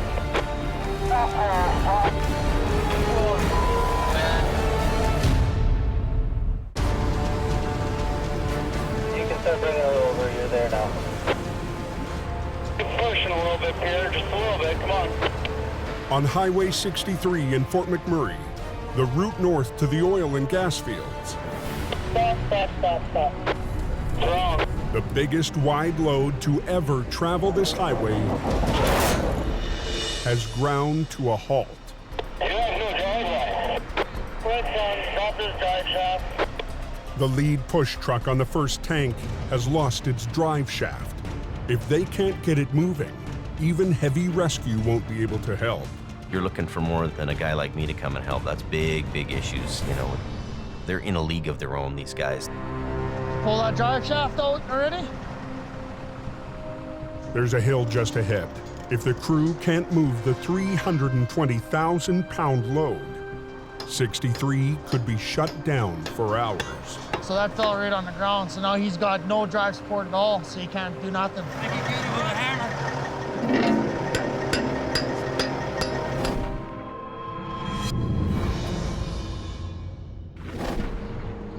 Over in BC, there's also major trouble on the Coquihalla. Going pretty heavy, actually, from hold up. It's getting up there real fast. A blast of West Coast air is dumping heavy, wet snow on the Cascade Mountains. It's slushy for the first 40 to 50K, but they're working it. Trucks are spinning out all the way up the Smasher. We need Al for this guy in the top corner. I got you. I'm just trying to get him right now. Al acquiring BSA 15. With Jamie and most of his crew in Alberta, it's shaping up to be a busy night. We just left and now we're back. You're having fun. For Al Quiring. Towards the springtime, it's been huge, like 60, 70, 80 centimeter snowfalls overnight up there. So, gotta progress with keeping that road open. Where's this car in the ditch? But just down the hill, there's a different kind of recovery. I was trying to get the car back in control, but it didn't work, so I just slipped off and away it goes. It just happened right in front of me. Like, I just saw him go across the highway, and then he just flipped over. He's lucky he's okay. Is the key off and everything? Key is right here with me. Okay. A small tow truck has already claimed the job. But even though he's busy tonight, Good tow truck guy, get you out of the ditch before the cops come. Al can't resist lending a hand. This is how we operate on the Coconut Hollow. One guy helps the other. Wow. It's a quick job, but Al never turns down a chance to help. You're good, Vic. And I rely on them to help me out too, so I try and have a good working relationship with all the different towing companies if I can possibly have that. Okay, we're out here. Hee-haw!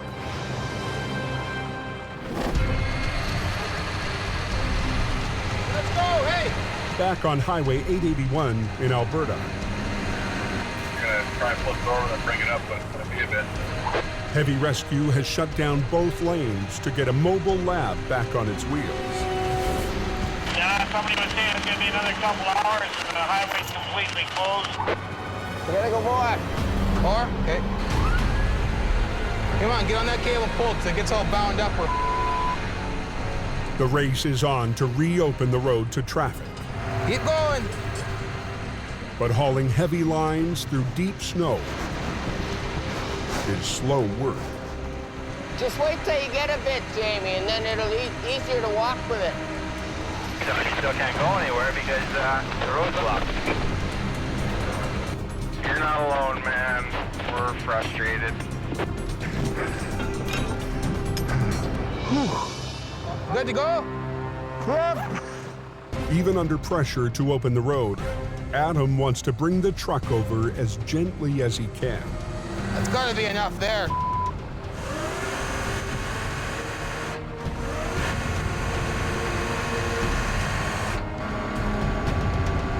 Take lots of slack up now.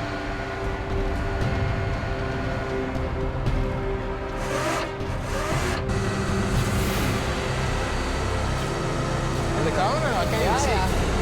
Rolling over. Oh, yeah. It's a workout, isn't it? Now they have to get the truck up to the road, but the heavy snow is going to make it a tough pull. So we'll take them both off, and then hopefully when Phil gets here, we'll have a pin to go through the bumper. And then just suck her up. Suck her right up here. You want me back up beside me? HR 68 rolls up to help, but not with its usual operator. It's good for now. Phil Renault is filling in for Colin, who's on a rare night off. It's different. Anything you do in the towing industry is never, cut and dry, never routine. Lower your truck down a bit. Anything so I can get up there. New operator Phil has never seen a job like this one. You just do whatever it is you have to do to get the job done. Jamie, you want to grab that line? Just keep going with her lots out. Easier to do it up here than down there.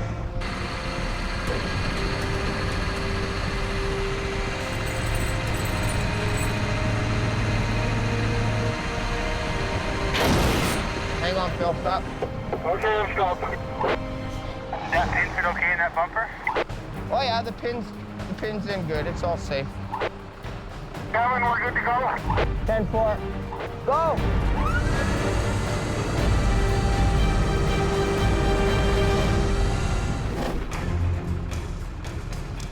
So that fell right on the ground, so now he's got no drive support at all, so he can't do nothing, push. Back up in Fort McMurray, Field Supervisor Dan Kossowin and the transport crew are racing to unhook a broken push truck from their convoy. Straighten your tires out.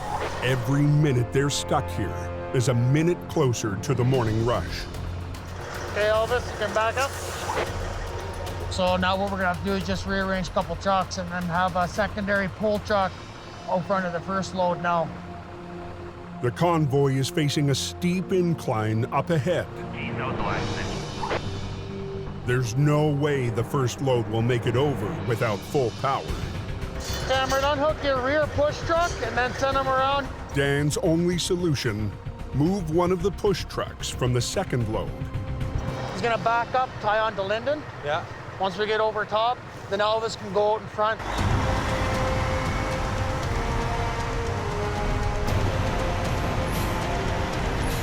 There we go, boys. You're just coming tight there now.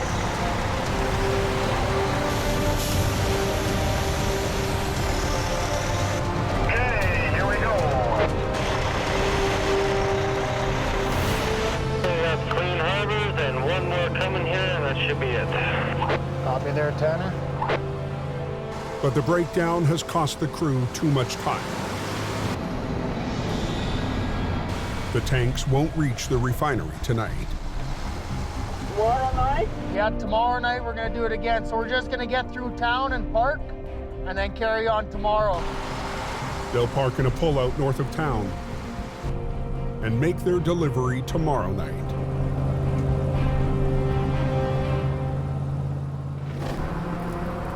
On Highway 881, just north of Lac La Biche, Kevin, we're good to go. 10-4. Go! the only thing moving is heavy rescue. Upset steering. We only got one tire on the truck.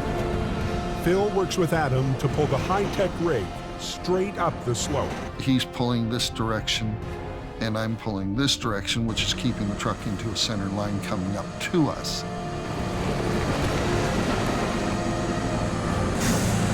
Now we're planting some potatoes. She's looking like she's coming out. We keep going. Go.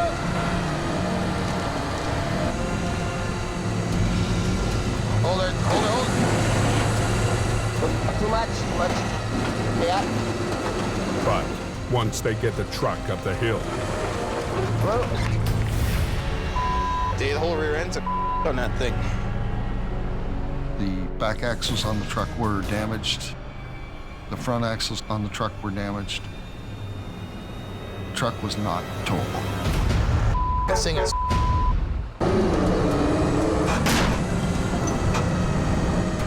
Too much.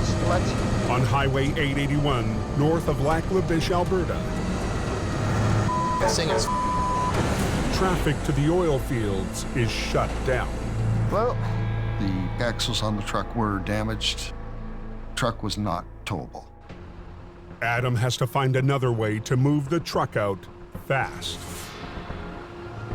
We're gonna try to lasso that trailer, I guess. Sitting outside his gate there. You want me to go get it? Adam and Kevin have gone to get the flatbed because bent axles and flat tires, and there's no way that I'm going to tow it in with the way it is. Morning rush is just 2 hours away. No, you can't go anywhere. You're pretty much stuck just like everybody else, buddy. Now that the truck is upright and on the road, the crew can safely access and remove the cylinder holding the isotope. They were told it could not be left there, so let's get it out. Kevin arrives with the flat deck so they can finish the job. Don't stop. Whoa! Make that hook up short, eh?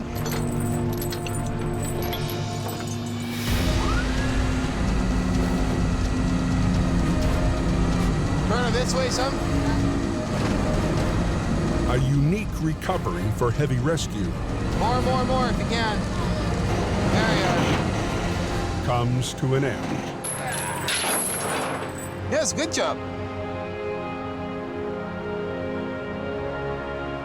Everything went pretty well. We all worked well as a team. Everybody tightened it up, and away you went. I have a caller wanting to know if D81 is open again. Yeah, 10-4. 10-4.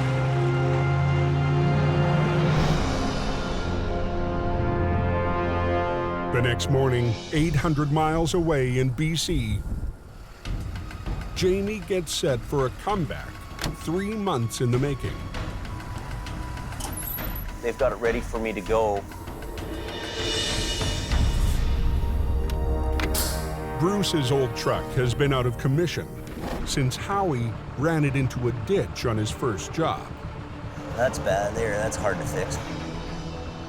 Whole fuel tank too, eh? It was sideways on me before I even got to the corner. The entire back end of the wrecker had to be rebuilt. Is it? There you go. Earn your stripes here, Jamie Davis. Howie worked to earn his way back into Jamie's good books. Howie won. Bruce's truck. 0. You win. Perfect. You know what else you can do when you get in the truck? Oh, no. Just one thing. Make sure you do a circle check. Circle check. When you get in the truck. That's permanent marker, you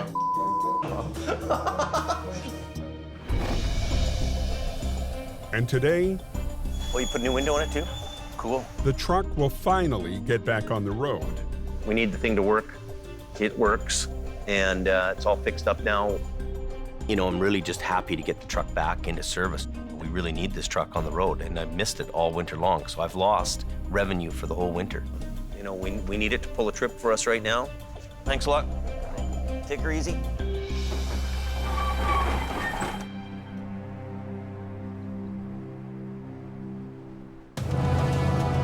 Just before dawn, the old Peterbilt heads to its first call with a new driver behind the wheel. We're headed up to Sunday Summit for a rollover. Phil raced home from Alberta when he heard there was a chance to operate a tandem wrecker. I don't want to wreck his truck or hurt anybody either. It's the same winding stretch of Highway 3 where it crashed 3 months ago. This truck and this road apparently don't get along with each other. That's it.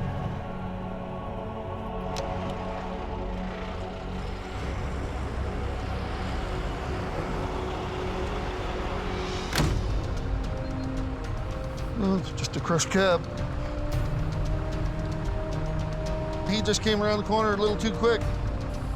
When the grocery truck hit a sharp bend, it lost control, flipped on its side, and skidded to the foot of a rock bluff.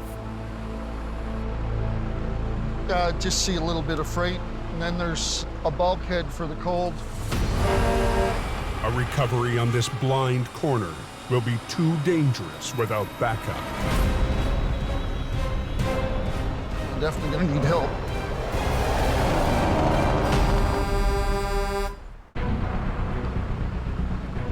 Well, it's just a crushed cab. Near Sunday Summit on BC's Highway 3, Well, let me grab my vis vest. We'll go take a look. Yep. Howie Irwin has joined Phil to recover a loaded grocery truck flipped on a dangerous hairpin turn. Back door blown open? No, Adam's my boss in Alberta, I chained the center. Yeah. so I answer to Adam in Alberta. But now I'm in Hope. Howie's the head guy here. Generally, short chain the shock mount, so you're not stretching the bag out. Phil has told me that he wants to learn, and he listens, and he actually takes some direction. Well, what I would do is I'm gonna put me on this end. That's Probably what I pointing off this way. That's what I figured. I'll grab this, and we'll, just like you said, go over at a 45, down, back around, and back up to here. Yeah.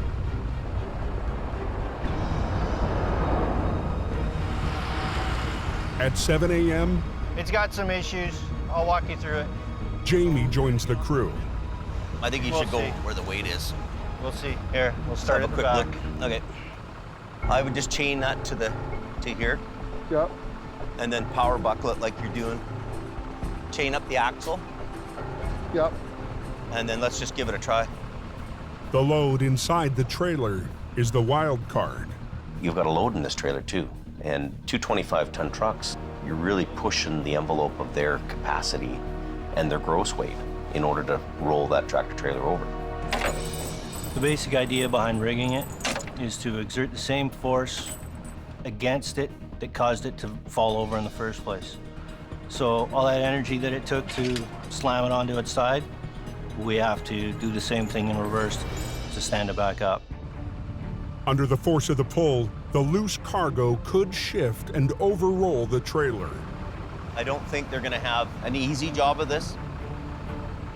If their second tandem hadn't made it back onto the road, they wouldn't stand a chance. Hey, Howie, because you got the boom, you should do the trailer. Want me to do the back?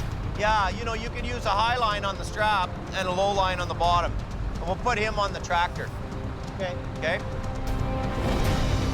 Using HR-66 with its extendable boom, Howie will lift the heaviest part of the trailer, the rear, while Phil and his wrecker pull over the front. For two tandems, it's gonna be tough.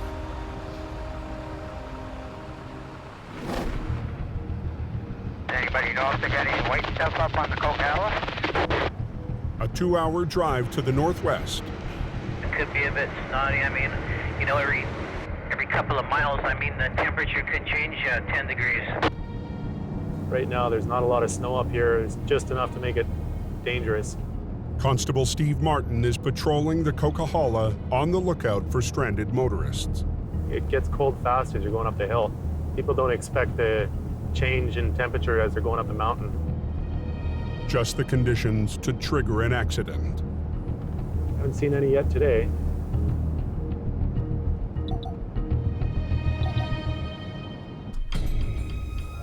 I think I spoke too soon. So he just hit the slush and lost control, or? All right. An SUV spun out and slammed into the barrier.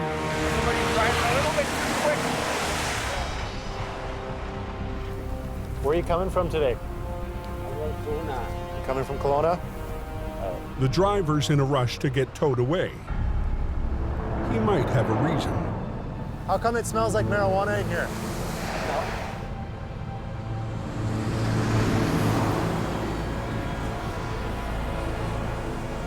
So there's no marijuana in here? It smells like marijuana in the vehicle, and I'm just making sure there isn't any. I could smell it as soon as I walked up to the vehicle, and that's my grounds for searching the vehicle.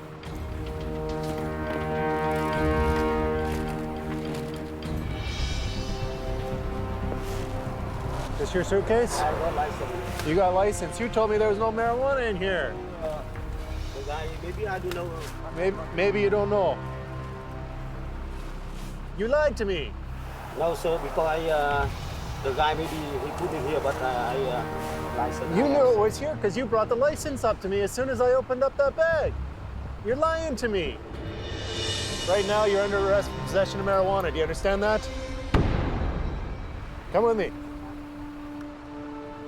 The driver has a medicinal license, but it doesn't cover this amount. But he's only allowed to be in possession of 900 grams. And there is a lot more than 900 grams in this suitcase. Dryer sheets in an attempt to mask the smell. Inside is a large quantity of marijuana.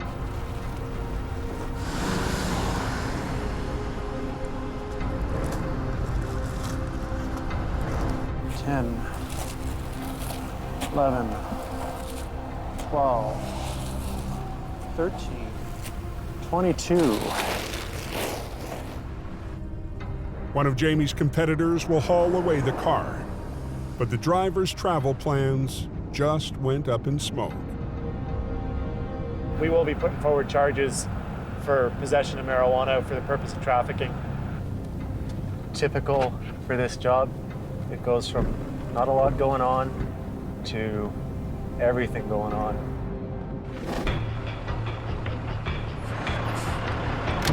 Down on Highway 3, Jamie wants his crew to clear the refrigerator truck before the Friday afternoon rush. Turn your wheel straight.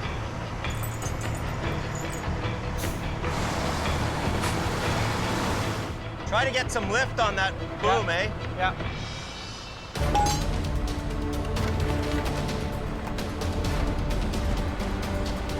Should be your low pull guy.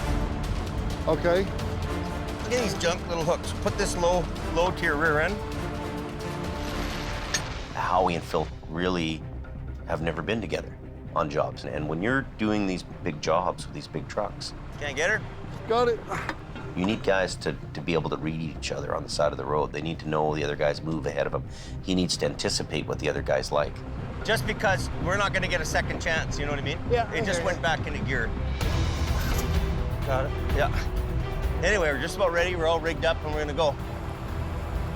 Don't rely on the top first. Do your bottom end first. They're a little rough around the edges on this job, and Phil, you know, good hard worker, going to get out there and do the job, but he doesn't really know how to make the 750 sing. Okay, I'm going to show you something right now. So what I'm doing here is I'm coaching these guys with the equipment they have to make this wreck happen. You just keep doing this till your truck slides back. See how it slides? Okay, sliding back, next one. Do a little bit, right? Okay. Then stop, next one. All right. Okay? Just keep doing it that way. Okay, go ahead. It's coming. It's going to go here. It's going to bounce, right? Oh, it's going to wall up. And as the rig starts to move, Jamie sees that the new team has made a critical mistake in the rigging. Just. You know what's going to happen here, eh? Snatch block's going to be under the tire. Howie needs a block of wood to prop up the tire. Stand back. Just try to throw it under there. But the positioning Pulling it right down. Keep pulling her, buddy. is off. Watch out. Get out of there. Watch yourself, Jamie. Have I heard an update on Highway 3? Still closed. On a narrow stretch of Highway 3, heavy rescues completely blocked off the road, It's going to bounce, right? Oh, it's going to wall up. trying to flip a loaded grocery truck. You know what's going to happen here, eh? Snatch block's going to be under the tire. But Jamie sees that he needs to prop up the tire before it hits. Watch yourself, Jamie. Watch out. Get out of there.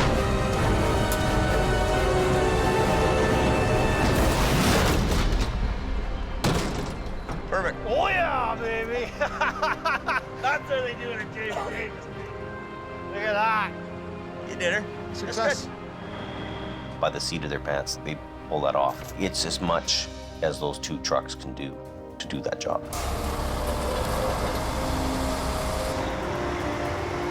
Okay, so as soon as he gets off the road, I'm gonna do single lane, okay? Okay. You know, that wasn't a very long closure for a, this is a loaded tractor trailer, so, instead of unloading it, we were able to bring it up with the load in it.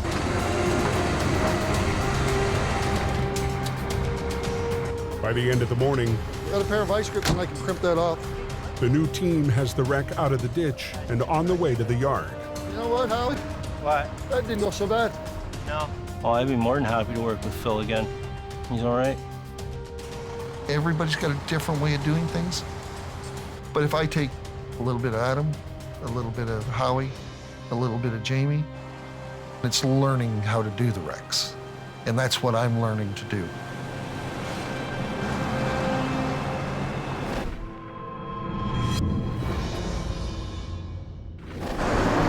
Just glad I got good chains and new snow tires. I'm ready for this now. Another Arctic front hammers Lac La Biche, Alberta, turning the highways to ice. Pretty icy and pretty slippery. Overnight, a fresh layer of snow covers the icy roads.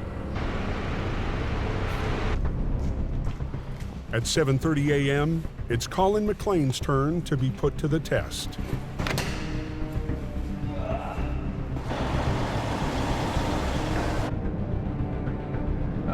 we're just heading up to a spun-out tractor set of B-trains just outside of Atmore on the 881. The rest of the crew is back in BC, but this should be a simple job for Colin to handle solo. What Adam expects out of me is professionalism, to be able to go out there and get the jobs done and not wreck anything.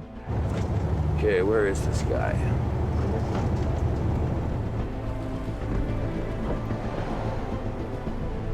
Let's light her up. See what we got, boys and girls. It's showtime. What do we got here? We've had something else go on here. Colin discovers there are other drivers in need of help.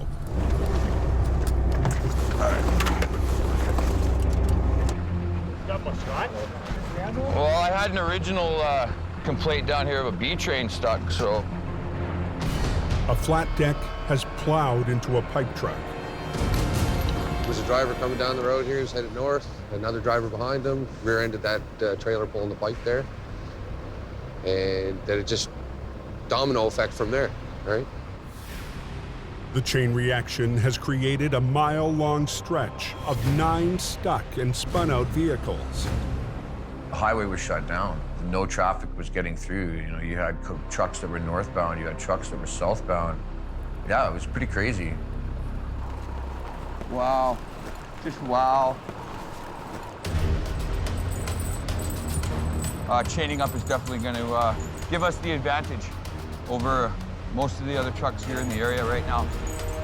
If the tow truck's stuck in the ditch, well then that would have been really bad. But Colin can't even find his customer. Hello. Hey, Carl, how you doing? Did you see the guy you're here? Yeah, I'm on the other side of the ambulance. Is that you on the other side there? Yeah, I'm in, there's 4 of us here, so you're gonna be busy. Colin will have to clear a path through the carnage. But before he can even get started. Oh! That's okay. Tow truck's here.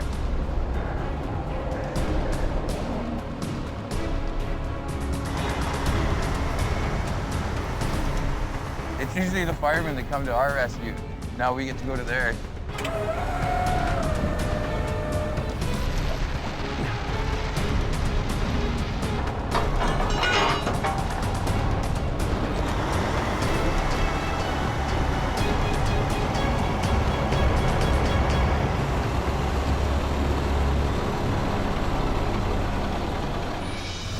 Hey, not a problem.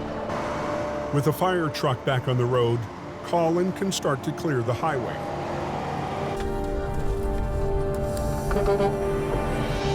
First, he needs to move the 2 trucks from the initial accident.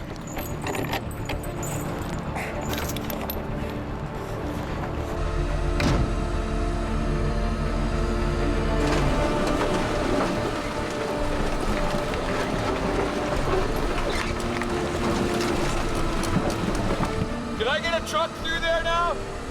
Yeah. My original call has been here the longest, but we've had to basically clear a path to get to him. Okay, mirror.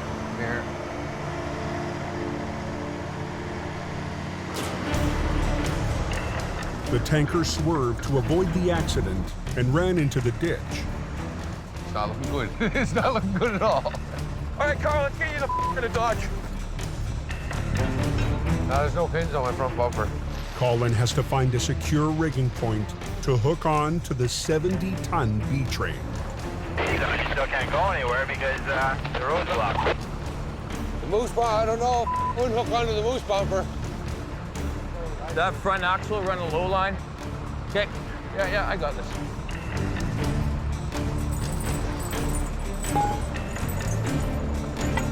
Carl? Yeah? You turn the wheel all the way to the right? Yeah. Good. Colin chains up to the front axle, near the wheel that's off the road. Turn the wheels to the left.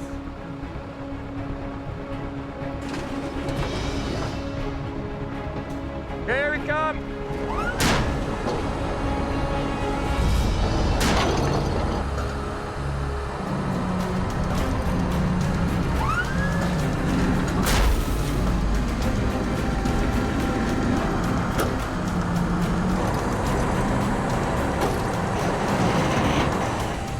The tractor's on solid ground. Now the tough part, getting the two trailers to follow. You release, keep foot pedal, right? You release both brakes? Release all your brakes. Brakes are on, so I'm ready to roll whenever you are, buddy. Okay, here we go.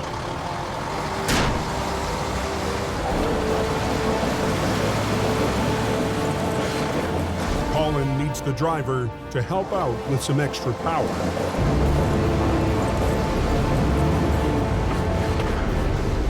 Hang on, one more little tuck here, work with me.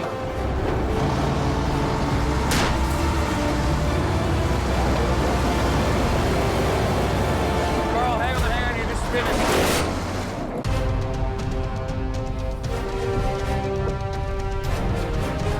It's 81, so close. Yeah, 10-4 control, we're looking at another 2 hours here. She's blowing. On an ice-coated stretch of Highway 881 in northern Alberta, we're just trying to clear out the highway here now so we can get traffic moving. Colin McLean is working single-handed to clear the road. You know, I wanted to get that highway opened up, and I was the guy that was going to do it. But a 140,000-pound tanker is putting up a fight. Hang on, you're just spinning.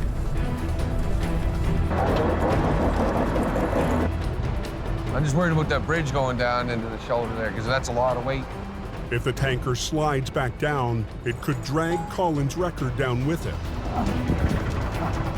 Colin re-rigs to pull more evenly from both ends of the axle. Put both winch lines on you. This time, he wants to make sure the driver gets some traction. Is it the right way? Wrong side. Told you I'm a rookie. We're good? Yeah. Leave the truck the way it is right now. Yeah. You ready? Yeah, I'm all set.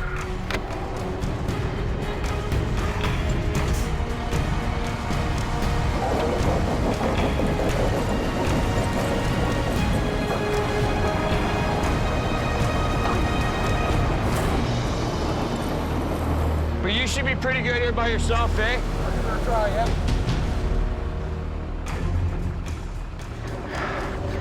We haven't even put a dent in what we need to do today.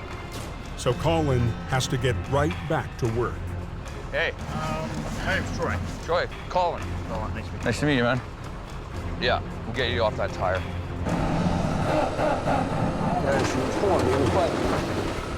We're getting it. Plugging away.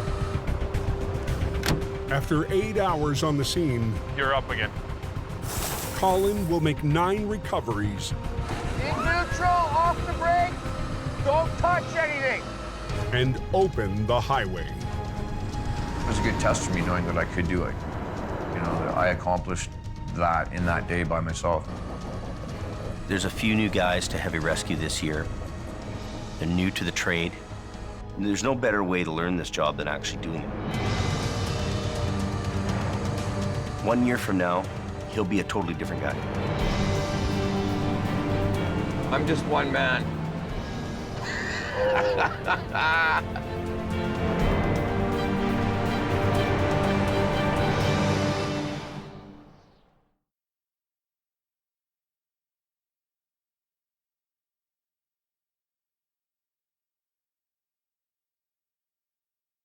Wow. Next time on Highway Through Hell, We're on a dangerous road. a backcountry recovery puts Adam's crew Here we come. Put your back. in a tight corner.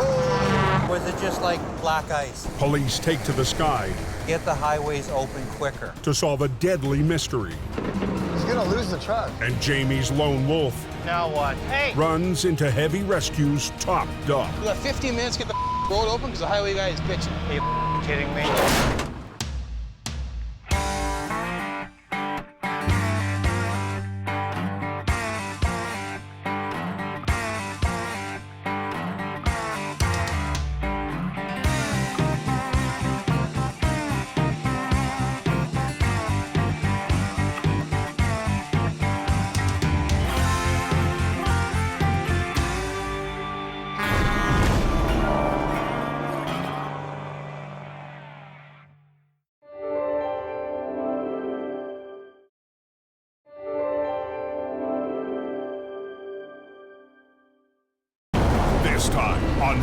through hell.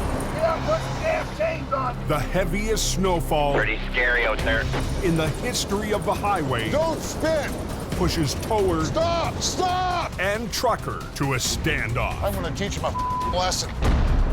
A monster wreck hits Unbelievable. at the height of the storm.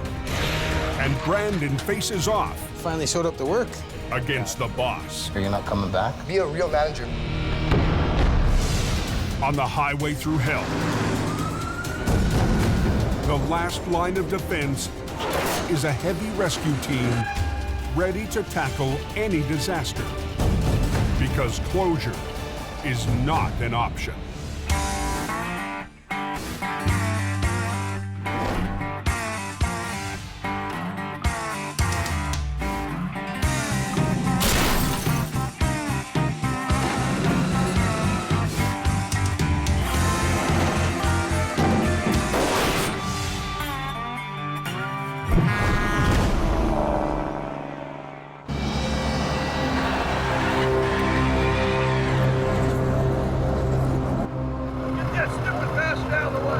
It's 2 a.m., and for drivers all along BC's Coquihalla Highway, nerves are frayed and tempers are flaring. Yeah, put some damn chains on. I need to get on this low side. This is where I get traction at. A series of fierce storms has been whipping the Cascade Mountains for 5 days. Driving conditions have gone from bad to brutal. What's the word on the coke? Is it a mess up there? Everybody's spinning out, getting stuck. And the overhead sign just went chain up heavy snowfall. The heavy, wet snow has pushed avalanche danger to the highest level of the season. This car stopped. You can see how quickly that would back up into the avalanche area. And that's what we can't have. Over 70 avalanche paths threaten the Coquihalla, one of the worst stretches on the continent. The storm has left dozens of truckers stranded in the avalanche zone. Yeah, someone said they're supposed to get like 2 feet up there tonight. Yeah, I hear it's coming. Drivers up and down the Coke want one thing: Pretty scary out there. to get off this road before things get any worse. Well, it's backed up probably about 2 or 3 clicks by now. Tow truck's backing down the hill.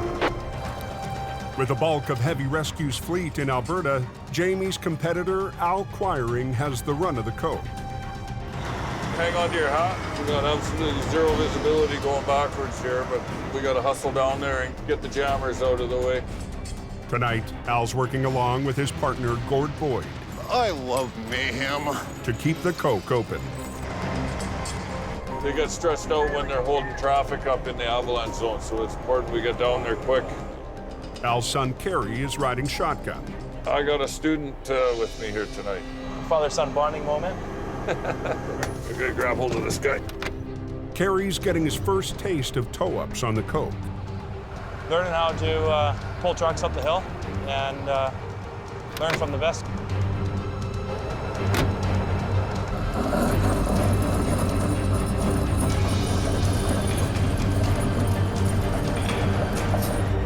Pull the pin on this guy and we're gonna go back and grab another one. In less than 2 hours, Al, Kerry, and Gord have pulled more than a dozen semis out of the avalanche zone. It was the worst storm anybody's seen up there in 20 years. 800 miles away in northern Alberta, You want to bring the pickup around the back? it's Jamie's last day before heading to Texas to check on a new addition to his fleet. Let it warm up a minute. And the guys are about to leave for an early morning recovery on Highway 63. I don't know where Brendan is. I don't know, from what I'm getting from this kid, he's about as handy as an ashtray on a motorcycle lately, so. I just don't know if you really know what you're getting into. Like, it's the harshest environment I've ever seen in my life. Yeah. 2 weeks ago, Jamie gambled that his stepson was ready for the extreme conditions in Alberta. Your mommy isn't around here, right? No, I know. But Adam had his doubts. It's minus cold. And so far, Brandon has hit some rough road. I'm gonna buy some heated boots, man. Oh my God.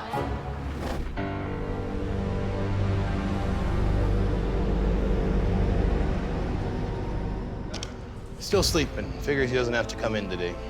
Jamie's trying to give the kid a chance, but this isn't the place for him. He should be learning and hope. They're expecting a storm here pretty quick. They're expecting another 5 to 10. That might be very unpleasant. Jamie and his crew have no time to wait for Brandon. It's icy, eh? I can feel some ice. See that? It's very icy right here. Our risk on this highway is somewhat more than being on the Coquihalla. You know, all it takes is for one second, a split second, for something to happen. Well, it looks like we're coming up on it here. The truck's in the ditch upright, but there's something in front of him here. Oh, I think it's his trailer. Wow. The semi, loaded with plate glass windows, hit ice, spun 360 degrees, snapped the trailer hitch, and crashed into the snowbank. That must have been one hell of a ride, eh? Hard enough to break the hitch on. Got one tray of glass on it. Do you think that skid of glass will stay on? It's still strapped on there. Jamie needs to recover the tractor and trailer without breaking any more glass. You're gonna grab the trailer first or the truck? I'm gonna pull this guy out. We're gonna winch the tractor out here, the glass truck first. And they have to work quickly because some huge loads are headed their way. See how big this load is coming? See it?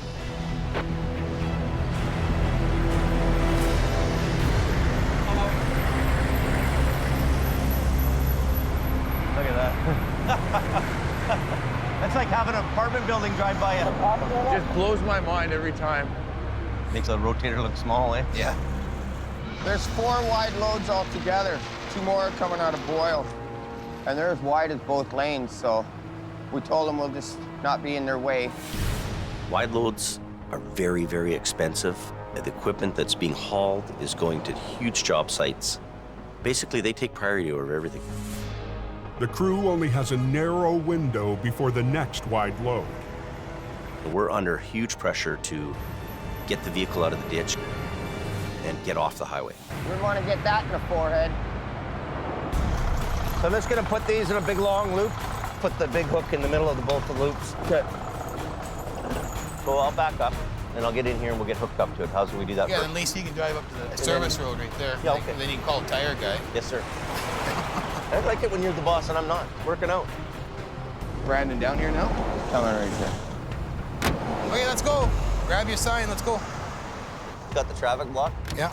Okay, I'll pull up. Let's go here. I hope they know we're on the way. I'm not stopping. Hey, we got the other wide loads coming right now. One of them super maxi loads is coming. We gotta get off the road. Here he comes. Go ahead, yeah, up here. Just go down to that pull out over there. Tires, big cut in it. I'm gonna get off the road.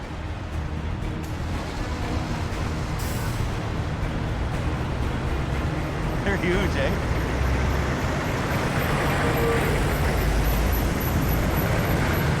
He's slowing down. You don't see that on the Coquihalla. The truck is out of the way. But there's still a trailer full of jagged glass left to recover. Watch yourself, boss. Someone like a bitch down there, fellow here. Snowflakes the size of baseballs. Can't even see where the hell I'm going here. Back in BC, the worst storm in the history of the Coquihalla is still hammering the mountains. Ugly, ugly, ugly. Veteran trucker Sheldon German runs the Coke almost every day. He rarely sees anything this bad. It's that damn slush. It's just sending me everywhere. Sheldon is battling his way up the Coke to pick up a load of scrap wood. Hey, southbounders, as you're approaching the summit there, so just be careful.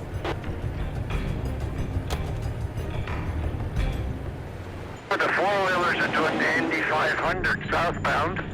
They're just rushing to the pileup party. CVSE, Box Canyon, Coderton. Road manager Richard Enns has his maintenance crews working overtime. Around noon, it's supposed to ramp up considerably into the heavy. His biggest concern, a heavy layer of wet snow growing deeper by the hour, increasing the risk of avalanche. We had that prolonged dry, cold spell there, so we got significant icy crust, and then all this fresh snow sitting on top of it. The storm is going to persist. At the Coke Summit, Al and Gord are catching their breath after a long night of tow-ups. But it isn't long before duty calls again. This time, 2 spun-out semis blocking a snowplow. One of the stuck drivers is claiming that he doesn't need a tow. Okay, I'm gonna send Al or Gord down there and motivate him. Sounds like we got a problem on the hill. Within a minute, Gord's backing down the smasher. It's all about keeping the highway clear. That is our main priority here. Because when these guys are all stacked up on the hill like that, the plows can't get through. And if the plows can't get through, this hill will get ugly in a big hurry. I'm here at the request of the government to keep this highway open.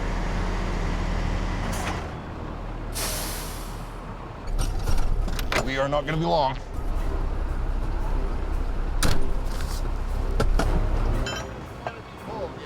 What do you mean he doesn't want to be pulled?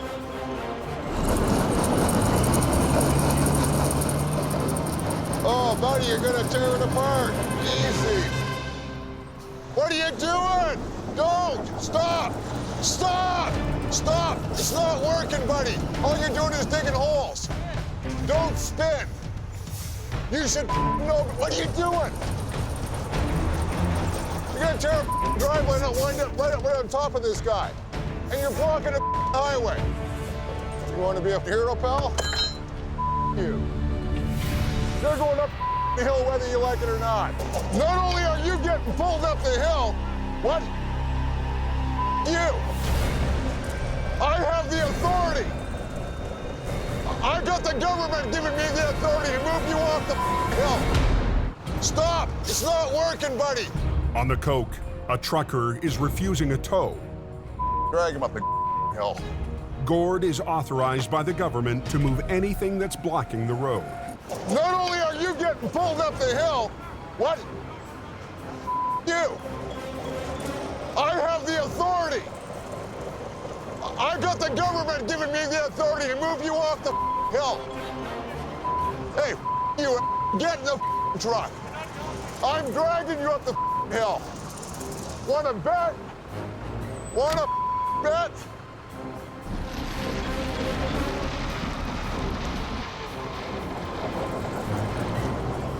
What are you, stupid? What, are you a complete moron? You can help or not, but you're going up the hill. You're blocking. I don't care about the money. Shut up. Get in the truck. I gotta get you off the hill. Yes, I do. Is money the only thing you worry about, you head? I'm gonna teach him a lesson. Okay, let's get pulling. Yeah. This thing will literally pull like a freight train. He's gonna go up the hill whether he likes it or not.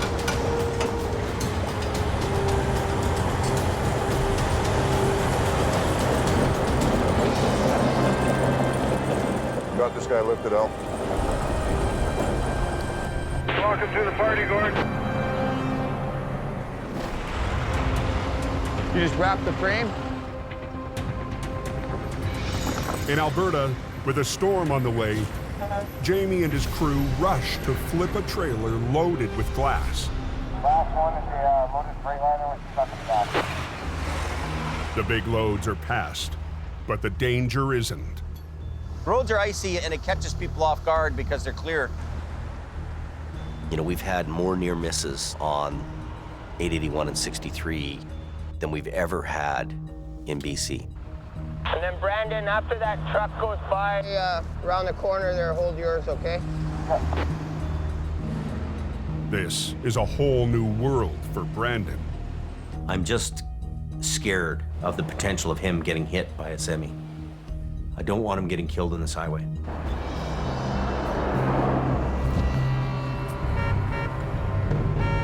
Get over!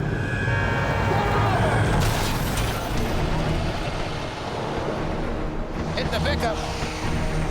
Did he hit it?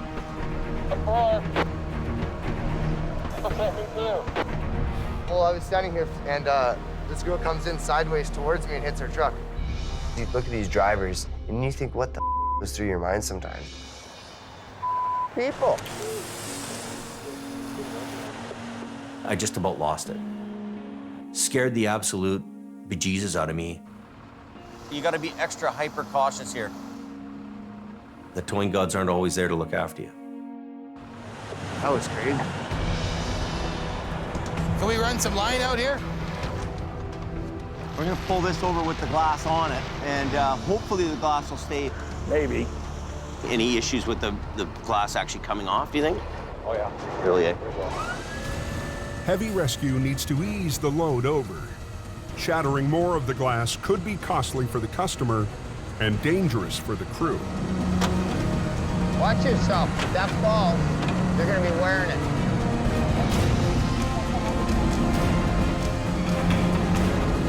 Oh, here we go. Right on the hook. Nice.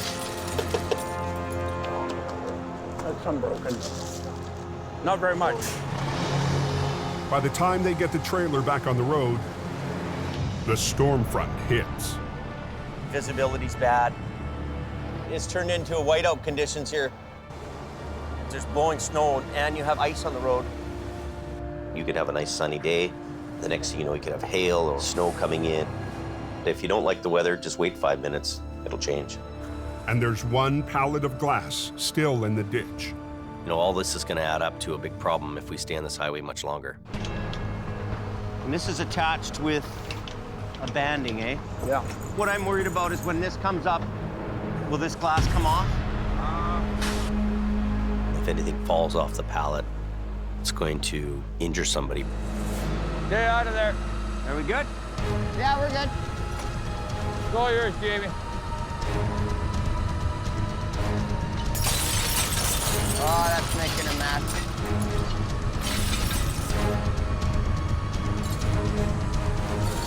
I don't want my hand in there. I don't want to lose it.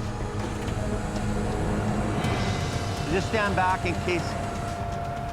2 feet, 2 feet, 1 foot. Stop. Coming down. We're good. Hold so calling can go through. Let's go.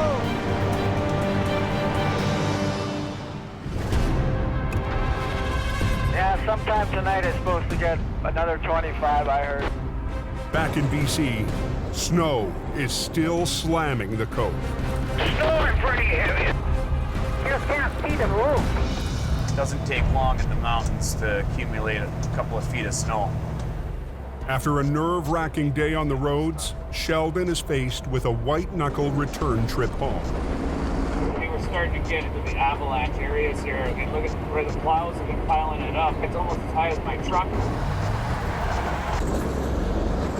I had my eyes open the whole way down.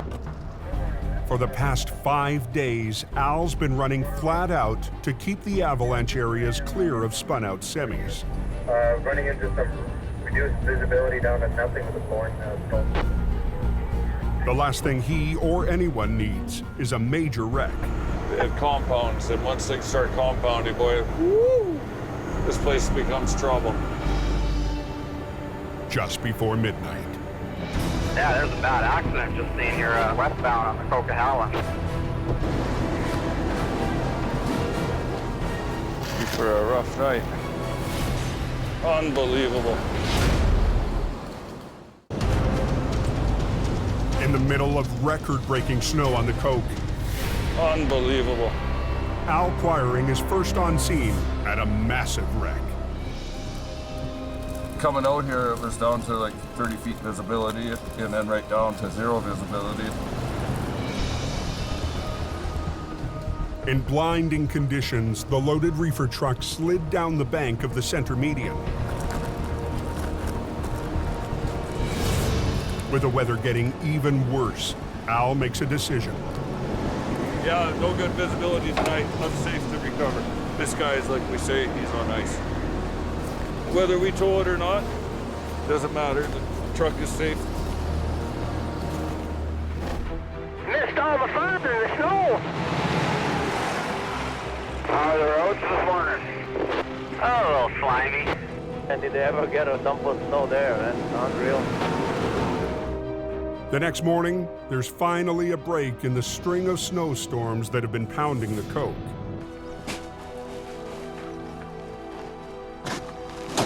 It's the chance avalanche technicians have been waiting for. This is our only window. By about 11 or 12 today, there'll be no flying for probably another 4 days. We're almost done priming the first wave, and then we'll go over the plan with you. Their plan is to use explosives to shake loose the highly unstable layer of snow threatening the highway. We have a known weak layer. We have 100 centimeters of snow on top of that, which is quite a bit. And there's forecasts for upwards of another 100 by the end of the week. Okay, you want me to shut them down? Yeah. Okay. Close traffic, please. Paul, if you copy this radio, the switch are done. They get the all clear to launch their air attack. Okay, copy that. Ready for some bombs. To trigger the biggest slide, they're targeting a cornice, a massive wedge of snow looming over the ridgeline. So you want on top of the corner? Yeah. Yeah, right where the cliff would imaginarily come through it. Okay. Use lid. Bomb away.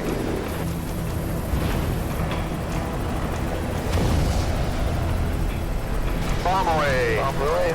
Got it. Okay, we got a little result there. Good result that's a beauty. Good result there. That's a good one.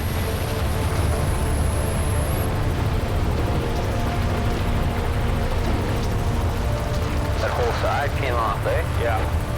That was a very good result, guys. Right on. So we're looking for.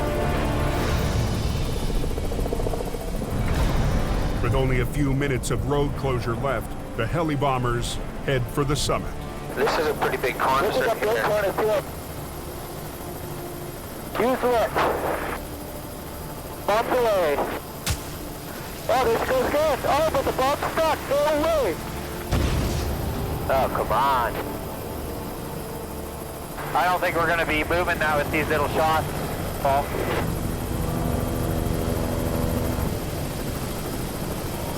That thing's like permanent snow. The Avtechs have done all they can. With their weather window closing, they'll keep a careful eye on the mountains. With tonight and tomorrow's storm, we're really gonna have to watch that one spot. 2,200 miles south in San Antonio, Texas. We're gonna basically take you through the plant and show you the entire assembly process. Wow. Jamie's at the Toyota truck plant to pick up a couple of pickups. Another addition to his fleet for his quick response program. I'll just go there and touch it. Is that okay? Yeah, that's okay. A pickup is no different than a wrecker for me. So that gets put on right now. Well, I travel all around the United States or wherever I need to go to look at the equipment. And we use them for traffic control. We use them for fuel delivery, service truck. Oh, okay. It's really cold there, and people can actually die if they're left out on the highway. So if we have a customer waiting for any reason, we'll go out in the tundra and pick it up, pick them up, and bring them in. We're touching it before it's built. I want to know what that pickup looks like. I want to know how they build it. The engine and the axles and the frame are all coming together. So the cab's coming from overhead. We're bringing the frame in here, and we're going to marry the two together. Okay, all pin, eh? Yep, yeah, here you go. Wow. In a matter of seconds, you know, a frame becomes a truck. Beautiful. There you go. So is there a red one coming soon? Pretty freaking cool. Back in BC, the wreck that Al discovered last night is still in the ditch. The tractor and trailer is flipped right over. But Al's too busy with pull-ups to tackle a tough wreck. Doesn't bother me in the least. I'm not taking it on. I'm okay with that. It's a perfect recovery for Jamie. And even though he's away, the wreck is still going to a Davis. He's gone. He's in Texas, isn't he? My brother Jason is a hardworking guy. He's very attentive to detail. You know, not as good looking as I am, but he's a great guy. It's not very often that we get an opportunity to upshow Jamie in his own territory. Probably would have scooped us on this one anyway if he was on it. Jamie and Jason ran a heavy recovery operation just outside Vancouver before Jamie moved to Hope. That's your cousin. With her matching rotators, Jamie and Jason have tackled some difficult jobs together. Okay, pretty soon I'm gonna have to boom out, Jamie. Hold on. But Jason isn't used to jobs like this one. The wreck is not on the roadside, but down a steep, snowy bank. Wow, it's in there. The severity of wrecks that happen up here isn't an everyday thing for us down on the coast. You gotta make sure that you take enough equipment, enough personnel. What kind of stuff am I taking out? Jason has brought along some extra family firepower. We want that one at the back of the trailer. My daughter Mattia is 16 years old. She drags all the heavy gear, chains, because she wants to be one of the guys. We're going from somewhere around these bogies. Okay. I was always a tomboy, jumping off things, getting hurt, cracking heads open, breaking collarbones. I just can't imagine not having it in my life. 50,000-pound pick. Wow. The heavy load has shifted onto the thin trailer wall. If it's gonna be too much, it's gonna start crumpling. Jason would like to unload the trailer's cargo of frozen food, but the client has a different idea. The customer is adamant on us bringing it up with its load intact. But that comes with a big risk of wrecking the trailer. He's just too far away from the road. He calls on his big brother for some advice. It's got a 15 to 18% grade here. It's almost vertical, the ditch on the side, eh? If I pull, it's going pulling right through the trailer wall. It's not that strong. And that's gonna expose everything that's there. There's a 70% chance it doesn't work. So after that discussion with Jamie, that the only way we're gonna get this vehicle out was with the crane. A 75-ton crane with a massive 130-foot boom. Even a rotator and a tow truck, you would not be able to get that vehicle upright and out of the ditch. Where do you want the crane? Where do you want me to pick? Jason and the crane operator have to find the best position for the lift. You're gonna pretty much be taking the whole lane. But space will be tight. Highways will only let Jason close one of the two lanes. With the avalanche threat, it's too risky to have heavy daytime traffic backing up on the mountain. Do you have to stick your outriggers out that side? I can go halfway out that side. You got a semi coming through soon? They have just enough room for the crane's outriggers, but there's a problem. His swing out to the side, too. The crane's counterweight sticks out more than 13 feet behind the cab. If he's 90 degrees, we're shutting down that whole other lane. So you're not gonna get that lane. Well, let's see what we can do here. They need the crane to reach the wreck without swinging the ballast into the second lane.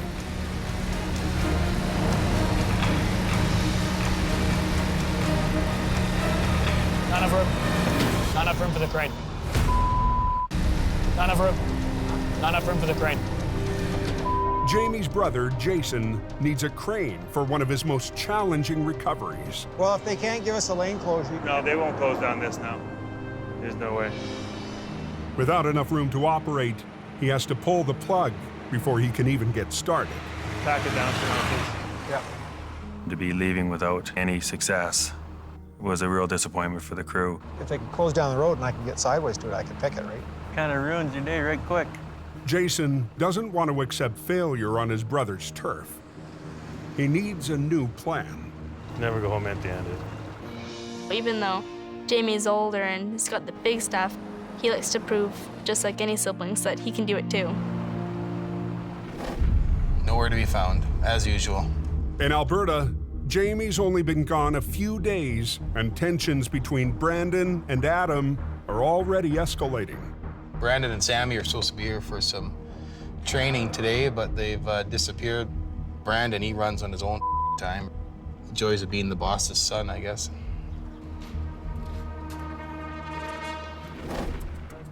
It's freezing, holy. The flagging crew hasn't had much downtime. First time for a long time I'm going in the ice. It's been a while. Brandon's tried to enjoy any break he can get. I do literally anything and everything thrown at me. General labor around there, help on wrecks. I'm a Swiss Army knife out here.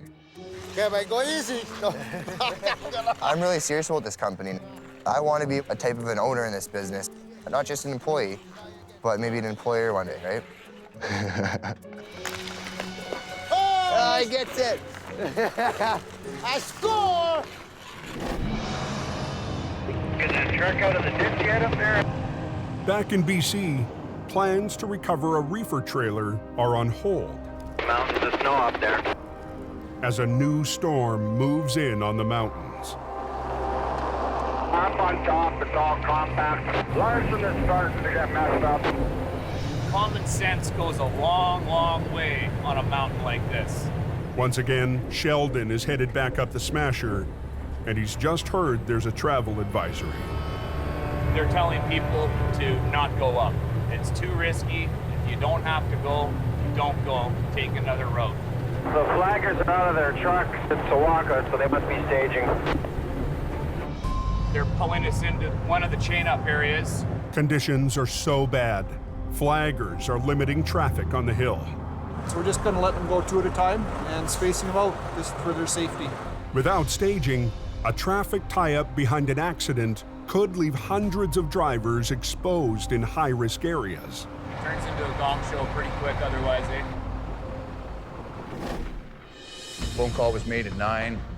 Yeah, I don't know where he is. Back in Lac La Biche, it's mid-afternoon, and Brandon still hasn't shown up for work. Hopefully he gets here soon. And you don't like him when he's angry. All this off the wall. Like, these tables should be cleaned off. Take his old junk home with him or something. Kelly Davis, another of Jamie's brothers, is a long-haul trucker passing through town. He understands Adam's stress. He just wants people to do their jobs and be professional about it, and it's a hard go for him. I shouldn't have to constantly phone Brandon and chase him around. What are you doing? You know, the guy sleeps in till 11 o'clock every day, and I brought him up here, gave it a try. It's not working out, so he can go back to Hope.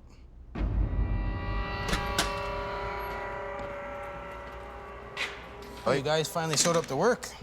Well, you said we were off Monday, right? So. You guys still have a company truck or no? Yeah, we do. So then if you should be off, then the truck should be parked here, shouldn't it be? No, we're on call, though. Okay, well, from now on, the Toyota stays here, and you guys can get your own transportation. Why does it need to be here, though? Because he's the head flagger. That's his flag truck. Head flagger, my ass. Have you worked here 10 years? This is your last go around here. You're not coming back? I am coming back. No, you're not. Yes, I am. Nope. You know what? If anyone's not coming back, it should be people that sit on their candy ass and don't. You don't get out of bed till I don't get out of bed. o'clock? Every call you guys have said, get to work. I haven't missed one call, not one. End of the day, call. you're not coming back because you don't listen. I'm coming back because I do listen. No, you don't. Yes, I look do. after this place. No, you not professionally. Yeah. I don't Look at believe yourself.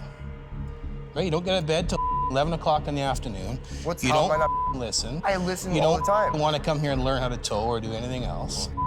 Ask anyone you want. I've You're impressed supposed to be here everyone at 10 around o'clock in the morning. You weren't here. here. You never gave me a time. You were told last night when to be here. So you're not coming back. This is your last go around. I am coming back. No, you're not. Absolutely not. Like, I walk in and you say, you're late. What the am I late for if you don't give me a time? How can you be late with no given time? This is unreal. I've done really It well is, here. yeah, You it can is. anyone, ask anyone. Yeah, I know. I've done really well out here. Oh, I know you have. You've done really good. Man, you need to learn, if you want to be a manager in real life, be a real manager. Listen here. Hey. You're supposed to be here at Everyone 10 around o'clock in the morning. You weren't here. You never gave me a time. You were told last night when to be here. You're not coming back. This is your last go around. I am coming back. In Alberta, tension between Brandon and Adam has boiled over. I walk in and you say, you're late. What the am I late for if you don't give me a time? If you want to be a manager in real life, be a real manager. Listen here. Hey. Come on, that's enough. Out of here. Don't be pushing me around. Don't Lay a hand on me. Well, don't lay a hand on anybody else. You get the out of my face. I'm making sure nobody gets hurt. That's not right. Not right at all. That's the bottom line. All right, let's just go.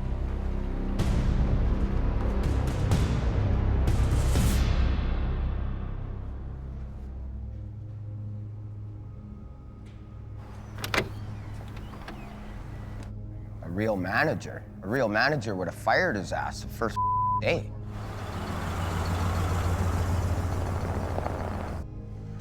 Hey, I didn't mean anything by that, eh? I don't. I just want to shake your hand. I didn't mean. Nah, I just, Yeah. just Okay. Thanks a lot. Thanks.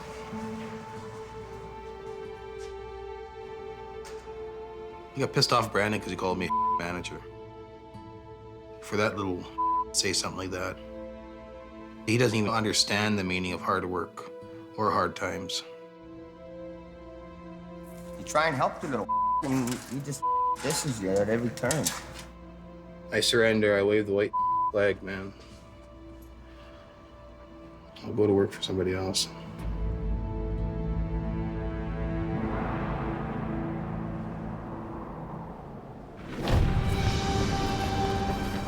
Which one did you chain, T? That one right there. The center? Middle, yeah. Just after midnight in BC, Jamie's younger brother, Jason Davis, is back for another attempt at the wreck he had to leave behind. Recovery was being done at night just in order for us to achieve the time that we needed. We have a lane closure today, which will allow us to stop traffic so that the crane can get enough working space. After yesterday's failure, Jason will take whatever he can get. I had to talk to Jason on the phone that night about that job. And he was pretty depressed, pretty down, and he was, almost second-guessing himself about how he handled it. I don't got much time, man. With more heavy snow expected, Jason and his daughter Mattia get right to work. I can get up over there and walk across. Where? Over there at the front. Oh, go ahead. Just be careful, it's greasy. Yeah. It's quite a trooper, the young lady. I'm 5 feet tall and the snow is up to my head. But get used to it. Okay, you can pull it tight. As long as it stays in the hook, you're okay. Yeah, I'm just making sure it does. Okay, make your way. Jason gives a careful test pull with his rotator and sees a problem right away. This will bite into the trailer like that. That'll bite that trailer and cause a kink in it and weaken the trailer. It's only aluminum, it's very thin. And so you'll pull that strap right through that trailer and cut it in half. I would unload it. Customer doesn't want it done that way. So, basically we have to tell the customer, look, your success rate here is very minimal. Jason plans to use a crane hooked to a series of straps to help spread the load. The crane will then lift from the top, while the rotator pulls from the side. That's what we need him to do, is do the lift, and then we pull. The strap's got to go underneath and come up the roof, and then this way in order to create it to roll. This sucks. This portion of it sucks. Dig your hand right through to try and get to the bottom. You want to get to the bottom of the trailer. Yeah, I'm on compact snow and it's on my face. You'll live. Snowshoes applicable. Holy. At 12:30, the rest of Jason's crew rolls up. I'll give it a little yank and then see if we can get enough to get another strap on that bottom. With his rotator, Jason pulls just enough to make space between the trailer and the snowbank. Okay, the sooner the better, guys, eh? We're trying. Can't really see. Tyler and Wayne bringing them down. Okay, we're ready for a crane back here. Something's coming up the road. That'll be our crane. At 1 a.m., the machine arrives that will make or break this recovery. By the way, Tate. So now what we're gonna do is get the crane to come in behind me, throw some more straps to support the load. Yeah, fold it. There you go, how'd it go? Now their straps are almost in the center, eh? That's where you want me to That's be? where the load is. So how far out do you want me to pick? I want you to go right in the middle if you can. I'll get my boom out there and I'll tell you exactly what I can have. That's a long ways out. Like that's probably, 60 feet. The farther the crane boom extends, the less weight it can lift. I'm gonna put a stop on traffic, okay? I'll stop. Go time. Okay, Ralph, we're shut down, buddy. Swing over.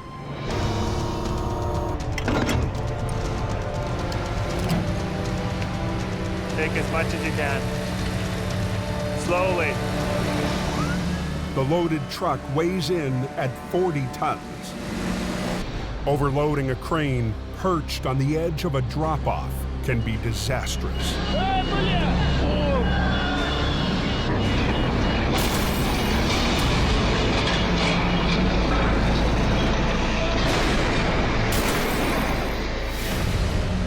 Nice and easy, Ralph, nice and easy.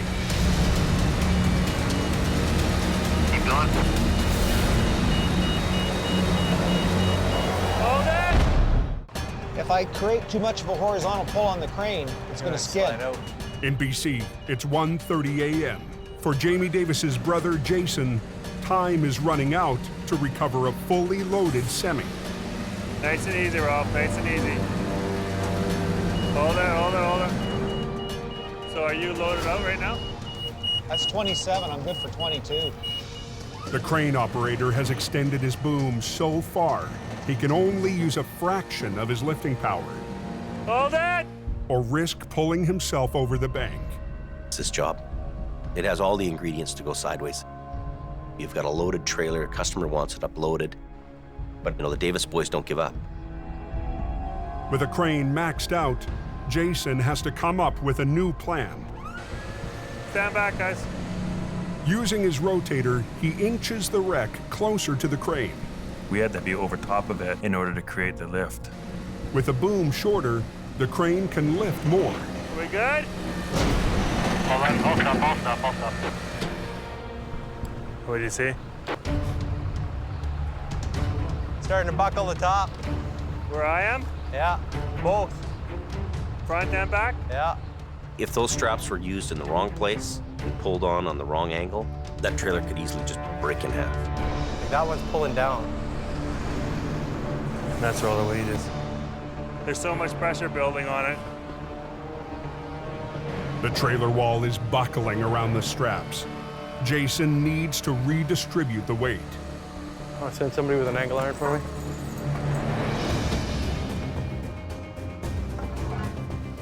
Our aluminum angle iron spreads the load out of a strap.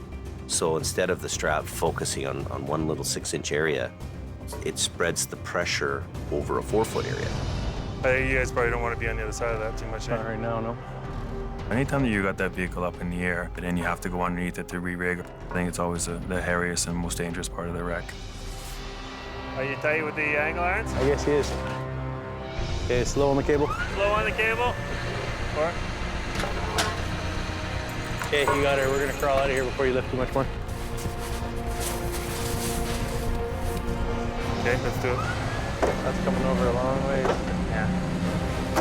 Keep going. Okay.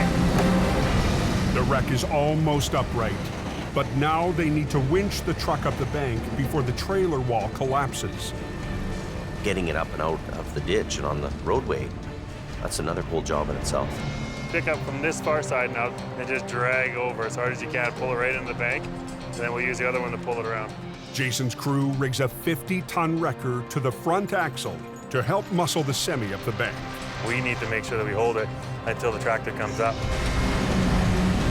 It's the big pull.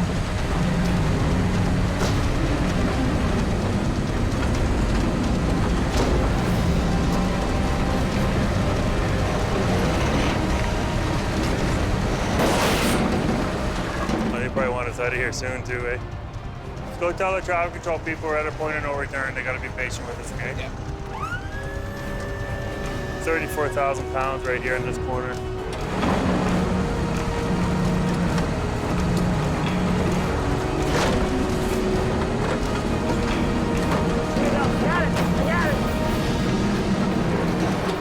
Yeah, she's out. Now we're at the home run. We gotta unhook and get this traffic through. That was quite an accomplishment, man. Send them through. Thanks, eh? Sorry to keep you waiting. Well, I've done that type of wreck. It was not easy. I should say that I was missing that job, but it wasn't a job that you missed. Sorry, brother. We didn't break a wall, and we don't have the cargo spilled all over the ditch, so yeah, we did good. That went pretty darn good. I felt proud because I know he can do it, but you don't need your brother. What Jamie say now? It's beer o'clock? Yeah. Jason was under huge pressure, given all the conditions he was trying to work within.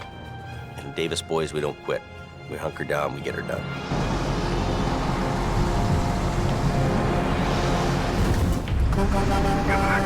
Next time on Highway Through Hell. We have a high avalanche hazard. Stay in your truck. An avalanche paralyzes the coke. Nobody can go past. We're getting everybody out of here. Pushing heavy rescue There's one fatality. to battle disaster in the canyon. And a tight space recovery threatens to crush the crew in Alberta. Oh, now we're...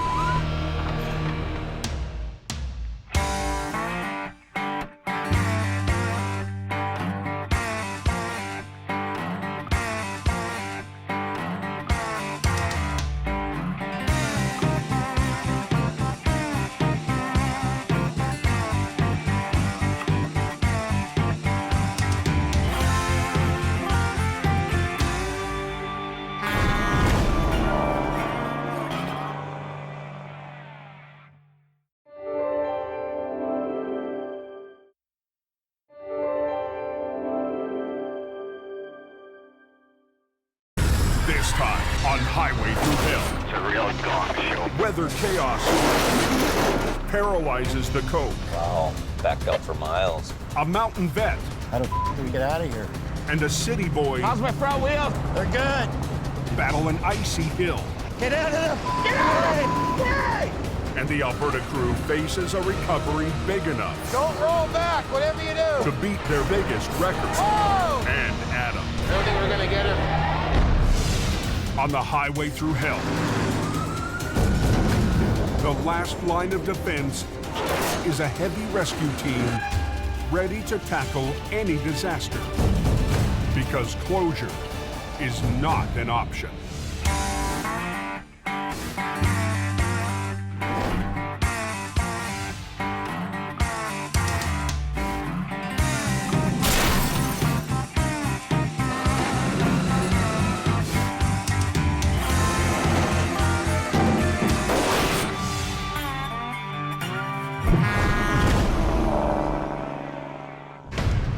Traffic will be thick on this road today. Apparently it's a real gong show. 2 days before Christmas, a sudden storm is slamming British Columbia's Coquihalla Highway. The compact snow turns into compact ice, and they can't put enough sand down on it quick enough on this highway. Cold air hit, froze solid. We now have concrete. Trying to get it off is a real problem. And I think I'm out of sand. I don't hear anything now. On the busiest travel day of the year, drivers are stranded. You know, it's nice and sunny down on the coast, and you get up on top of the mountain, and it's a hell zone. I passed a pickup truck, and then all hell broke loose. My husband just hit the black ice just now, and the truck spin. This road is a sheet of ice.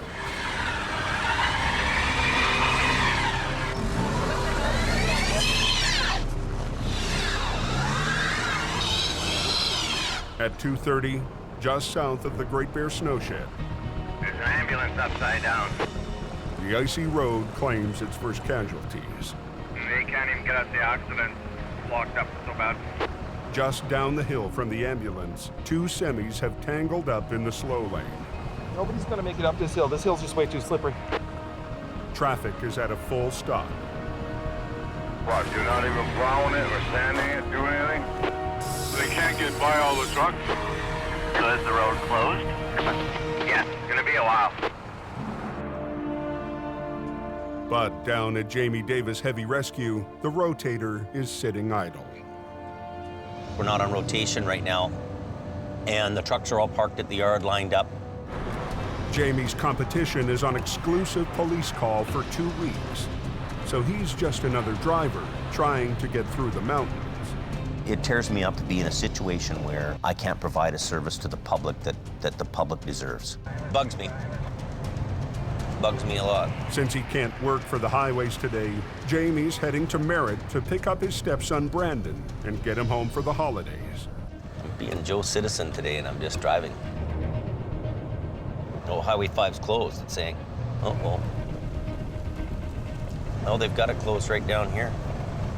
We may not be able to go to Merritt. Wow. Backed up for miles. Christmas traffic is stopped dead, and the one guy who could help open the road is off duty. I don't think any of this stuff would have happened if Jamie would have been up there. A 14-hour drive northeast of Hope, there's one place where Jamie's trucks are hard at work. There's a load of traffic. On the highways that form a lifeline to the oil fields of northern Alberta. 10-4. With Christmas only 2 days away, It's like a parking lot out here. workers are racing to get up. It's real greasy when you get out of Aquafish all the way up past Concord. But an Arctic flash freeze has coated the highway with a thick layer of ice. Feel like I should get my curling broom. Heavy Rescue has their hands full and are fighting to keep the road open. Okay, you're gonna come up to that semi in the ditch there, you guys. Set up your sign. 30 minutes north of Lac La Biche, a low bed coming around the curve hit ice and slid off the road. Brutal, man. It sucks. Sammy already has one lane closed. But to get the truck out, they'll have to shut down the entire highway. Get this out of here. It's already been a busy week for the crew. Be the second one of today, and we got a couple more after that. It's really picking up, almost scary. I'm not even sure if I'm going to be able to make it home for Christmas. Brakes are off. And just kind of steer it up the bank. What's going on here? The road's closed both ways. Put your boom down. Boom in. The crew would like to quickly pull the truck out sideways, but the low bed is impossible to drag through the snow. Just hold your brake on. So Heavy Rescue decides to pull it straight ahead. Adam needs Colin to lift and pull at the same time. Lift your boom up. Hurry up. I'm not allowed to think for myself. We get the truck out so we get to the next one. Yes, we're getting to the next one. Nothing tow truck up the road. I know, we saw him. We already talked about it. Hop in and drive her. With traffic backing up, Colin has to move the wrecker to position for the final pull. Put her on high speed. Same direction you are, just head right there.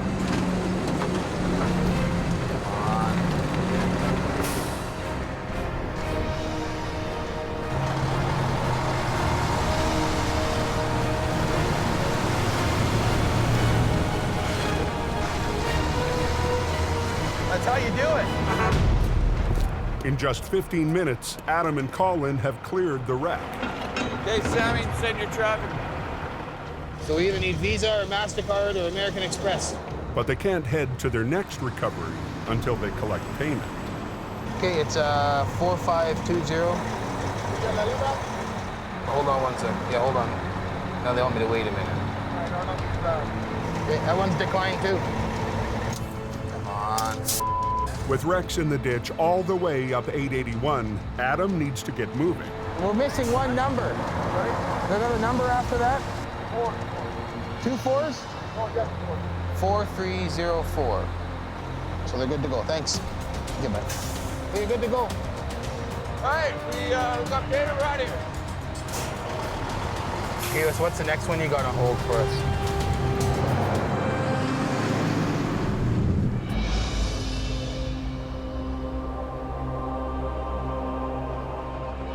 I just heard they shut the coke down. Is that right, guys? Yes, it is closed. Multi-vehicle accident and ambulance upside down. Back on the coke, the highway has now been blocked for 2 hours. Holy, this is crazy. Dozens of trucks hauling Christmas freight are trapped. And holiday travelers are in for a long day. I haven't been trapped on the highway like this before, no. I should have took the Fraser Academy. Jamie Davis is still stuck in his pickup truck at the back of the line. This is a weird experience waiting in traffic like everybody else. Jamie's competitors are on police rotation today, and getting the highway open is solely up to them. There's extreme times when things go crazy here, and you need to have a full complement of equipment and people to deal with it. This could be what I would describe as Armageddon in our world. But the competition seems to have trouble just getting started. The tow truck driver was trying to put the chains on the truck, and I'm thinking it was the wrong chain for the wheels. He started chaining up, and then I see they take it off. So I don't know if they wrong size chains or what, but he took off the chain, so he made her up somewhere. Some of the stalled truckers could drive out if they'd chain up. Full water tank, man. Highway manager Richard Enns is getting tired of waiting. When I got here, he finally started putting them on, but didn't know how, and here we go. Bit of a nightmare. And it ain't over yet. Up near Porsche, a northbound truck loses traction on the hill. I'm trying to get some chains on now, but I just don't want this guy come smashing at me. Yeah, I'm just waiting to make sure that it's safe before I get under there. Look at this, look at this. You see why I don't want to go there? I have to just keep watching my back. That's the reason why I don't want to go under my shop.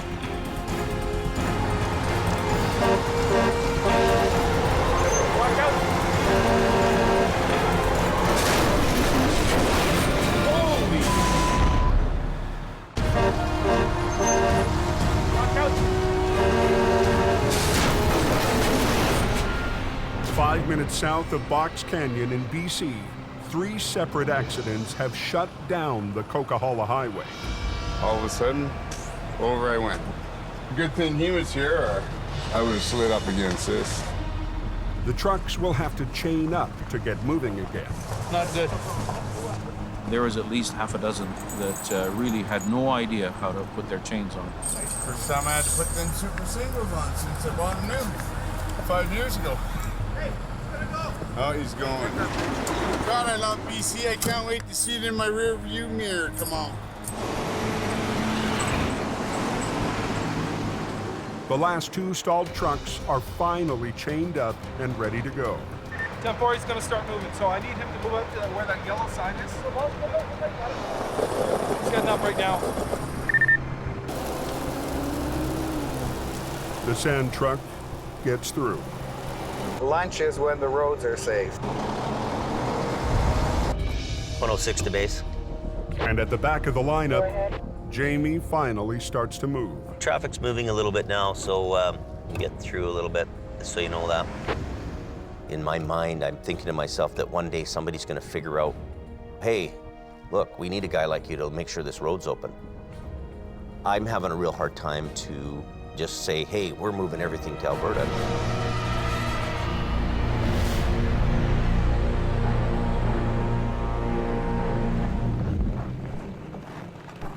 The next morning, in Lac La Biche, Alberta, Adam is heading home to spend Christmas with his family. Well, don't anything up. All right, I won't. But that means leaving rookie Colin in charge.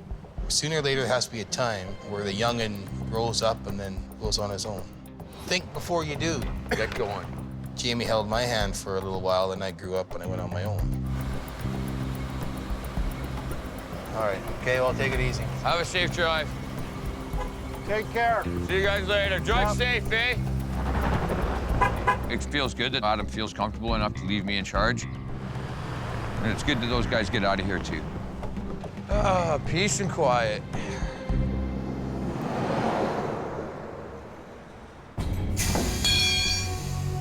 On his way out of town, Adam stops in at the local garage where wrecker HR-68 is getting a safety inspection. When HR-68 left BC, it was supposed to be ready to go for an Alberta inspection. And they supposedly went through that truck with a fine-tooth comb. Jamie's new mechanic prepped the truck for its trip north. We're changing all the fluids to make it so that Adam can go all over Alberta. And once he gets to Alberta, I don't really give a because he's out of range. How you guys making out with this thing? So far, we found 3 wheel seals gone. Yeah, they just done them rear ends too before we brought them up here. Is that right? Yeah. Now, the inside of this tire has oil on it. Okay. That indicates a wheel seal leaking inside, so we'll be pulling this one apart. The wheels are ready to fall off, axle seals were leaking, and nobody ever caught it and hope. I've told them straight out, this is going to fail. a little bit pissed about the rear end stuff. It's not putting Adam in the Christmas spirit on his way home for the holidays. See, they were just done 3 weeks ago. Now my truck is going to be down for a couple days getting that stuff fixed that should have been done in Hope.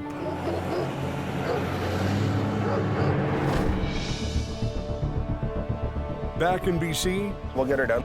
Heavy Rescue's Ken Monkhouse is heading 10 miles up a remote logging road for what should be a quick recovery.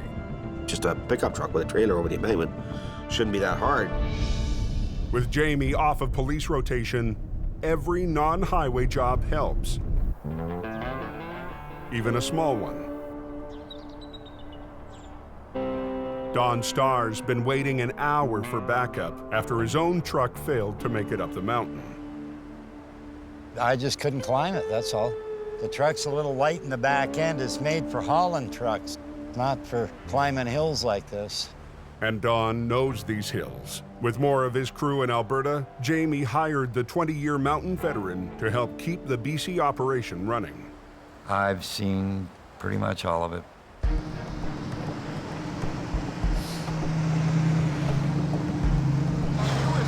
I was. About another 2 to 3K. The truck's only supposed to be about 10 or 15 feet over the side, but the trailer's down 40. How steep is this freaking hill? I haven't got a clue, bud. I only got up so far. I'll grab my gloves. So slow and low or gumboot, or what do you think? I don't know. I backed up to the bridge and took a run at it.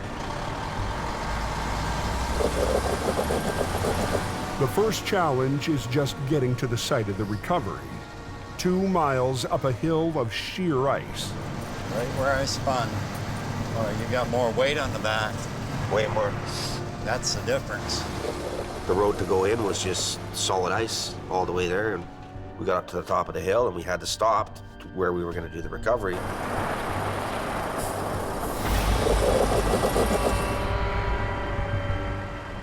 We're sitting on pure ice.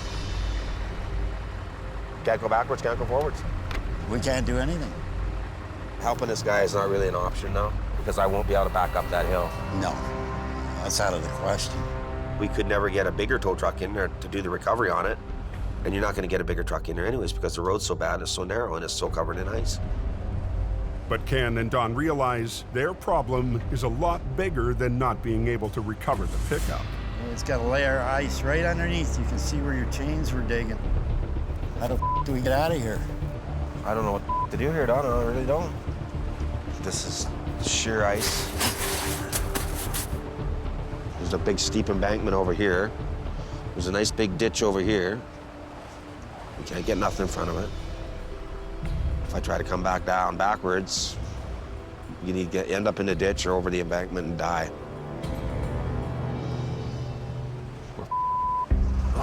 What the f do?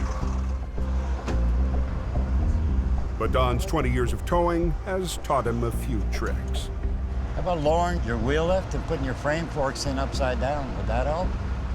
Yeah. You might dig the road up a little bit so you get some traction. Yeah, maybe that's the best thing to do. What if we should turn it like that? I just wonder if that's not gonna dig in to make the front end swing out that way. Suck it in and see what it does. There you go. Once I get going, it's gonna go. Oh, you know it. It's 22,000 pounds.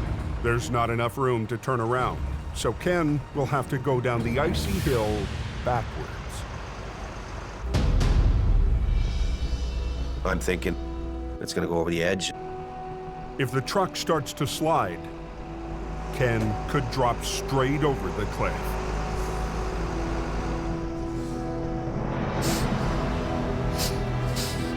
Straighten her up.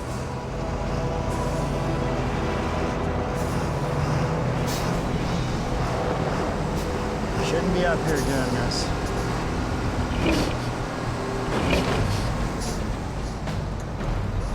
Right at that real snotty part.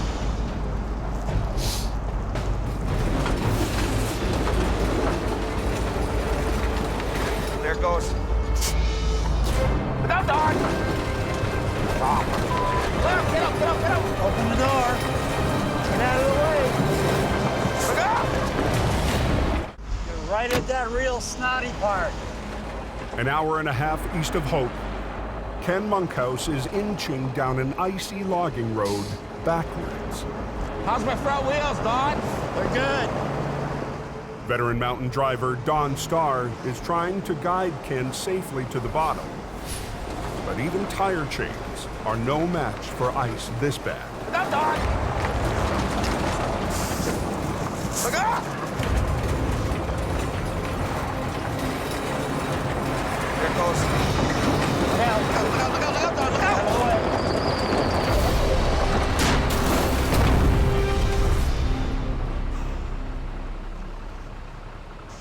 Well, we almost made it. He just started backing down and it just started sliding. You got no control at that point. It went into the ditch side of the mountain. We were very lucky that it went in there. Well, I think we just the wheel left, to be honest with you. Buried. I thought that wheel lift had helped, but, well, it did until it got to that snotty part. Yeah. You never give up. There's always a way out. I got an idea. What's that? Route the wheel lift. Keep your wheels turned the way they are. Lift the rear end up and push her out. You think that might work, or will it lift it? Try it.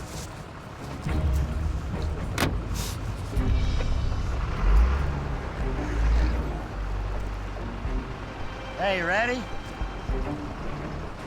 Hopefully we can get it pointed in the right direction down the aisle.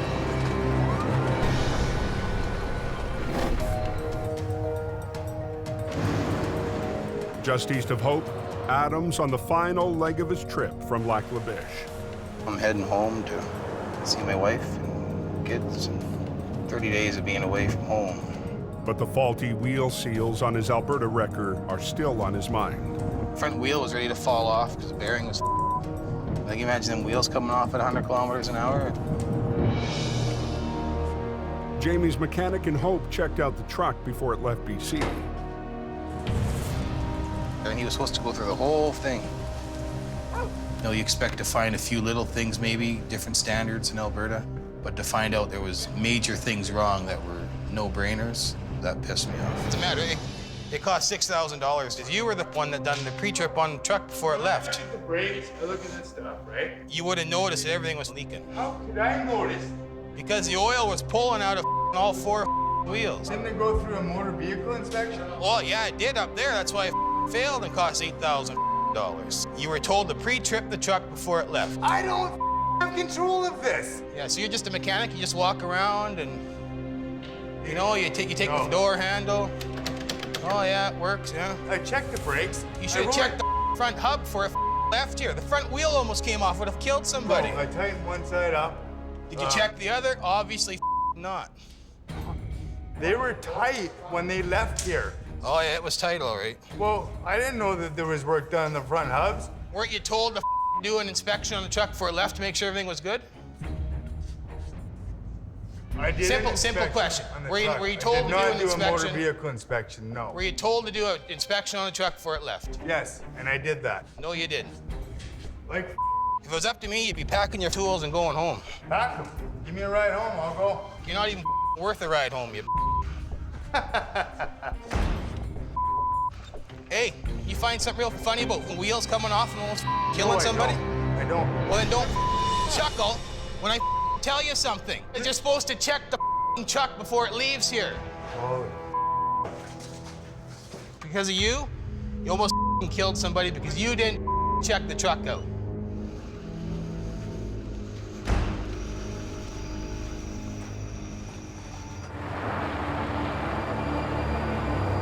Hold her there with the brakes.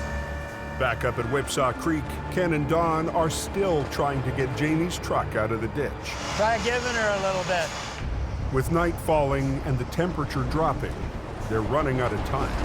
Okay, hold it. You got it. Don't stop. Just turn your wheels this way. Just Straighten them out. Okay, you're headed down. It's all yours, Ken. I only thought that we could get the truck straight on the edge of the road, not out of the ditch.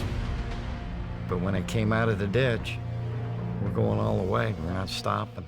Ken has to make it down a mile of sheer ice with a 400-foot drop at his side. Failure is not an option. If you go over the embankment, no one's gonna find you. Back in town, Adam's long day is almost over. He can finally put his work problems aside. He's gonna come home and surprise my little girl. She hasn't seen me in about a month. I think she'll be very excited.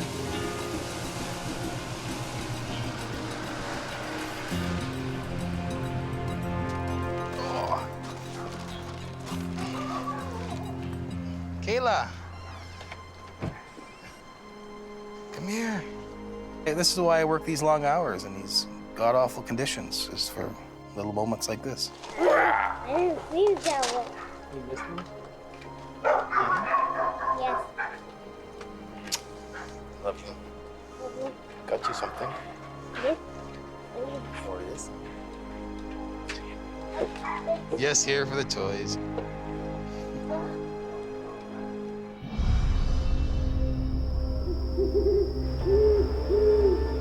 Are those forks still down? Those wheel lift forks still down? Back up the logging road, Don and Ken are on the move again.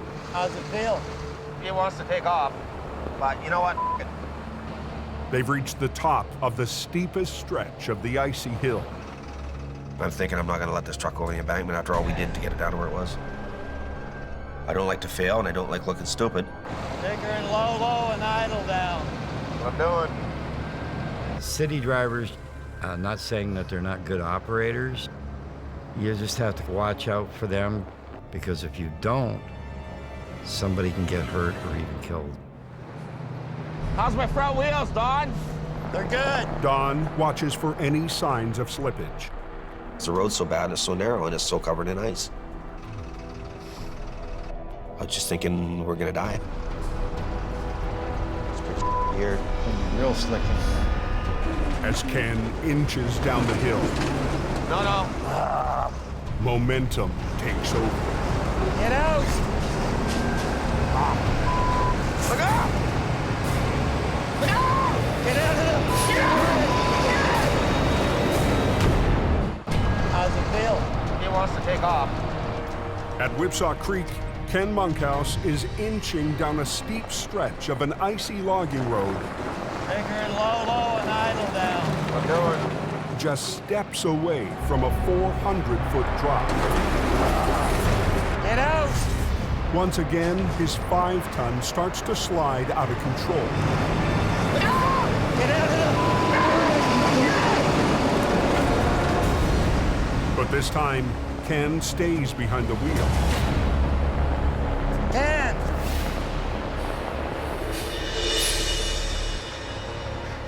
Ken managed to steer the truck just enough to keep it on the road.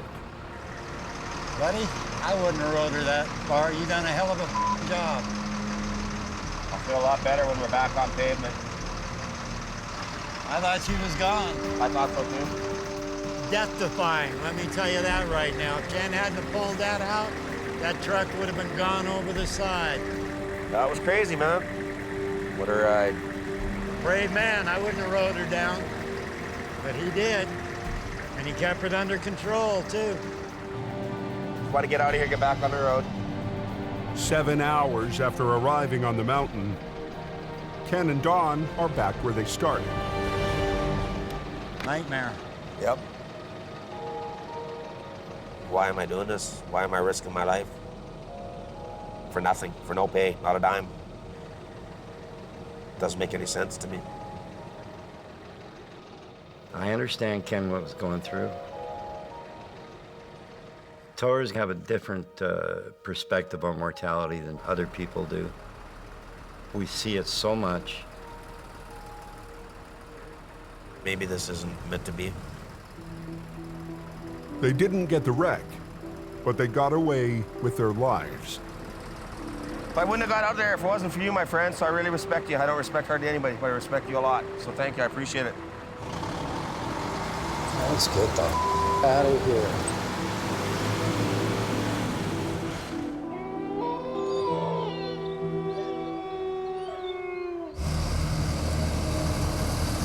But when the guys get back to the shop empty-handed, it only adds to Jamie's frustration.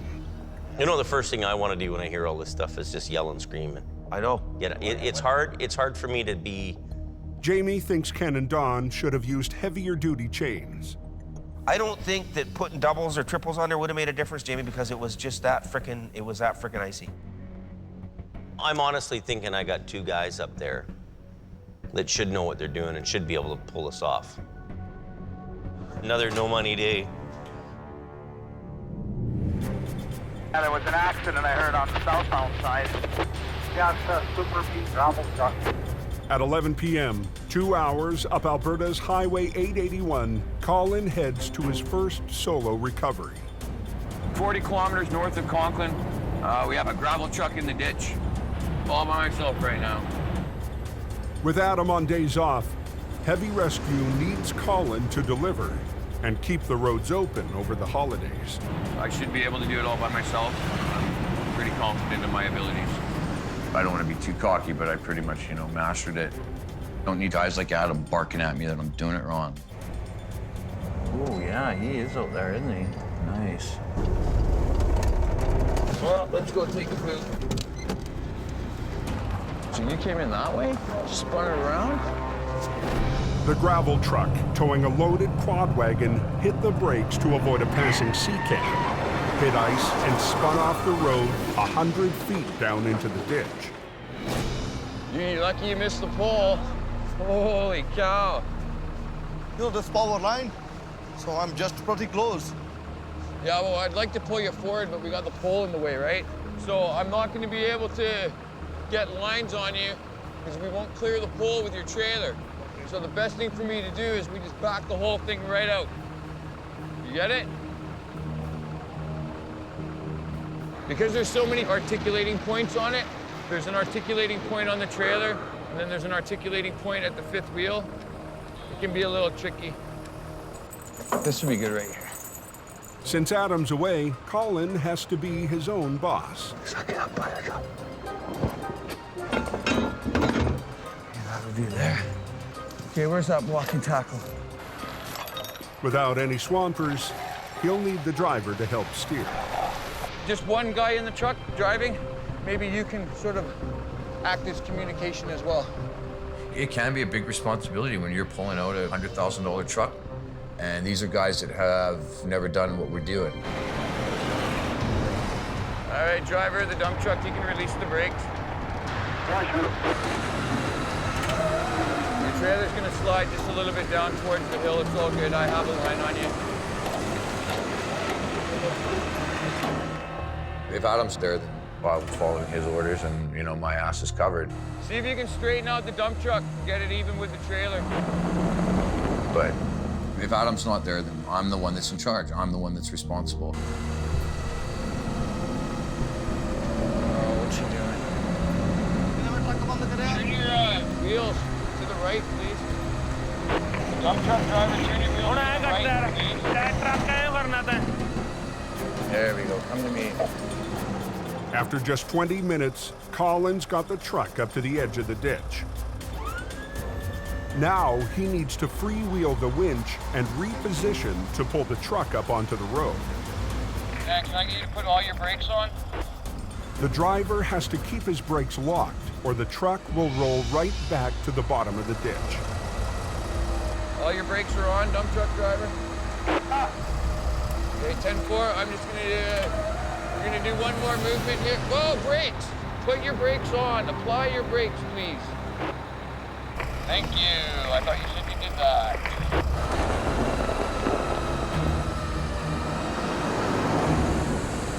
Brakes on! Brakes on! That was a good night's work. Colin's made his first recovery flying solo. Out of the ditch right now, so that's why I'm smiling.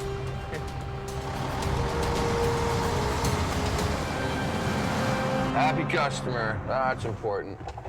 Okay, let's get out of here.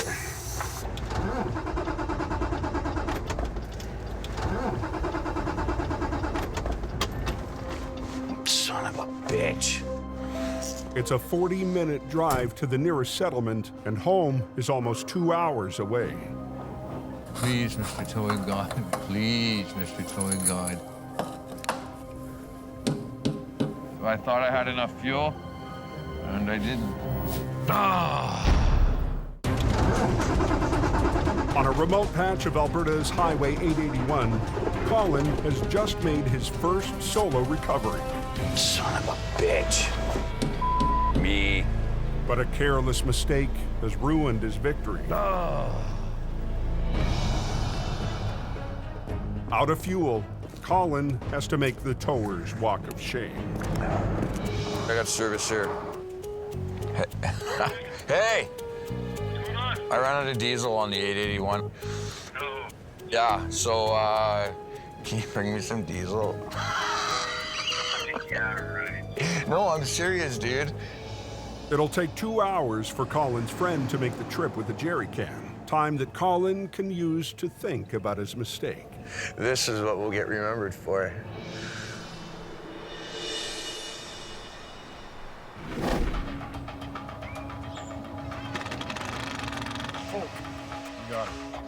In Hope, 2 days after Christmas, crews are gearing up to go back on highway rotation. But Ken Monkhouse is still reeling from his near miss up in the mountains. So that Forest Service road was pretty traumatic. A couple people could have come real close to dying, including myself. It may work.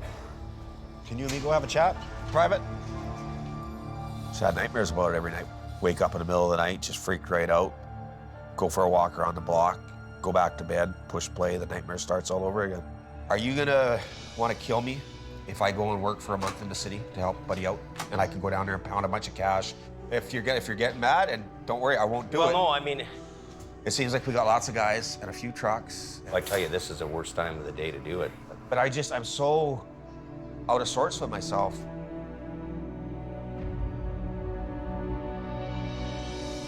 Yeah, go ahead, go ahead. Are you sure? Yep. Okay, thanks, buddy. It's a thing because tonight we gotta have guys on the go. It's just another thing that you just don't need to happen.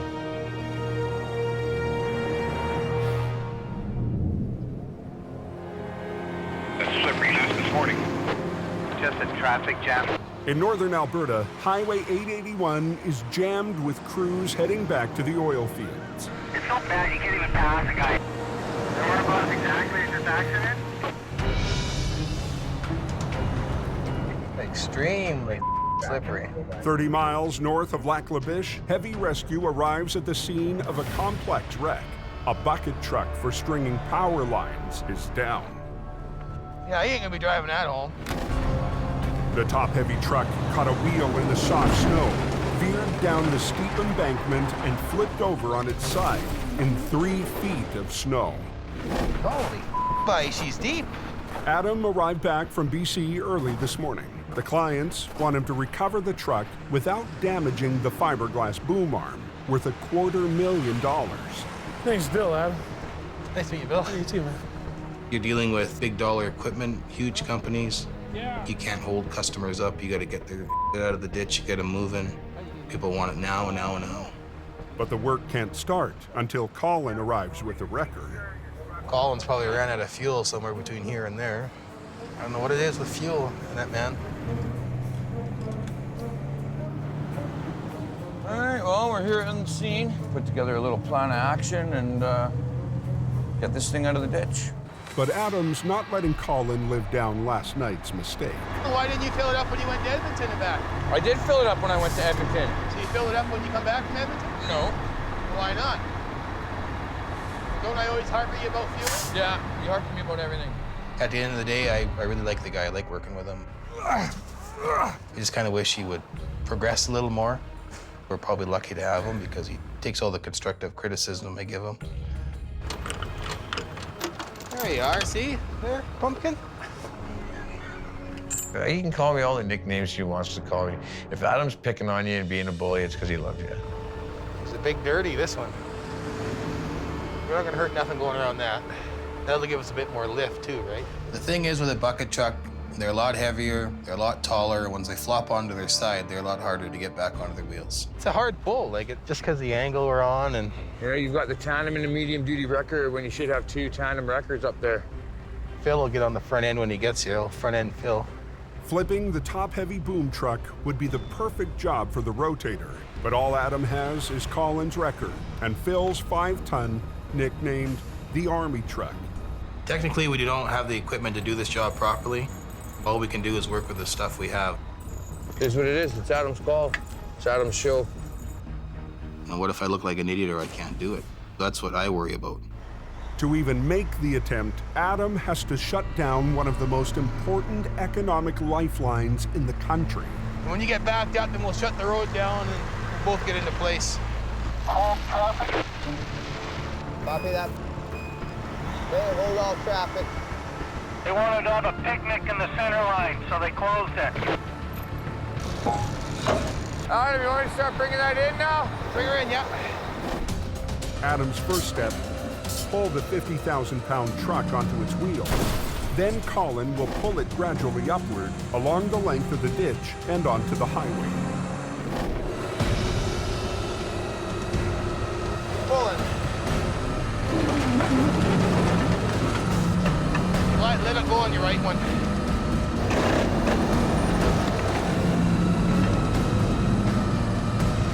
Want to do more with your high one, right? I'm gonna bite in, that's all I need to do. The spades on HR-68 raise the tires off the road and use the weight of the wrecker to dig into the ice. Yeah, these teeth aren't gonna let us do it. On a hope in hell. Adam's waiting for a set of custom cleats designed to anchor in extreme cold conditions. Just so icy. With no grip on the frozen pavement, the 2 trucks just don't have enough weight. Until we can get the trucks anchored, we can't do diddly. So Adam changes the plan. We'll hold your foot on the brake, keep her revved up. With HR-68 lowered back onto its wheels, Adam's hoping they can provide enough traction. I got my foot on the brakes. Are they dynamited on? Don't roll back, whatever you do. Whoa! We'll hold your foot on the brake, keep her revved up. Oil patch traffic is backing up on northern Alberta's Highway 881. Why'd they close it? Like, you use it when it's closed. Closed means closed. I got my foot on the brakes. Are they dynamited on? Adam makes a last-ditch effort to get a heavy boom arm truck upright and back on the road. Don't roll back, whatever you do. Whoa! The extra weight of it, where it was down the embankment, it definitely weighed more than my truck did.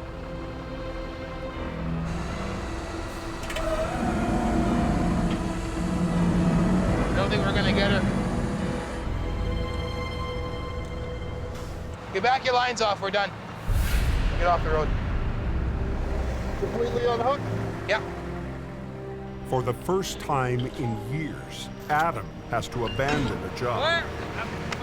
Again, or you gotta think on this dude. He's in there. Wow. It's frozen in there. Once we get it flopped over, it's no problem, but... You can just see how disappointed he is that we didn't get the job done. Get your straps off, get back to the yard, and shut her down for the day. What are we gonna do about this? Don't worry about it, that's my job to worry about it. But Adam refuses to be beaten. He calls for the one piece of equipment that could make the difference. Yeah, this is Jimmy. We can't get her up. There just ain't no way we're gonna get this up without the rotator.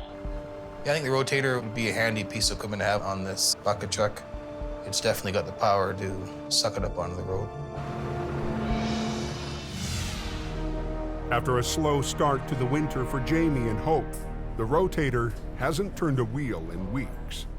It's hard for me to want to sit here at the shop when, there's so much business going on there. Oh, it's killing me to stay here, you know that? Freaking killing me. I know how hard it is to work in these mountains without a rotator. You need it.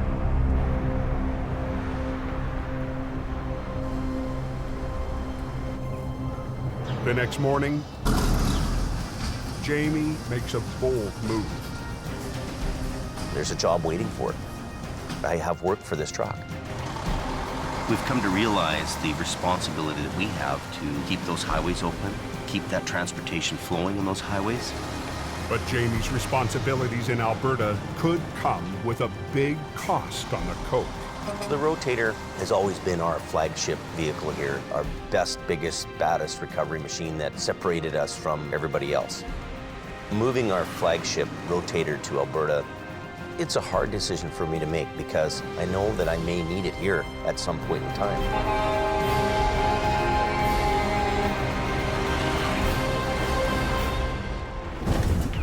Next time on Highway Through Hell.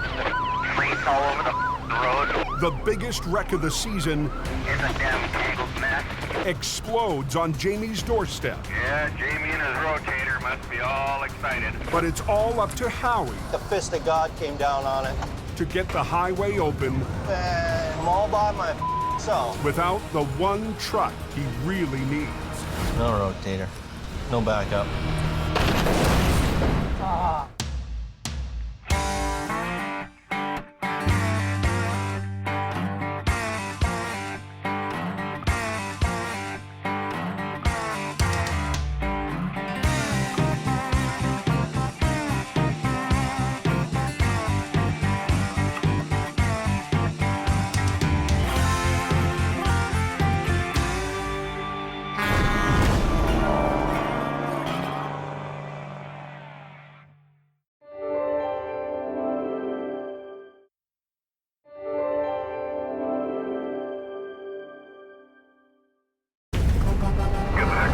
This time on Highway Through Hell, We have a high avalanche hazard. Stay in your truck. an avalanche paralyzes the coke, Nobody can go past. We're getting everybody out of here. pushing heavy rescue There's one fatality. to battle disaster in the canyon. And a tight space recovery threatens to crush the crew in Alberta. On our. On the Highway Through Hell, the last line of defense is a heavy rescue team ready to tackle any disaster, because closure is not an option.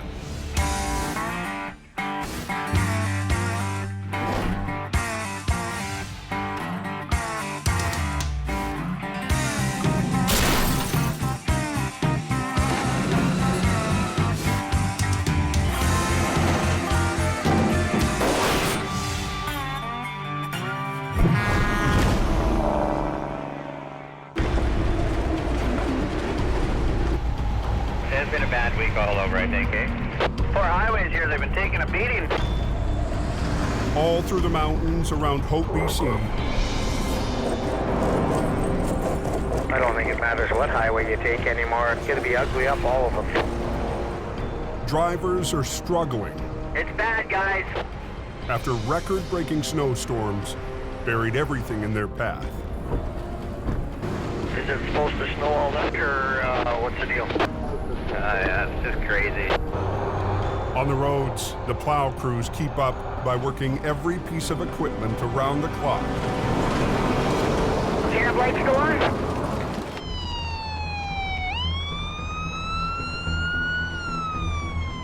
Just after noon, trouble hits on Highway 1 west of Hope. The rollover is on the eastbound side. The head-on is on the westbound side. And it's bad. It's bad. Holy crap, that just happened then.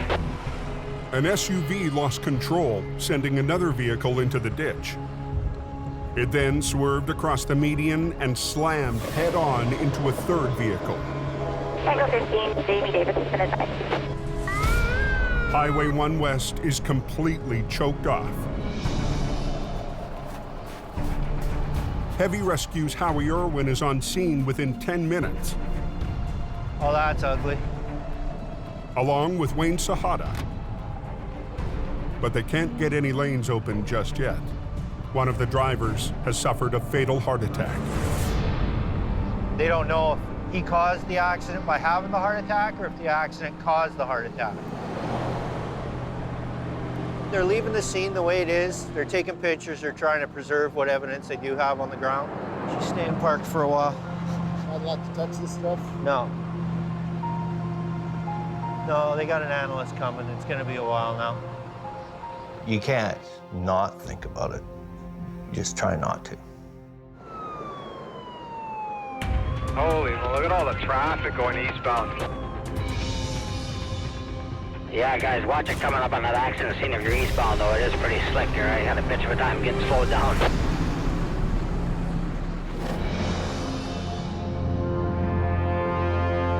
In northern Alberta, It's all off-road on ice, so. Heavy Rescue's Adam Gazzola responds to a call 20 miles down a private road. There's a gravel truck and trailer that have rolled onto its side. It's the only route in and out of a remote oil patch operation. These are all narrow roads up here, so there's not much room to work. Whoa, mother. That's a dirty, dirty, dirty.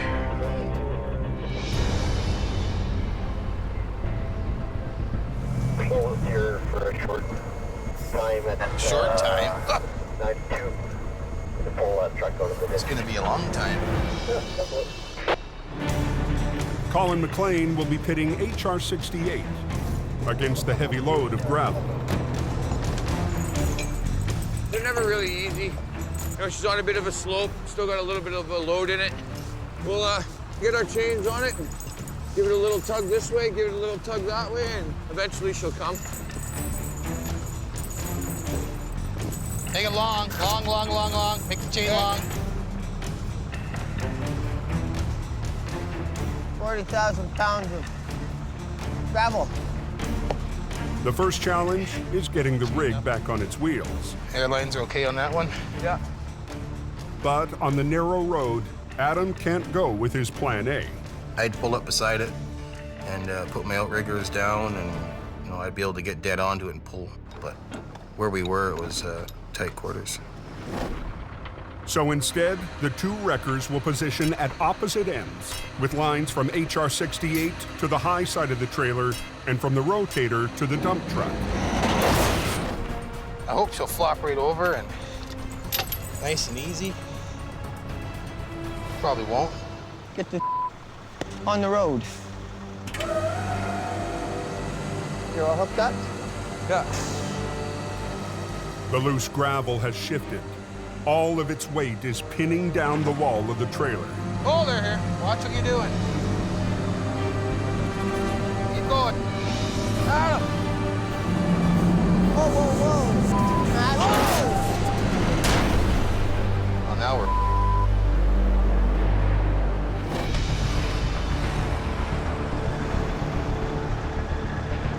Are we good to go? Is that the deal? Okay, thank you. Back on Highway 1 in BC, Howie's finally got the go-ahead to start the recovery. Just drag it back. Are they welded together? After 2 hours waiting for the investigation, Let's go. I'm ready to go. I'm ready to pull. there are 3 vehicles to recover. Second driver, tell me why the westbound traffic is at a crawl. And Heavy Rescue is feeling the pressure to get the lanes open. So did they open that westbound yet, number 1? No, not yet. They're still working on pulling the cars apart. Good. Close quarters combat. You're in the ditch with them and you're sucking them out and getting them on the road and getting them moving. Try that. Suck it in, yeah.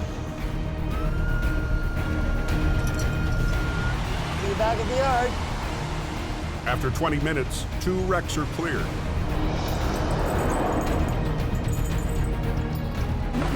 And Howie makes short work of the last one. How westbound is open. But today, the snow and the work show no signs of stopping. It's coming down fast and furious up there. The record snowfall pounding the coke This is ridiculous. is causing a dangerous new problem. It is getting pretty nasty up there. Unstable cornices have formed above Avalanche Alley. Ready for some bomb. 2 days ago, Use lit. Bomb away. Avalanche technicians made a bombing run during a brief window in the storm. Bomb away. Bomb away. Got it. Okay, we got a little result there. Yeah, that's a beauty. Good result there. That's a good one. They reduced the snowpack, but they couldn't completely eliminate the risk. Oh, come on.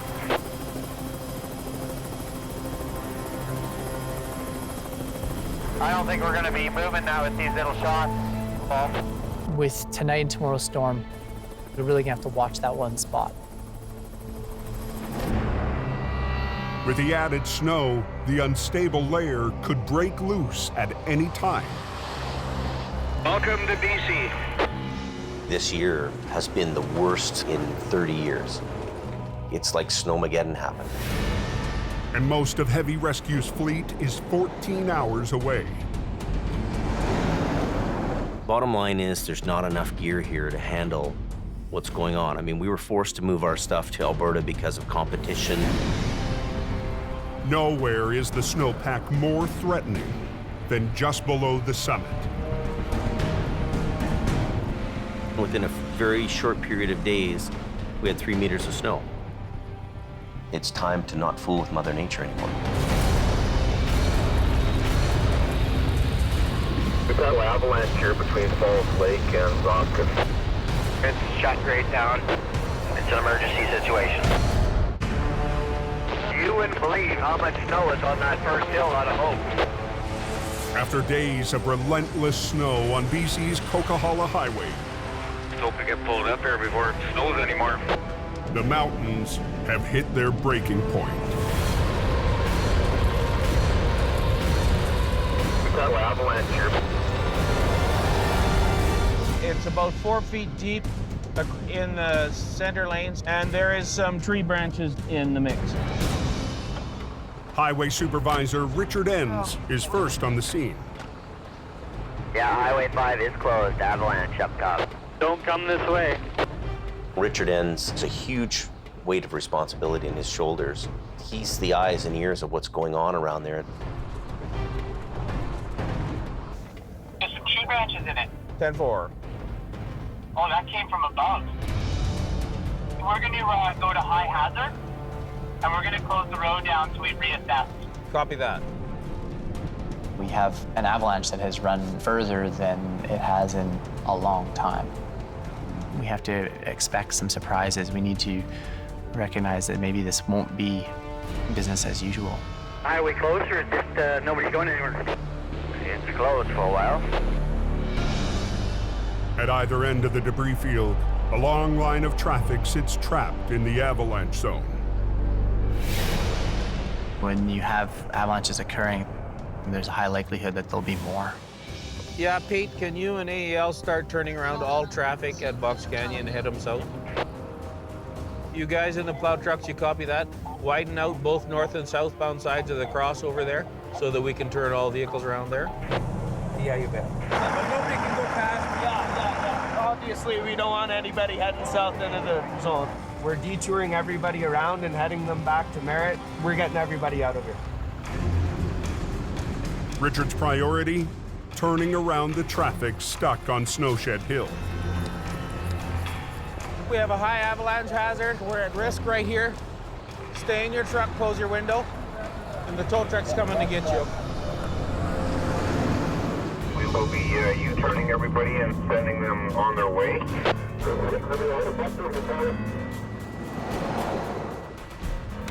We've had an avalanche hit the road, so the road's closed. Don't leave this shed until I come back, okay? Because it's important that I escort you because of the risk of the avalanche.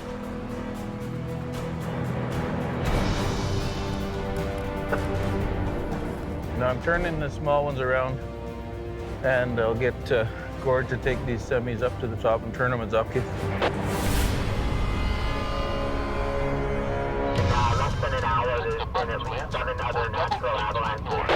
Yeah, copy that. Yeah, turn around, follow me, thanks. Have to get him off the hill here. An accident waiting for a place to happen. Get the heck out of here. Just gonna send these 3 small ones through, Leo. With the final blockage removed, Richard and his team send the traffic out of the danger zone. But the coke remains closed indefinitely. This is a wicked mountain highway, and we've all run from that mountain with our tails between our legs. We all battle the mountain, but if Mother Nature wants to win, it wins. Watch yourself on these cables.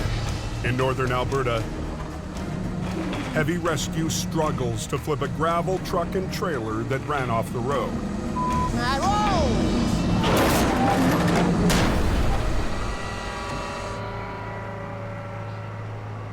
We forgot to chain the box down.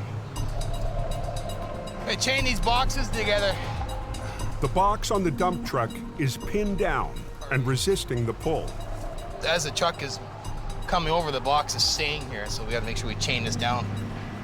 If you don't chain the box down, as you're pulling, the box will just stretch out as if it's lifting to dump its load. I'm getting frustrated. Get out of here.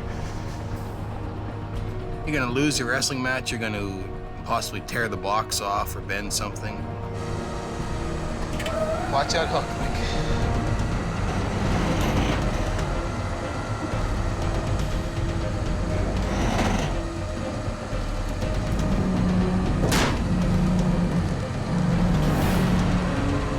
Go a bit more. Doesn't want to sit down. We got all that gravel on that side, eh? Yeah. I don't want to with it right now. We with it, it's gonna go over. Colin will reposition for a better angle, but first, he has to unhook from the trailer. Go down and get turned around as quick as you can. I was taking a pretty big gamble unhooking the one truck to reposition it. What do you think this guy does? Do you think he can do it a little quick, or? The gamble is we're gonna turn this thing back upside down again and lose all the work we just did. Possibly do more damage to it. I got this.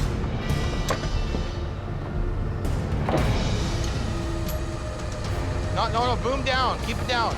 I can't see any of the wreck, Al. Don't worry about me. Just look at me. Just look at me. Hey, stop there. The trailer is out of the ditch, but not yet securely on its wheels. You just want me to put one there? Nope. We got the chain on it. Let's just worry about getting this thing sitting flat first. Yes. I was pretty concerned, right? I thought, oh, this thing's gonna go back over. A little at a time, right? Don't get greedy.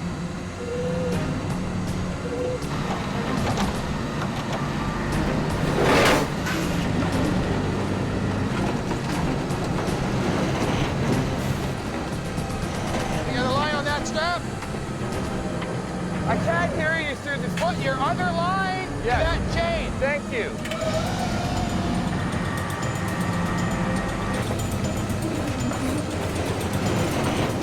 Trailer's on the ground. Stop there. Adam does a final pull to get the dump truck back on the road while Colin holds the trailer box in place. Get these chains off the front axle. Take them off.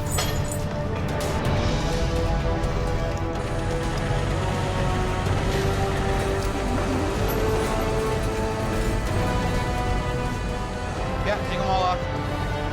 And that's how we do that. Yeah, we got the road open, and hopefully all them camp workers got to where they were going. Gives you some satisfaction.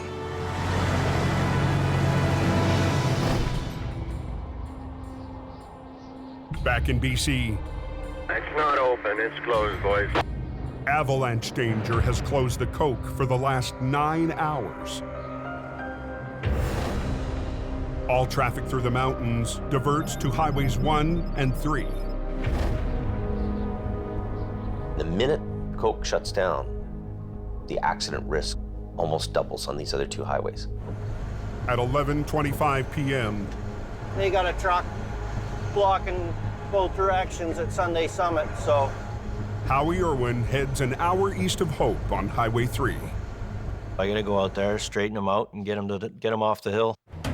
Anybody know what's going on with Highway 3? Pretty scary out there. If I get called out for one by the highways crew, usually I'm gonna get 2 or 3 more. He'll have to move another stuck semi out of the way just to reach his customer. I gotta flip around here. Roger that. Howie backs up the hill to line up for the tow.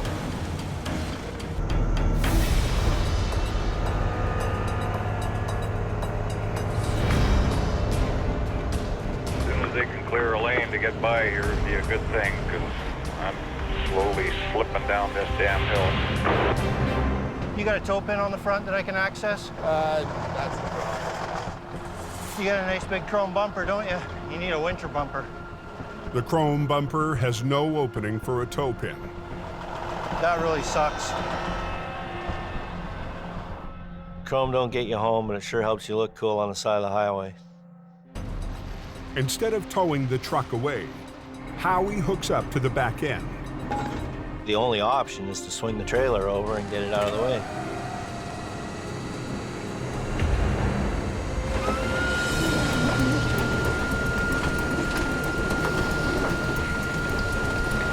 They just wanted to get the road open so that the plow truck could come through and lay down a layer of sand because the whole hill and corner was all iced up. Plow's spinning out. Just let out. There goes the sand truck. If he can't get traction, it's bad for everybody else. But that's not stopping impatient drivers from making a run for it in the open lane.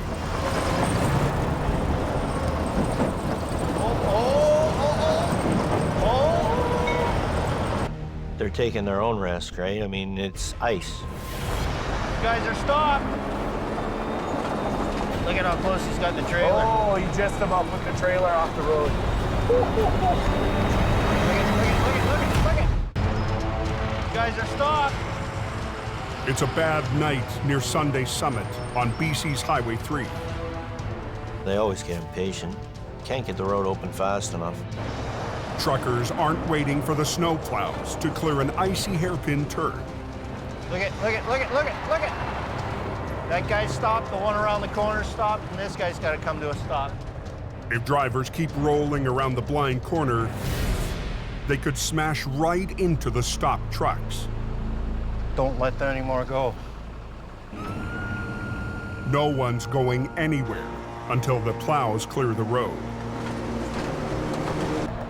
This guy's going to be camped out for about an hour, waiting for the salt and the sand to do its thing. I'm going to go get that other B train. It's still parked in the middle of that corner. A few minutes up the road, Howie's customer is stuck in a fully loaded B train. He's got nothing to attach to, just like the last guy. No pin, no nothing, no.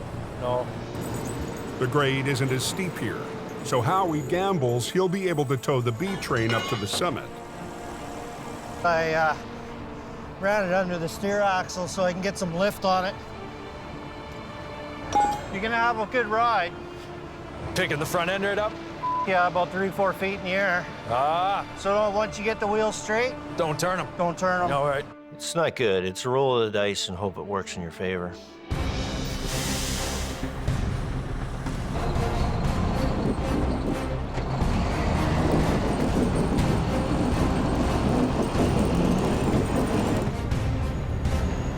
Come on, dude. Give me some help.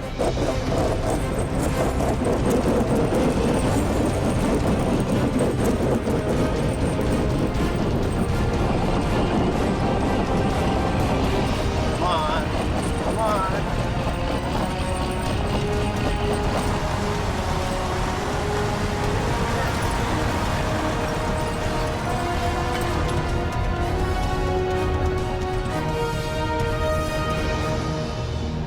Smell the rubber. that your excitement for the evening? Yeah. Never done a wheelie up the hill, especially in a Super B. 2 for 2. I'm gonna head back. The sun will be coming up here in about 3 hours. I don't want to be awake when it happens. The next day in Alberta, the northern crew gets an update on the conditions back home. Not a vehicle on it. When the Coquihalla closed down, most truckers will make the decision to travel the canyon. Not everybody's familiar with the twisting and winding roads, you know, the ups and downs of Highway 1. Every idiot and their dog is going to be running the canyon. Somebody's going to die tonight.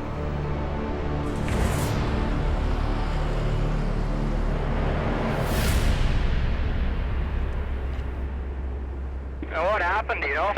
There was a tanker that collided with some vehicles. There was a car passing on a double solid.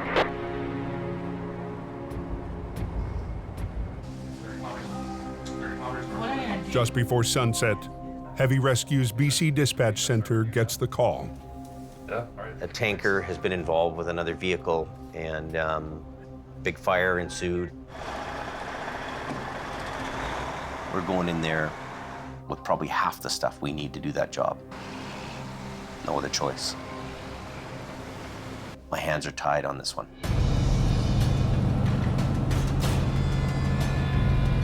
First man out of the gate is me.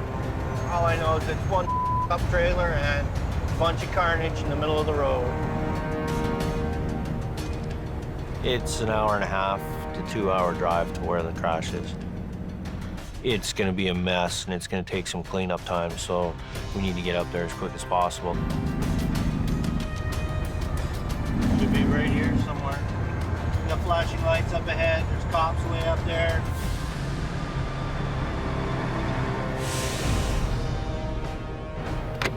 Holy, what a mess.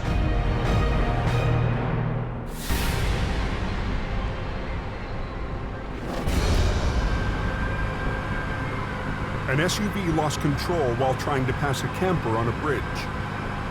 It hit the camper and the barrier, then headed straight for an oncoming tractor trailer carrying 45,000 pounds of flammable formaldehyde.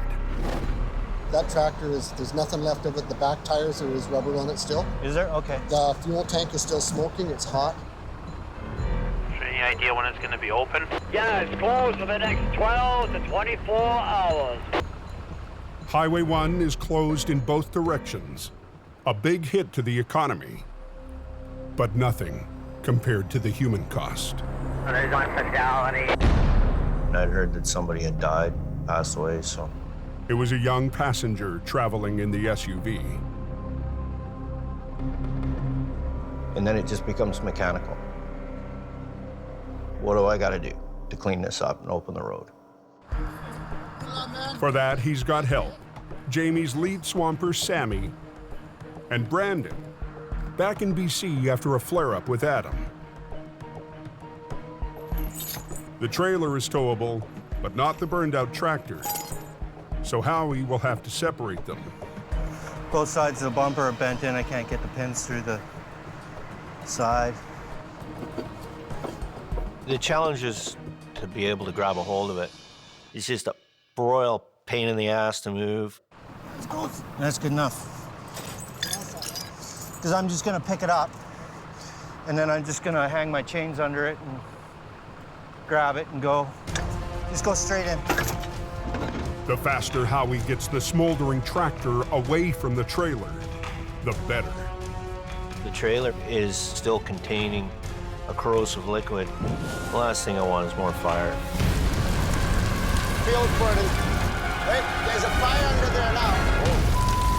Okay, knock that other side loose. On BC's Highway 1, Howie and Sammy get set to separate a smoldering tractor from a trailer load of formaldehyde. Just go straight in. Wait, there's a fire under there now. Field's burning. The trailer is still containing a corrosive liquid. The last thing I want is more fire. Throw some dirt on it, grab a shovel. Holy.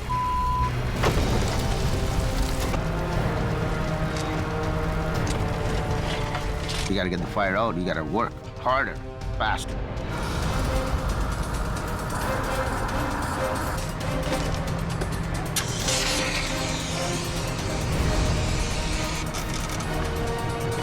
I don't see it going anymore.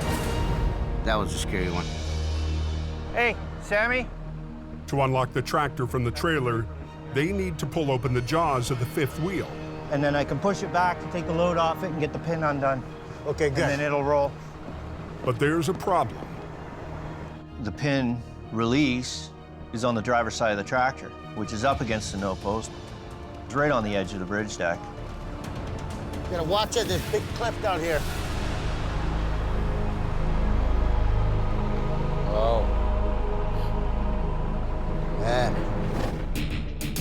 On northern Alberta's 831, By the looks of it, the guy's gonna be able to drive it away, so I think he's pretty lucky. Heavy Rescue North has been dealing with her own chemical recovery for over 2 hours. We're just waiting for another tanker to get here, pump this off, and then we'll pull it out. The chemical is a byproduct of oil production. The trucking company has sent a team to remove it. Our guys are dealing with these toxic chemicals and deals in the middle of nowhere. And probably one of my biggest fears is that guys bite into something that they really shouldn't be touching. I'm glad they're pumping it out because for whatever reason, if it tips over or springs a leak, I don't want to be involved in that. Well, he's gonna come right in through here, tucked in tight on this road. Is that him? The plan is to pump the dangerous cargo into another tanker. Okay, you stop him. This is like a big air compressor. It's blowing air in. There's a tube in the trailer that the product will go up the tube, across our pipe, and back into this trailer that on the road. Can I get you to stand and just kind of stabilize that hose? Yeah. Yep.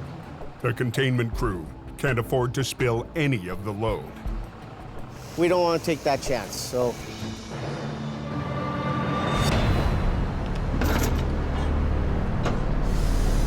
Okay, we're gonna start pumping.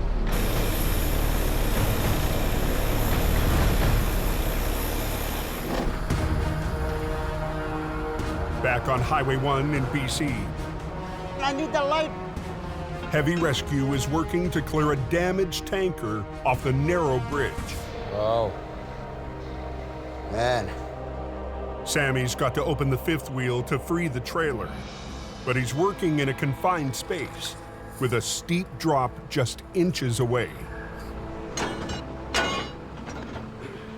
Is it not wanting to go? Well, I might. Just let me get a good grip. Oh.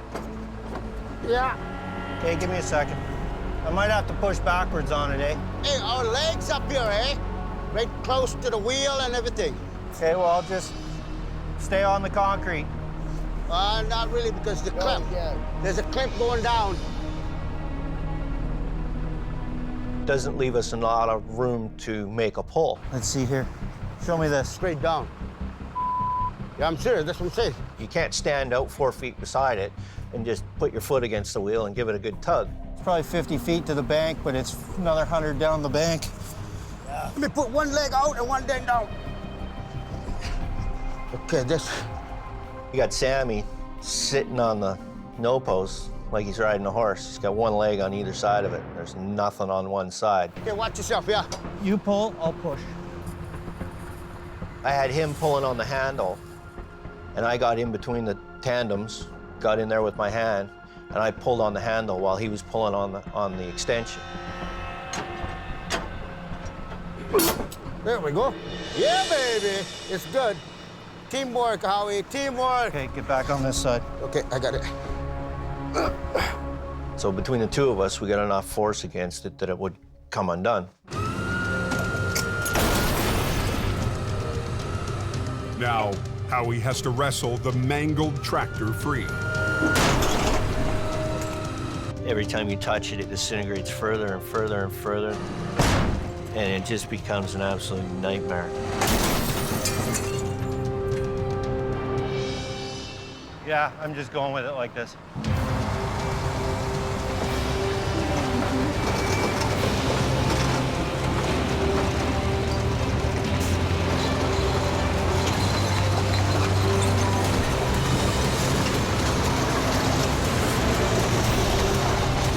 They've got the tractor off the bridge. Next, the trailer with its toxic load. Heavy Rescue's newest hire, Wayne, will hook up to haul it away.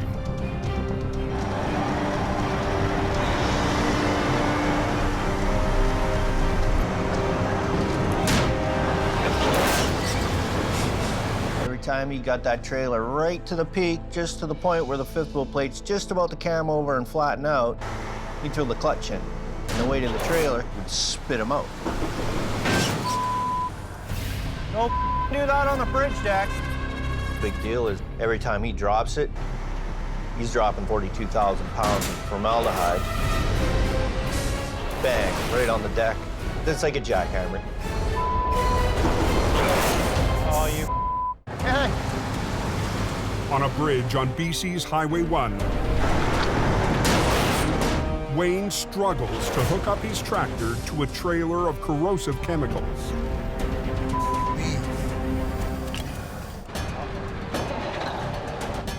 You're aware that this is a pressure vessel full of formaldehyde, right? Well, how am I gonna get under it? I know. Well, once you get under it, don't slow down. Don't push that clutch in. Well, whatever.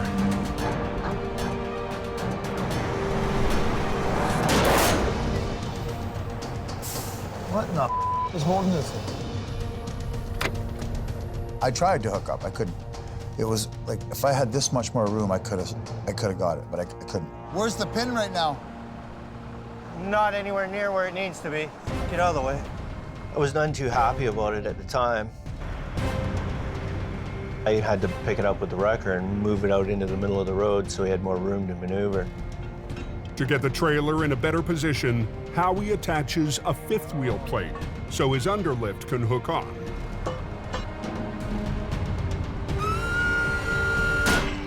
There we go. I couldn't get the thing off the ground with my underlift. All I could do was get the plate to it, get attached to it, and then roll it out into the middle of the road. Good. Stop there, Howie. And then get him underneath it again.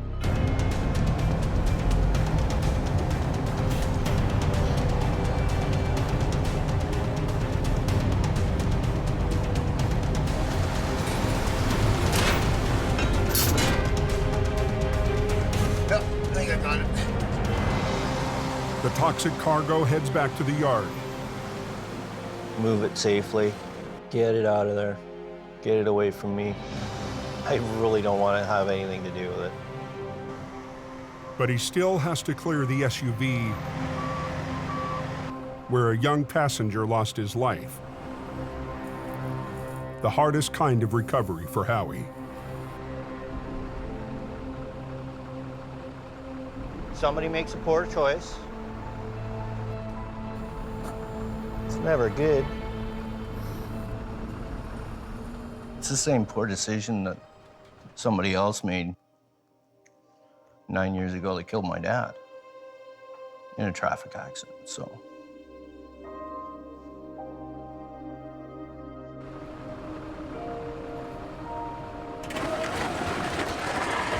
"90 minutes after Howie arrived, he's cleared the wrecks. Okay, let him go. We're done. But his own recovery is far from over. It's what I got to deal with.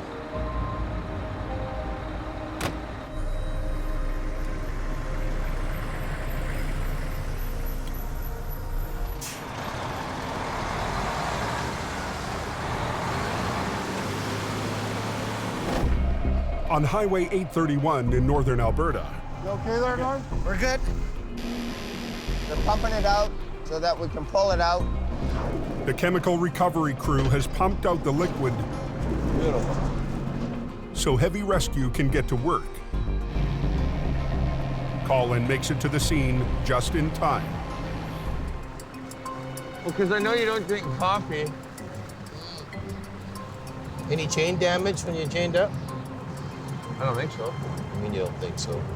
Well, I didn't hear any clank, clank, clank, clank, clank, clank while I was driving. Please tell me there's no chain damage. There shouldn't be any chain damage. Okay, grab 2 of them tow hooks. Is it closed? I would just turn around. You ain't gonna get past up here in the next couple hours anyway.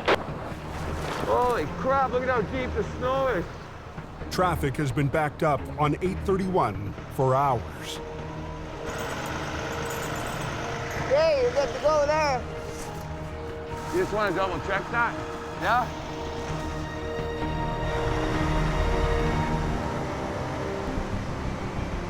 They win. Whoa! Good.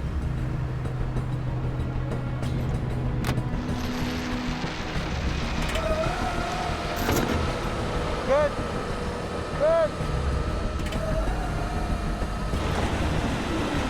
Adam has to make sure the valves on the tanks don't crush together on the slope. No, they're good. They're good. Just leave it in neutral. Them tanks aren't gonna touch, are they? He's going good.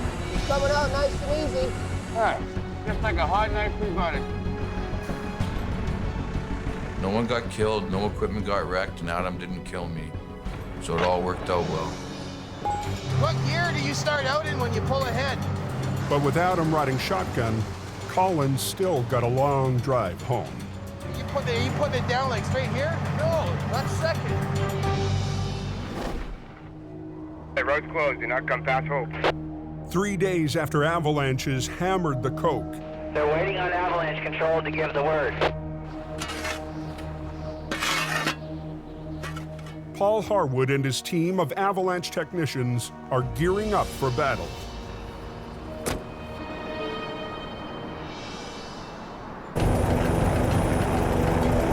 The techs have a small window in the weather to break up the snowpack that threatens the highway.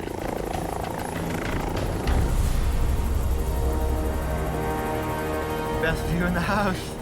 Worth waking up at 4 in the morning for.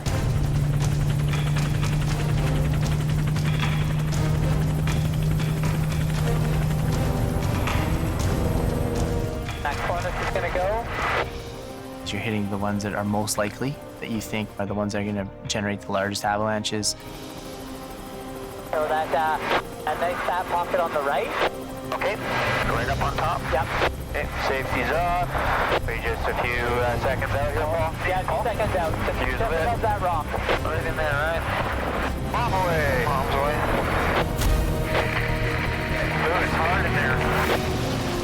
The techs have hit some of the biggest risk areas. Now on to their final target. That's hard in there, that big pin. Surprising. Whoa. It's a monster cornice over Snowshed Hill.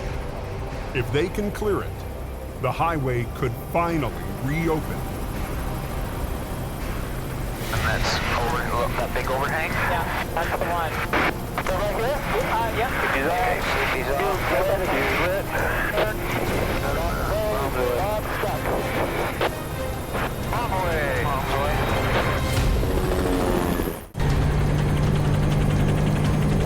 High above the summit of the Coke, avalanche techs are fighting a mammoth cornice of snow. Okay, first one's a 12. Okay, long final here. If they can knock it down, traffic might finally start flowing again on the Coquihalla. This is a pretty big corner. This is a big corner here. Richard from Paul, we're doing the shed, so if the loader wants to stay out of the southbound, that'd be great. Copy that. That's hard in there, that big pin. Surprising. Whoa. So that big one that's over, look, that big overhang? Yeah, that's the one. So right here? Yep. Safety's off, safety's off. Okay, got a burn. Stop, stuck. Okay, let's head down.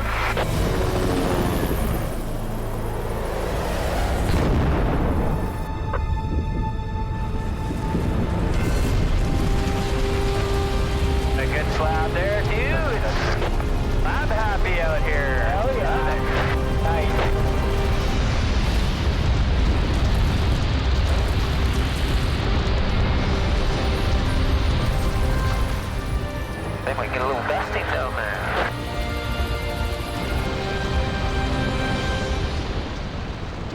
That was pretty incredible. Yeah, Richard, we are all done explosive control at the summit. Very good. Thanks, Bo. I'll see you down there a little later. The record snowfall is in the history books. It's taken a massive effort to get traffic moving. It's really about what everybody does to make this happen. Highway 5 is reopened. Wide open both ways. Is 5 open? Yes, yes, yes. Okay.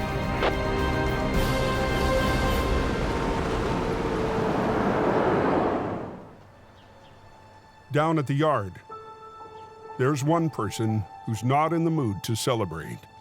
I don't know what to do about this burnt tractor here. Howie's still shaken after yesterday's fatal wreck. Oh, yeah. Pretty bad accident, though, eh? Yeah, it was nasty. Yeah. Get the job done first, think about it second. Mm-hmm. It's not until you get home, right? Mm-hmm. Yeah, that's when you start soaking it in. Yeah, I know. There's no real mechanism for you guys when you get out, or us guys, you know, when we're doing these jobs, to see any of that, you know, to counseling. It's not really offered in our business too much, but it's something maybe I should offer to you. I think I'm too far gone. I've kind of written myself off.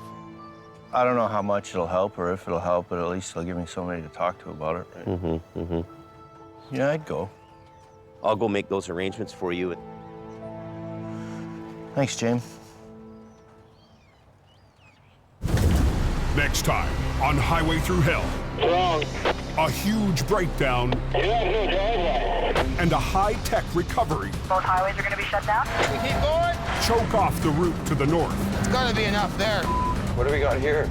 A simple job for Colin Release all your brakes. turns into a marathon. Okay, go ahead. And a loaded semi It's coming. It's going to go here. on a narrow curve Watch yourself. cuts it close for Jamie.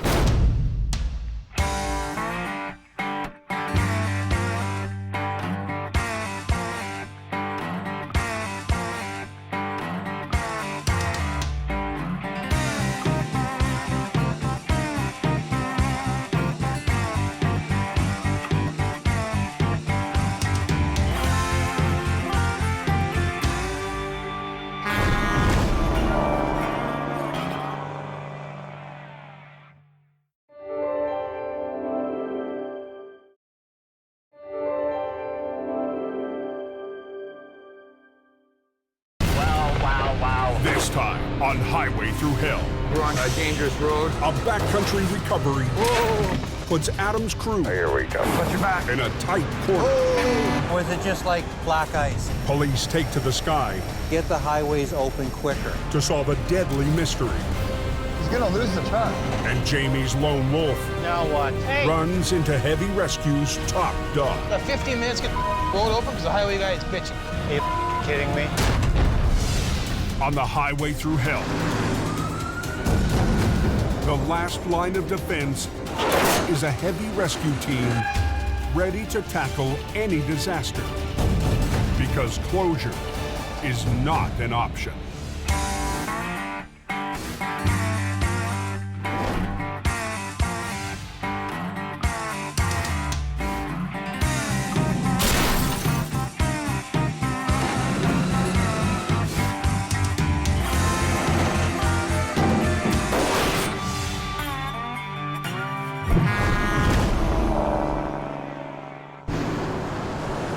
Is it March yet? Oh, wait, it is.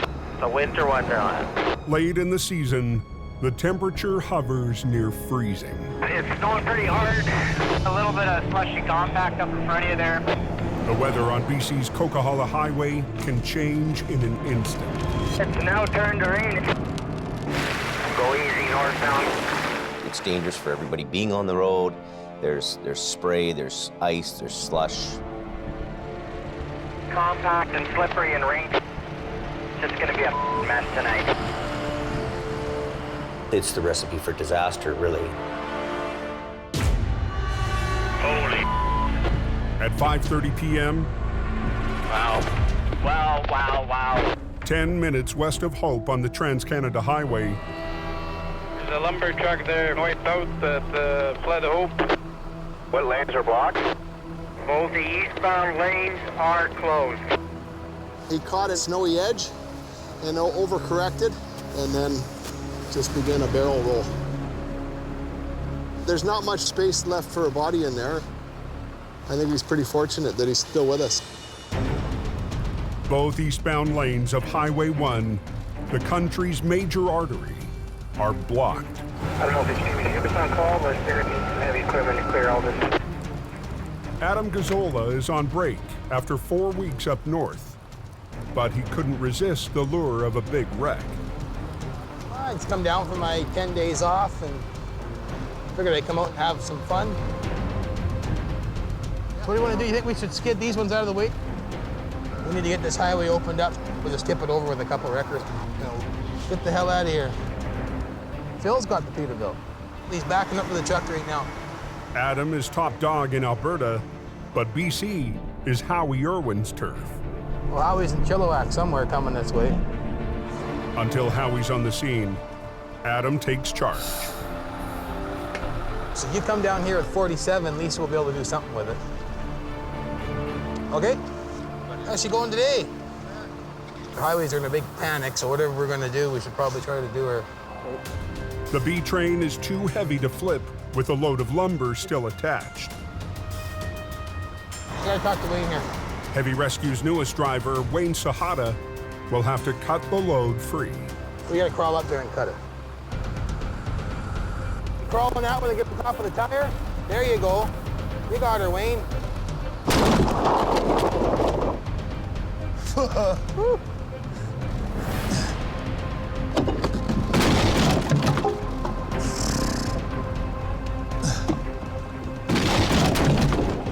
How about that last belly one there, Wayne? Which one? Is it loose? Must be. Good enough. Whew. Couple straps holding, but nothing major. They'll come off. Yeah, I'm right here now. At 6:15, Heavy Rescue's lead BC operator, Howie Irwin, rolls up in HR 66. He was west of Hope, and he's pulled up on the opposite side of the wreck. You got another chain, or? Yeah, I got another two. Okay. To save time, Howie will use Phil's wrecker, already on the other side. Holy. This season, Howie's built a reputation as BC's lone wolf. I'm one man, one truck. Redneck science. When there's a big truck wreck and I show up, it's my job to make sure that it happens. I should be able to do this with one truck. I'm gonna grab it in the middle, grab it in the back of the tractor, and pull the thing over. Okay, hand me that block when you get enough cable out. You need more? Or are you okay? We're in.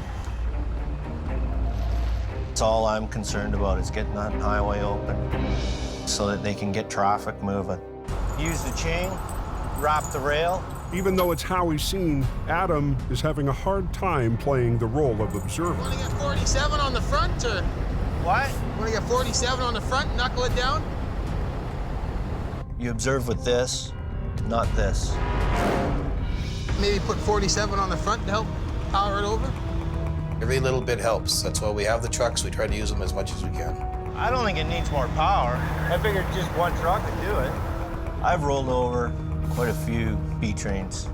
I've never had one that never fell over on its wheels. Okay, well, we'll do her your way then. If you figure you can do her.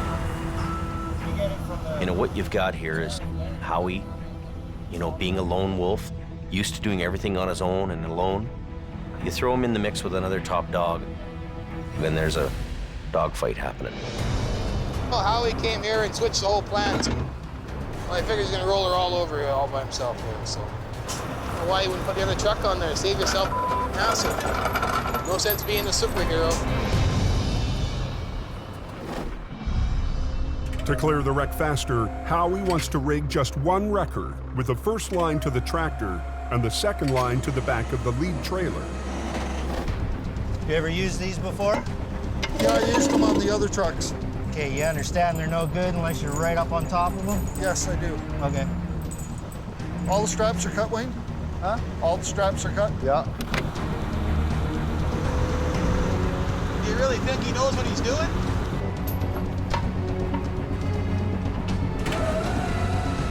Try it. Okay, here we go. Keep going. Keep going. Come on, you little...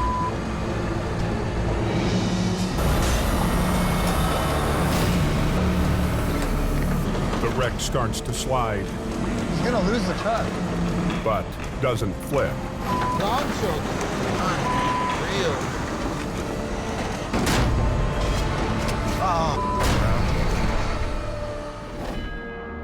Just 45 minutes away, up near the top of the Coke, This is truly insane. Were you guys recommend chaining up for a smash or they're a box canyon or before? the overnight traffic is thrown into chaos. Yeah, it's not good. The snow is like freaking seagulls in front of your face right now. And every time I see the snow coming down up here, I see that quiring.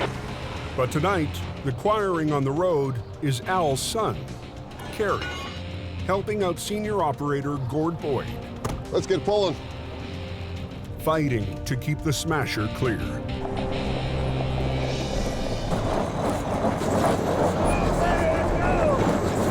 Up near the summit, the steep 8% grade takes its toll. I can't get up the hill. It's because they all stopped.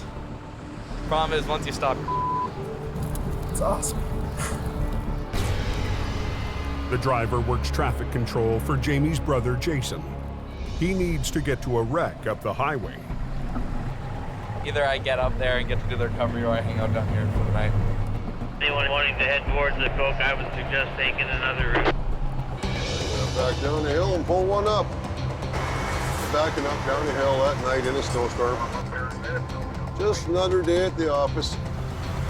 Gord takes pity on the competition. Just stay with me. Yeah. Let's go some fun. I don't like this.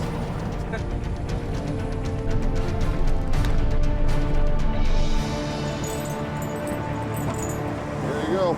Okay, buddy, I'll just let Al phone Jason. They can sort it out. All right. Thanks, buddy. The color of the truck might be different, but we all end up putting our lives on the line on the side of the road.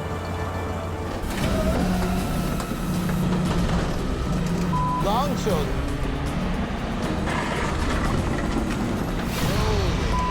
That's hard on her. Back down on Highway 1, Howie's gambled on a quick flip using one wrecker. But so far, he's losing big. He's gonna lose the truck. Unreal.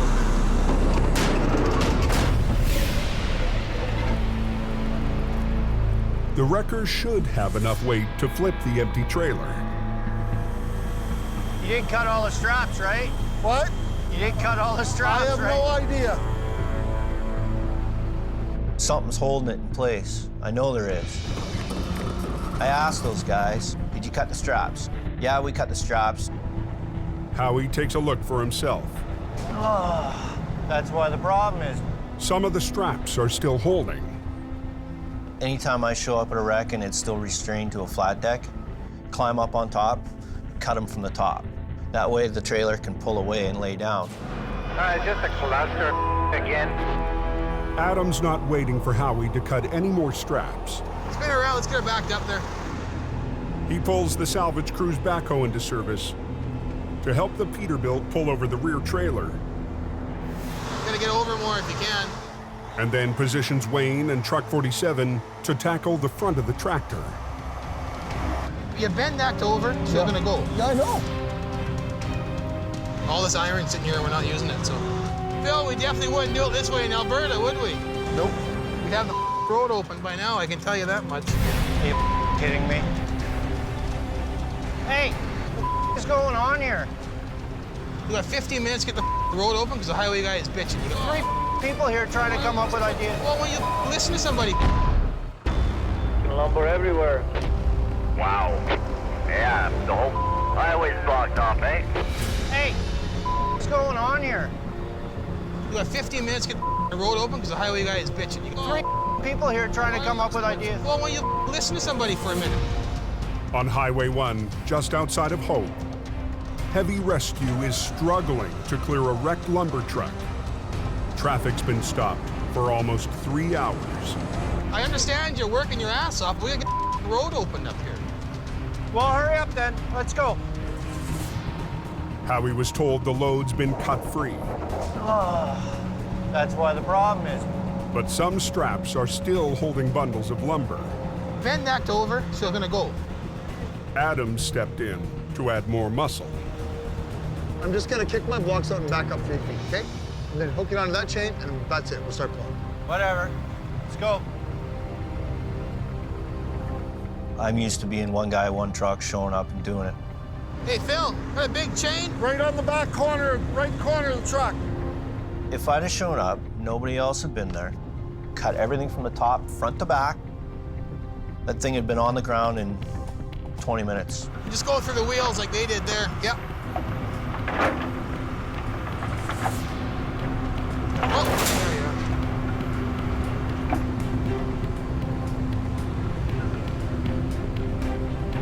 I'm gonna release my line and drive ahead. You should too. The B train slid during the first attempt. Now it could come down right on top of the wreckers. I don't want this truck falling over and landing on my truck. Is he ready? Yeah. Okay. But Howie's confident his wrecker is clear. I don't understand why he's not moving his truck ahead. Hey, look at that.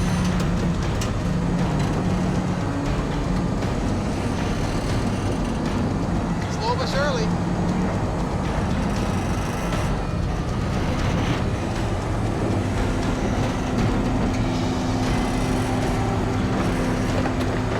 Come on, old girl. Keep going. Keep going. There it goes. Now he's so close, he's gonna hit the. How come you don't tell him that? I tried telling him that. He's gonna hit the truck.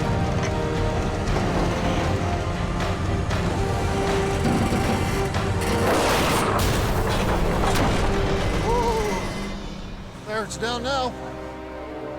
Did it hit the truck?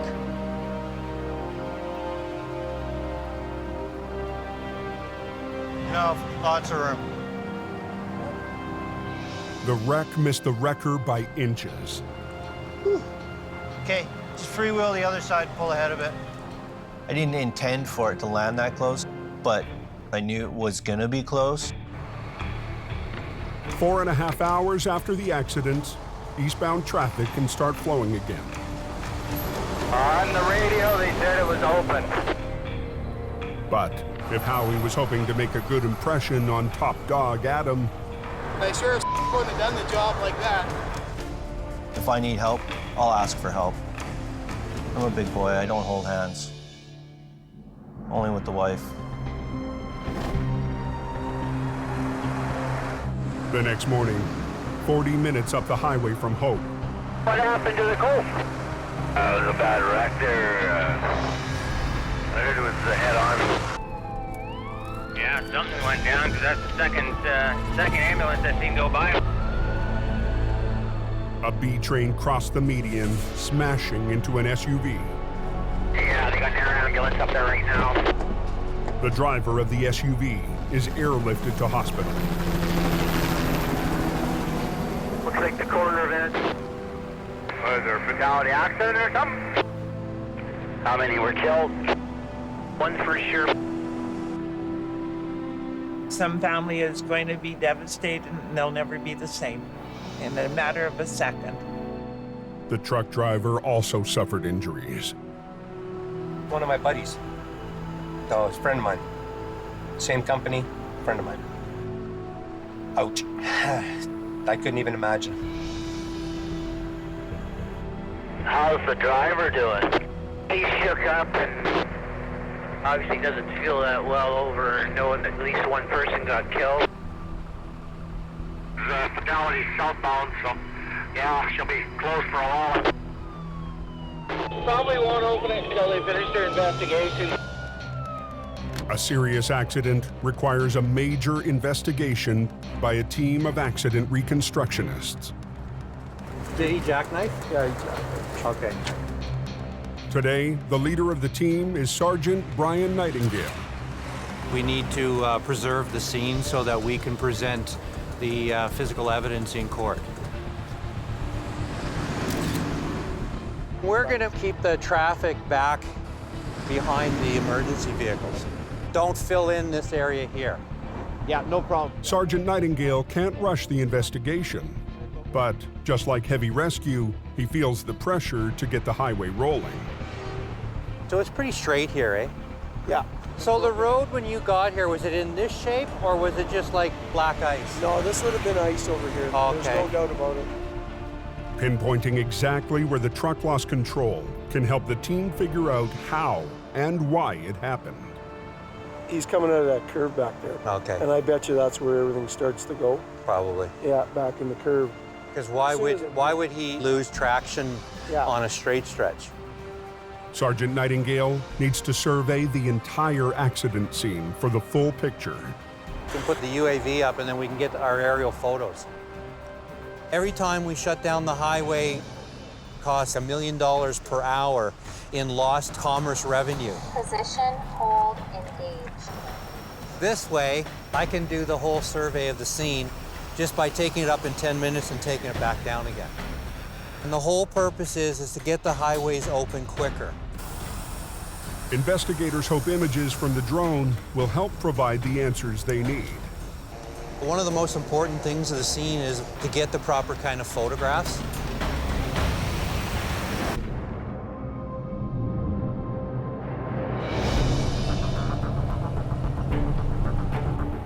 In northern Alberta, Have you been up the Conklin Road before?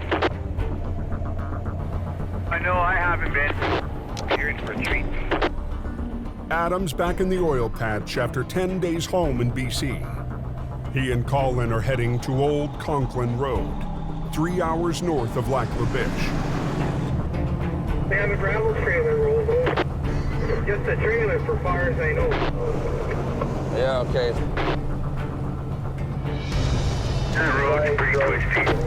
It's a narrow, white-knuckle ride through remote oil patch backcountry.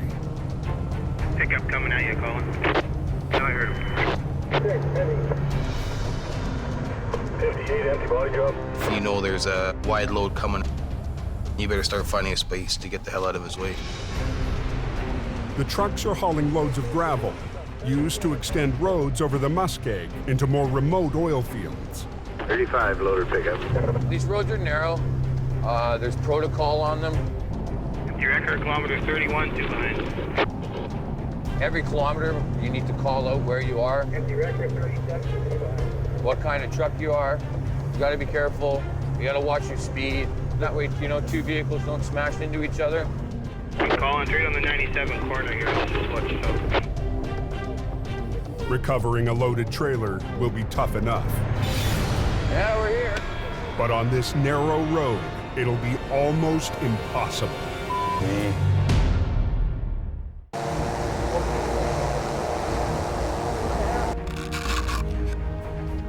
Near Mine Creek on BC's Coquihalla Highway. And then this is when he's starting to fly.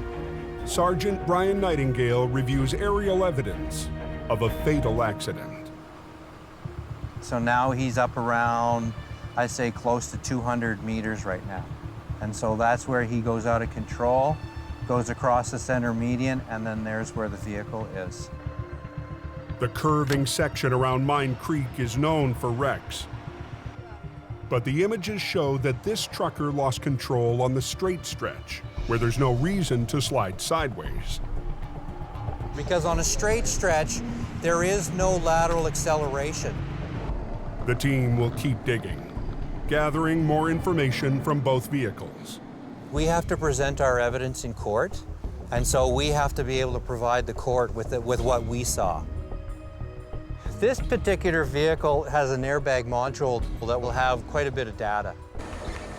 They'll transport the SUV to a garage to access the module and hopefully more clues. They opened up the Coquihalla southbound? They were open one lane getting through. At a nearby tow yard, Is it there? the SUV's black box, called an event data recorder, will help investigators reconstruct the final seconds before the crash. So it is reading from the module now. It's telling me whether the driver and the passenger were buckled at the time. And I can confirm that it does say that. And the brakes are on for about 1.5 seconds before impact. This information is very important to our outcome. With seatbelts buckled and airbags deployed, the passenger could have survived. The team soon finds a possible explanation for the tragic outcome. She may have been hit with items coming up from the back of the vehicle. Because everything in the vehicle is traveling at the same speed as the car is when it gets hit. It's one important clue. Once they retrieve the recorder from the truck, the investigators will work to form a complete picture of this tragedy on the highway.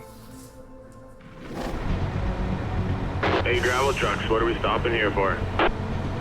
On Old Conklin Road in northern Alberta, it's a narrow road in the middle of absolutely nowhere. Adam and Colin are in a rush to get a gravel trailer back on its wheels. You just came bucking right through here. We took the corner way too wide, forcing myself to go into the ditch. Problem is, the trailer rolled on one of the worst blind corners on the road. It's a busy road. It's a haul road, right? Guys are hauling gravel out of there all winter. Okay, so you'll get you in here, pull down, and then I'll get on this back corner where it looks like most of the weight is. But the heavy gravel is loose and will shift during the pull. Wrap that around one more time, make it shorter, you know? Right down here. Today, swamper Jamie McKelsey is helping Adam rig. So you don't tear the axle out? Oh. So you'll rip it right out of these bags, right? Pretty cold, you down at 97. Slow right down, guys, slow right down. We're on a dangerous road, narrow roads. Just gonna get this done and be on our way. Get your truck on the other side. It's a haul road. We can't have it closed for very long.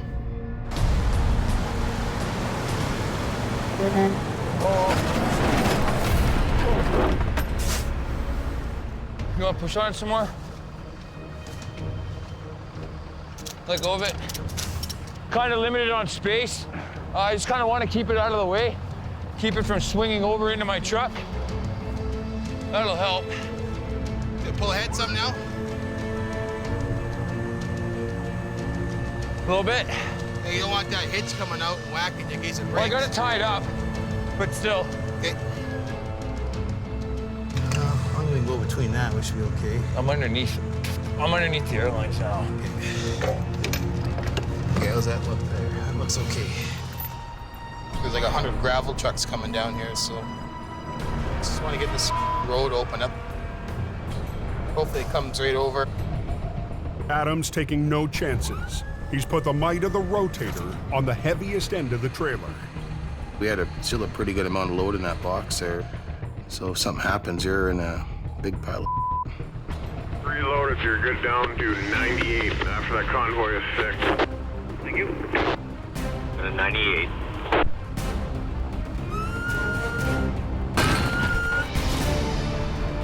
Yeah, go ahead, yeah.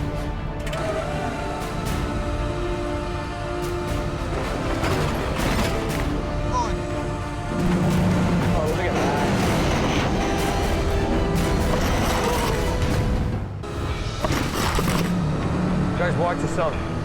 On a remote road in northern Alberta, Come on, Adam, pull that thing over. heavy rescue is fighting to pull over a loaded gravel trailer. Are you be okay there when it comes down? You have lots of room there when it comes down? It's tied up. Okay.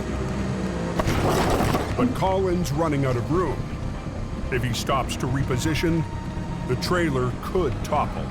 The gamblers are going to turn this thing back upside down again, and we're going to be back to square one. Keep going.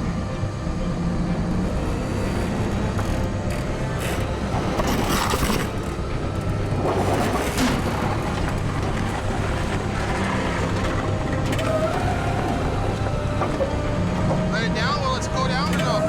Oh, what? No, you're right on the boom. Ah. Well, it's caught on the boom, so it won't go down, come back down. That 97 is blocked off. There is. Pretty slow, the guys standing around.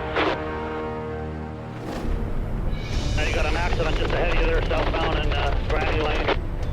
On Highway 5 in BC, Howie gets word of a wreck near Othello. Oh, he's buried in there like a tick.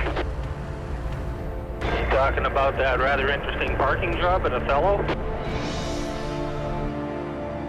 Last night, a fully loaded semi veered off the road and is now wedged against the rock. Have fun getting it out, I think. It might look like a simple recovery, but Howie can't just winch it out. There's only 4 feet between him and the rocks on the other side. So if I was to hook onto it and just start pulling it up the hill, it would automatically want to go away from the truck towards the rocks. After last week's struggle, the lone wolf has decided he needs help. We all got to work together. You can't be a one-man army. I try, but there's certain times where you know you're outgunned. You either got to add another gun or get a bigger one. The weapon Howie needs is the Rotator, with its vertical lifting power, but it's hours away working in Alberta. Here he comes. Fortunately, there's a backup. Jamie's brother Jason has one. Well, what do you think? I'm thinking he's not coming out with damage, without damage. Guys are all fired for having dirty trucks. Jamie shows up to oversee the recovery. I just want to grab the front, get him to grab the back, and just park it on the shoulder behind me, basically. Yeah, I think he should follow with you. Yeah, well, that's what I mean. If He needs the team to help him in this case, so he's got to learn to be with the team and make this happen, because it's beyond a one truck, one guy job. The only damage to the truck is on the front end of the trailer, and Jamie wants to keep it that way. There's quite a bit of value in this truck, so the goal is to bring it out and not do any more damage to it. Truck's gonna start coming up on that right front wheel, right where he's standing right now. Howie will tackle the tractor with HR-66, but the heavy lift might be more than it can handle. HR-66 is a 25-ton hydraulic wrecker. It has limited capability for recovery. A 25-ton truck is a tow truck. This is really two rotator job. To lift this whole unit up and bring it on the road like this. Jamie and Jason have worked major recoveries together with both rotators. So let's go up high. It's the perfect setup for lifting a semi straight upward and onto the road. Wow. Problem is we don't have a second rotator here. We're just gonna have to work with what we got. They don't want to damage the undercarriage or the fairings, which improve wind resistance. He drove it into the ditch at such a shallow angle that he didn't wreck anything on the bottom half of the trailer. I got to get it out of the ditch without trashing it. This much of a side pull, I wouldn't be sticking out too far, right? Yeah. All righty, here we go.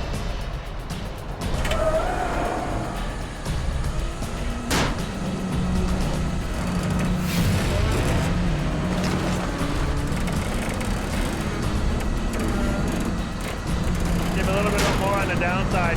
Keep it level. There you go, yeah.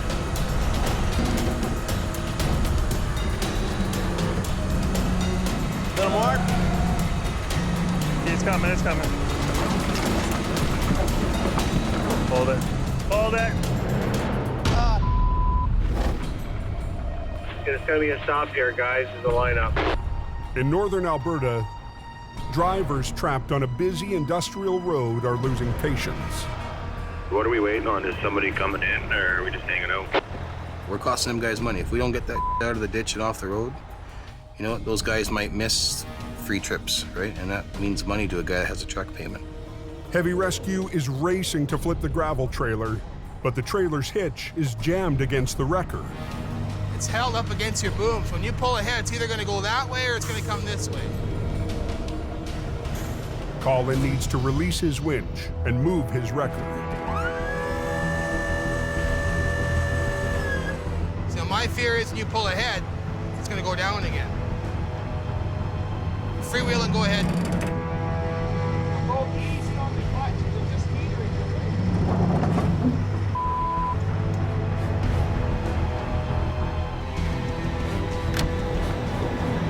Jamie, watch yourself.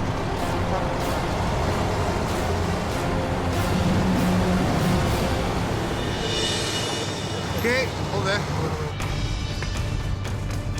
Is he hooked up? Are you hooked up? Just about.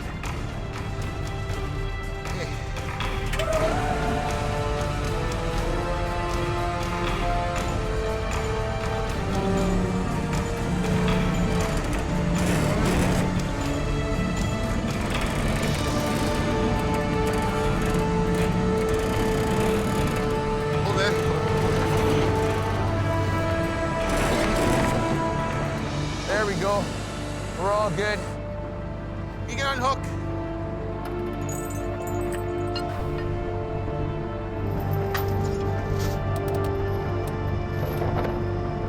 Okay, get this rigged up, get out of here. You guys hook onto it and drag it up there, I guess, or? Yeah, we'll do that.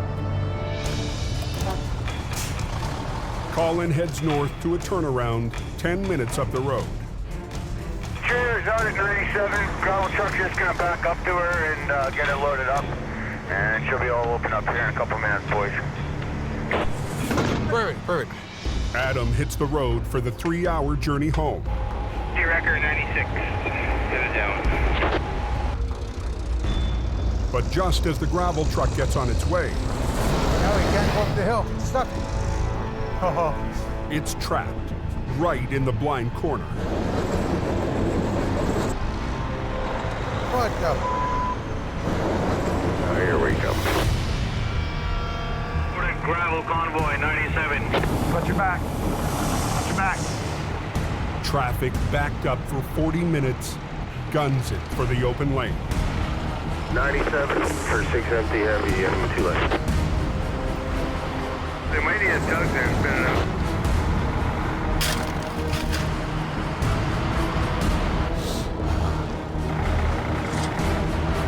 This road's open. Everything fine there? You copy? Coming on this corner here right now. Watch out.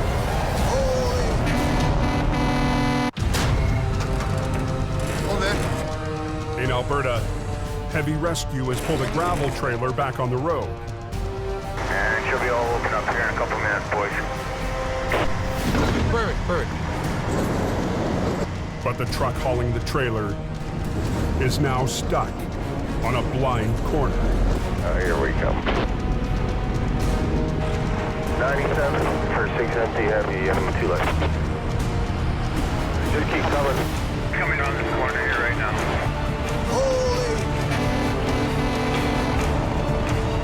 Loaded gravel tractor 98. Loaded gravel convoy 92.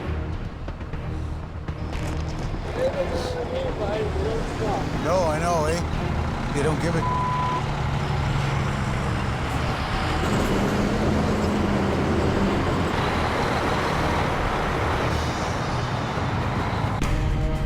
Word reaches Colin, who just turned around up the road. We got a radio call back. They couldn't get it up the hill. Oh, here's Colin. Perfect, eh? Empty heavy record 97. I just gotta get out and give these guys a tug up the hill here. We're gonna pull them up top of the hill, get off the corner. Should be good. Good.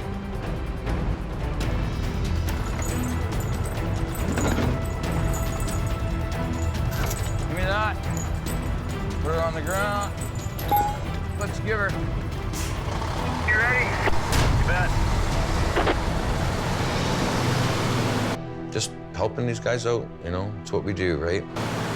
Stop on the road. Never leave a man behind. Over on BC's Coquihalla Highway, It's coming on the frame. Howie, you're gonna need some lift. What's that? You're gonna need some lift. Howie and crew are trying to recover a loaded semi without wrecking its fairings. It's brittle, it's plastic, it's not gonna stand up to any kind of abuse. So the problem we've run into now is the fairing starting to bite into the bank. That piece could be worth $4,000 or $5,000. So for $4 or $5 grand worth of damage, we're better off to put the line in there and lift it properly. This thing is very expensive, and the possibility for creating more damage to the unit is very possible if you don't handle it right. We didn't want to do any more damage. If we hook me up and I can pick up that, right, a little bit, and just dangle it so it gets a little bit more in the air. So I'll just come in here and swing over and give you a little pick. Jason plans for a re-rig, running straps to the front of the trailer to help Howie lift it out. He'll flip around like that, take a little bit of pressure off on it, and actually lift it over that way in order to pull it out. You want to get that one over? Yeah, I want it over. Push it up, Howie. Yeah. Oh, watch her. I got you. Are you climbing up, James? Yeah. You come up, eh? I'm gonna move it back to the landing gear, eh? Yeah, man. What? I tell you, this trailer is not looking very good up here. There's a lot more roof damage than really is apparent, and it goes for quite a ways. The veer angle of the two lines would actually push on the top corners of the trailer, collapsing it in. I just know that's gonna end up getting squished. Let's set up one spreader bar and pick it up at the landing gear on both sides. You know, you're still gonna accomplish the same thing. The front corner is so damaged. I'm scared of it. A spreader bar allows a trailer to be lifted vertically from its base, taking pressure away from the fragile walls. But rigging the spreaders... And they're the same length? What's this say? It doesn't say foot length on it. means more time on the highway. Yeah, 20. That's a 20. Just join them together, and we'll go in about here, and we'll put an angle iron in here. Okay. Are we good? Keep going slowly. Angle irons will prevent the straps from cutting into the frame. Okay, go ahead.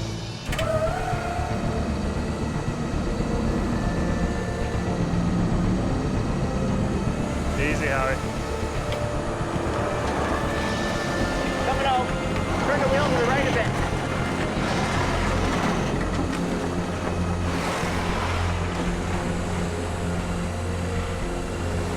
Hold it. I hope we got enough room to get this side holding up, eh? Well, before he runs in, that's going to be the big issue, isn't it, eh? The front fairings are out, but the rear fairings, still in the ditch, are right against the ground.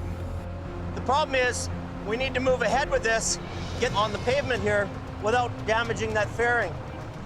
This is our next issue. We got to keep it off the ground, from rubbing the ground, basically, as it's coming over the bank. Okay, we're ready. Now he's gonna go ahead now, eh? Steady as she goes.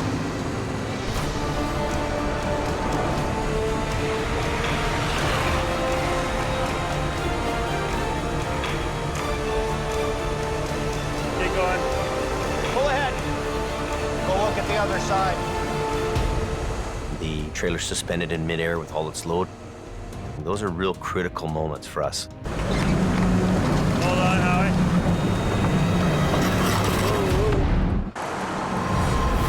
Watch yourself. You want to be in the hammer lane. Heavy rescue is wrestling a loaded semi out of the ditch. Hold on, Howie. Whoa, whoa.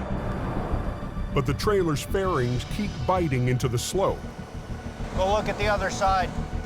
You got a 40-foot section of plastic hanging down there that's not going to clear, and it's just going to tear all of it off. And that's a big bill to repair.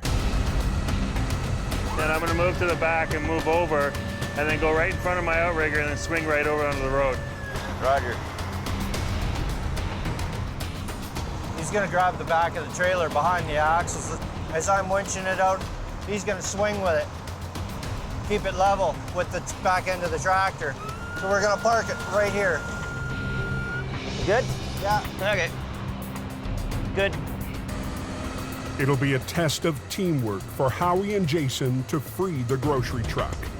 What we really need here is these guys all to work together and be the dream team and make this happen.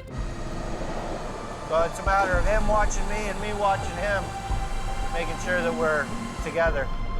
There's some stress on here already, eh? Now it's gonna release. Tag her in, Howie. Let's give her, see what you can do. Watch me, Howie. Yeah. Brakes off. Slowly, Brett. Slowly. Okay. Slowly.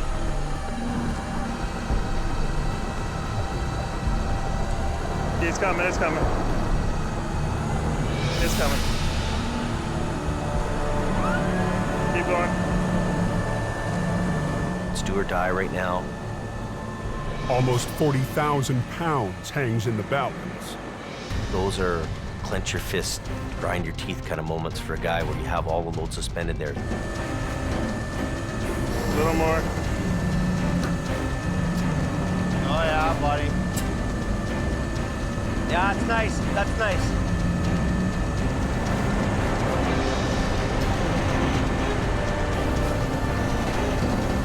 Yeehaw! That's good, Howie. Yeah, that'll do it. Woo-hoo. It's all on the road now. That's it. It's nice when they're successful. We just lifted a fully loaded trailer out of a 4 or 5 foot ditch down here without any further damage. Making the right decisions, we come out with a happy ending. And a lesson learned for Jamie's lone wolf. When you're dealing with major incidents, major recovery work, team is the answer. Enough room for us fat guys to get by. You have to work together to score the goal. Can't just be one guy carrying the ball all the way down the field.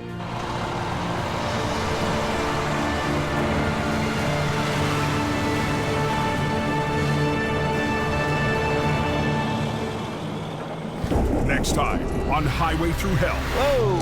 The rescuer needs a rescue. Hey, whoa! When Phil plows deep into the mud. You need a tow truck, my friend. A Coca-Cola rookie Uh-oh, this is not good. fights to make it up the Smasher. We don't want to stop. We do not want to stop. Come on, baby. And Arctic winds attack both oil patch highways. Down with the boom. Forcing heavy rescue I want to get this highway reopened. Wild, Dave. to divide its forces.